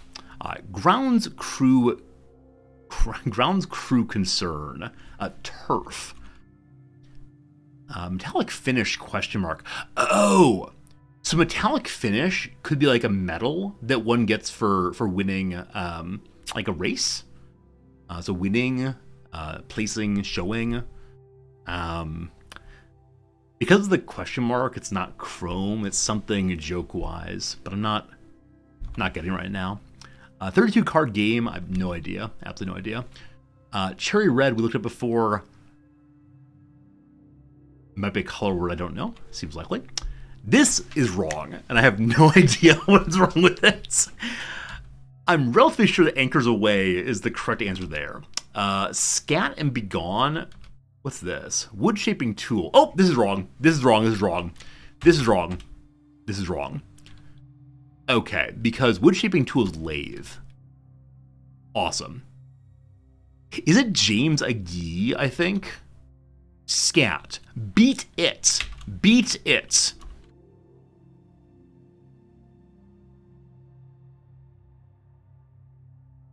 Dough trough?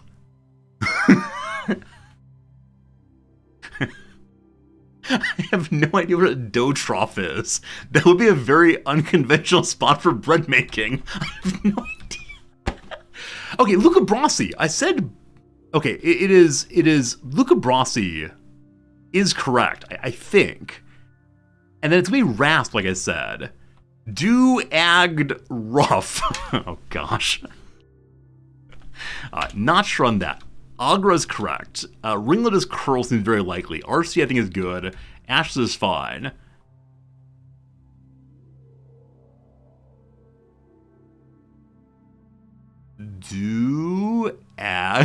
It's okay,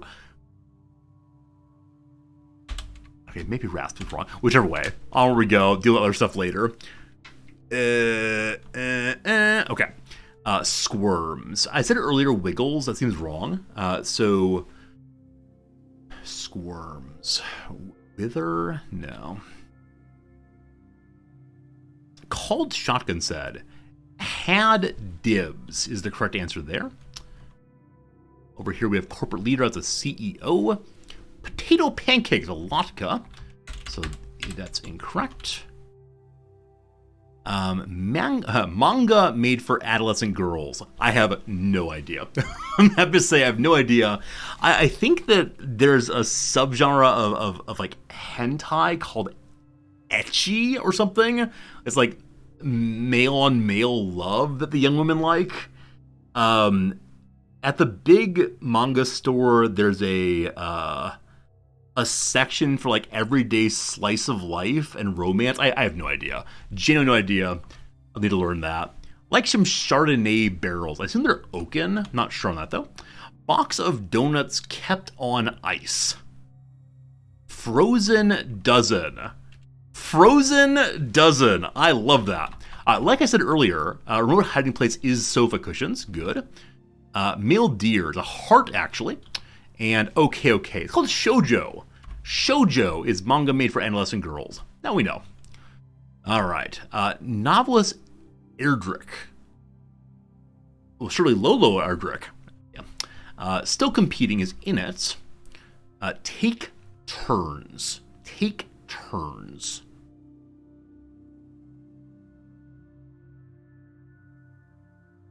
Vigoda of Fish. Abe Vigoda. I think he's died recently. Blank Service. Blank Service with P at the end. 4x4 briefly. 4x4. It's an ATV, so maybe that's wrong. Burden. Oh, off-road or something, right? I'm gonna go back to Onus. 4x4.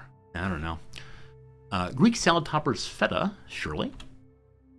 Like non-oyster months. I still don't know what that means even. Result of an Orchard's promotional deal with a bakery. So fluid could be a possibility. Orchards though are like fruit something, fruit baskets, fruit. I don't know what. Okay, this seems awful. Non-oyster months. It's me R less. So I don't know what a non-oyster month is. So it's like June and July have no R's in them, so you don't get to harvest oysters. Like January, February. But then like May, April, May, June. So maybe May, June, July, August. In the summer, you don't get any oysters. I have no idea if that's right. Not on edge is at ease. So yeah, apparently those of you who are not in oyster states, you don't get any oysters in months with no R's. Pull. It could be like sway. It could mean like literally to move something.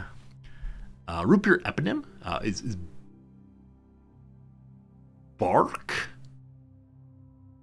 I think there's a root beer brand called Barks. And I think it's spelled that way, but I'm not certain. Neutral tone. Ecru is a shade of brownish white, I think. CNBC topic. Well, CNBC is like a business, right? Also like a NASDAQ. That's not going to fit. It wouldn't be NASA. Yeah, I'm not sure. Club ingredient is bacon. Zipped again. Sealed.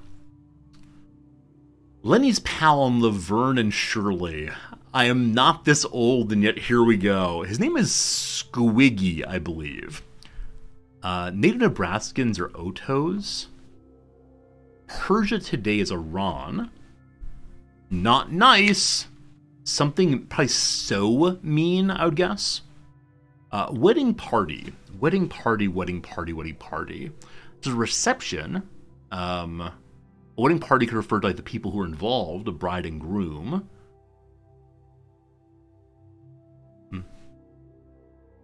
Sky of La Brea. Absolutely no idea. Except for I know that La Brea means the tar, and so La Brea Tar Pits is the tar pits. Capstones. Capstones like the top end of something. Let's say across here. Increase. Add to. Capstone. Sketches. Draws. Sings soothing as croons. Acmes. Acmes are tops. Zipped. Zipped. Zipped. So zipping can get nothing. Also mean again to close something. Oh, sewed, but no, it's their E. Associations. Associations. Ties or associations. Surname of 2 British prime ministers.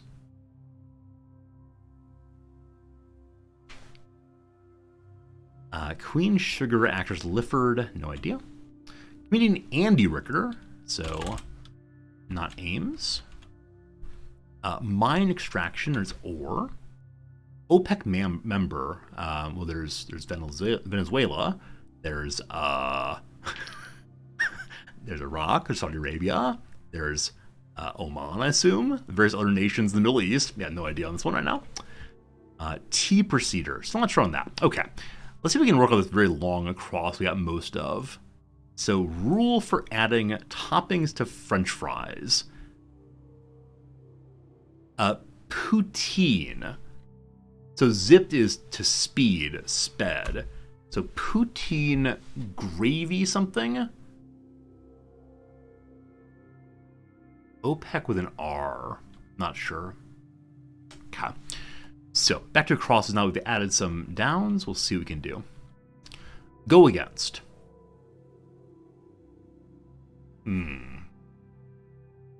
Haley Island's Great Lake. Well, presumably if it's a Great Lake, Erie fits there, so we like that. Traveling puppet show with talking melons. So I said before, cantaloupe actually fits the beginning here. It's Cantaloupe Troop. Jean Arp? Not sure which. So Cantaloupe Troop. I actually kind of like that. Solstice month is actually December. December's the month. It was not. What I said before. November. Go against them is Defy. Cool. Timeline units are eras. I said seconds or hours, but no. One more time. Yet again. So we're gonna see what the elephant people are in a moment. Add zest to. Sear in? I doubt that's right. Let's see. Still not sure on that one. Sledding spot. A slide, maybe? I don't think I have sledding. Oh, it's the GOP. Come on, Resorty. Yeah, the Grand Old Party, not the RNC. I had the right group, just not the right way. Slope. Ski slope, of course. Beginning on.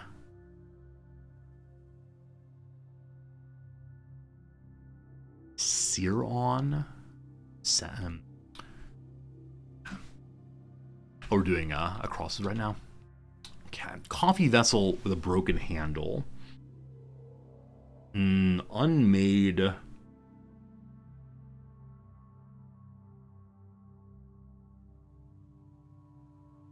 I realize just now that dames here could also be earls, possibly. And I like FE a lot more than I like FD.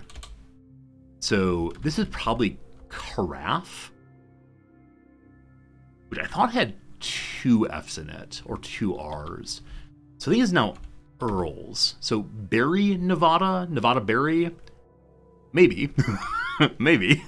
All right. Broken handle. Like unsafe carafe? No. I may not be able to finish this corner. Beginning on is not a non. All right, so if it's sear on, that feels awful. Seal on? The zest just like makes something exciting.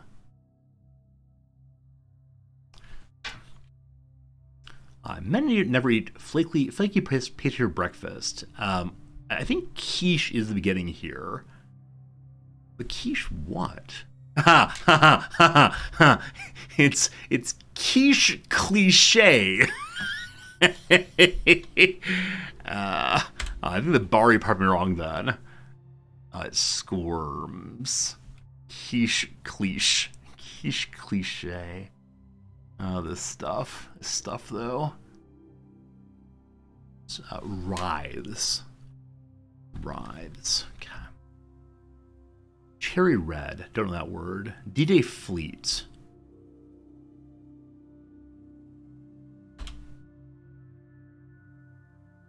D-Day fleet.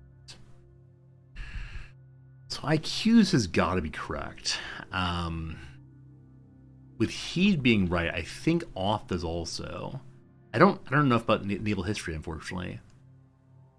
So Ceres? Yeah, this is some abbreviation I don't know. Cerise? Cereve. I'm gonna put the S in, and that's probably wrong, but I don't quite know what else it could be right now. I think this really is an age. I think it's Matthew Rees. And so I think Doe Trough is correct. Sign of aging. Oops, that's a U here, sorry. Rust. Takes down notes. Ah! Alright, another corner looking much, much better.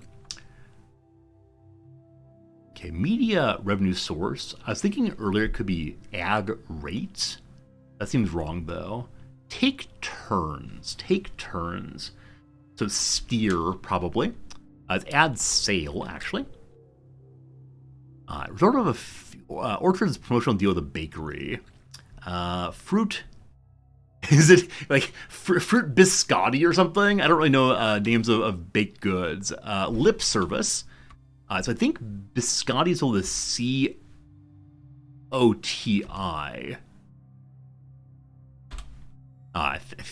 Fruit's biscuit could be possible also. Fruit. Oh yeah. So I keep forgetting. The endings are the same, right? So we have loop, troop. I think so it's gonna be an F here. Beginning on. Oh boy, that seems wrong. Oh, Azov. Season. It's all one word. I was reading the on as being a preposition. Adds us to you season it. Oh my goodness. All right, so I think it's unsafe carafe. 32 card game. Seat, spat, strat. Scat? Yeah, I don't know games. at all. Okay, competence in a specific field. I said expertise earlier. That's not going to be right. An E at the end seems very likely.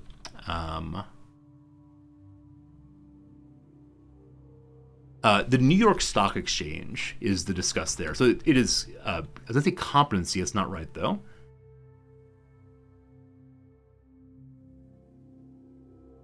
Okay. If it's V here, that's wrong.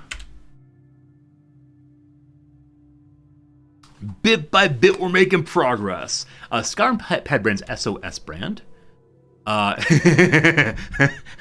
So I got the bisque part earlier. It's going to be risque bisque. And that these do not rhyme is upsetting me so much. It's risque bisque. Risk bisque. Perfect. Setting defeats a route. Good. Okay, so we know that the end here is going to be the same. I don't know how much of it, though. Zipped again. It's not... It probably resealed seems right. So I think it'd be I here to maintain the INE ending. Lifford. Tina Lifford, maybe? Objectives are ends and days of yore. T procedure is S. ESS is how you spell the letter S. TE is how you spell the letter T. So ST. Good. Poutine rule. Poutine or it's not going to rhyme. It's throwing me off. Striped Stone's an agate, I assume. Oh, the very first British Prime Minister is Pitt, actually. I remember reading he has like a commentary on parliamentary procedure. Winning party. So I know there's like a bris. A bris is a circumcision event, I think, for young people. Sky. Yeah, no idea. OPEC member. Oh, the UAE. The UAE. Aha! Poutine guideline. Oh, party. A party to a wedding is a bride. Get it? A party. Presumably it's Sky Ione? I don't know about that. There's one box we don't have done, and I do not know either of these. H.H. Monroe's pen name, no idea. 32 card game, I have no idea. I'm putting a P in. Okay, it's not right. I don't know, though, if this tile's not right or if the whole thing is not right. And so, oh wait, there's still some down here, never mind. I was like, I'm all done. No, I'm not. Presumably this is Luis Erdrich. All right, pull. Clout. Literacy. A ute. There's a kind of a vehicle called a ute. I don't remember what it looks like, but I know of the vehicle's name. At this point, all the boxes are filled. Slat, spat, scat? Yeah. So this would just be guessing a letter, and were it not almost 1:30 on teaching day, I would go through this whole thing. We got some of them, though. So I'm going to go hit the reveal button, and I feel very good that we got all of the long crosses. Cantaloupe Troop and Quiche Cliche and Fruit Biscuit and Poutine Guideline. Wait. I mistyped there. I mistyped it as day one. Instead of days of yore. Ha-ha! Okay, so Monroe's name is Saki, S-A-K-I, and there's a game with 32 cards called SKAT, S-K-A-I-T. Allegedly, we finished this one. Thank you all for your kind company today. As we, that's the longest cross we've done on stream so far. Sundays are rough runs. You see, for me, Sundays have to be a lot of, like, refixing, rechanging until eventually it all comes together. But we got there in the end. I think that doesn't count, or doesn't feel so bad after all. So, thank you for your kind company. Thank you for being here. I'll take you out of only mode so you can, so you can say goodbye if you'd like to. You're yelling seasons behind the screen. This so often happens. That I convince myself it's a part of speech instead of, or a different part of speech than what the word actually is. Season was painful. I'm sure it was. Yeah, very, very sorry. Like, Sears on. Started the one for a long time. Yeah, typos are brutal. Absolutely brutal. Did I learn the Brea meaning from today's New York Times crossword? Have I done today yet? Oh, good call. So Malrock, no, the La Brea Tar Pit thing, Noms, my wife, known for a very, very long time. A very, very long time. And she enjoys pointing out as a place where, what'd she call them? They're bilingual tautologies, where two languages say the same thing twice. Notes in Rust yet also? Yeah. Occasionally I just can't quite see them. Anyway, very glad to finish, very glad to win. And yeah, we did that Times crossword last night. It was a pretty good one for sure. If you didn't do the April 1st New York Times crossword yet, I encourage you to do so. It's some real nonsense this year. Absolute craziness. It breaks some of the rules of crosswords. That's fun. Anyway, folks, gotta go teach. Thanks for hanging out. Appreciate y'all a bunch. Back tomorrow with more auction not included and who knows what else. Hope with some fun stories, etc. I'll end today by bringing up a picture of my cat Fritz, who, gosh, we love a lot. And there he is. Who's a good boy? Yes, he is. Yes, he is. I'm going to put on the closing music now for y'all to enjoy. And back again real soon. Goodbye for now.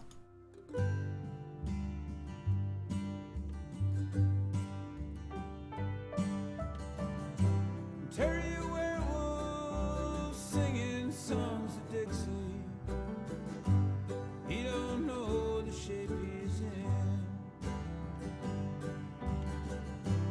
Up on the creek, he sure will fix it. Don't hardly know where he's been.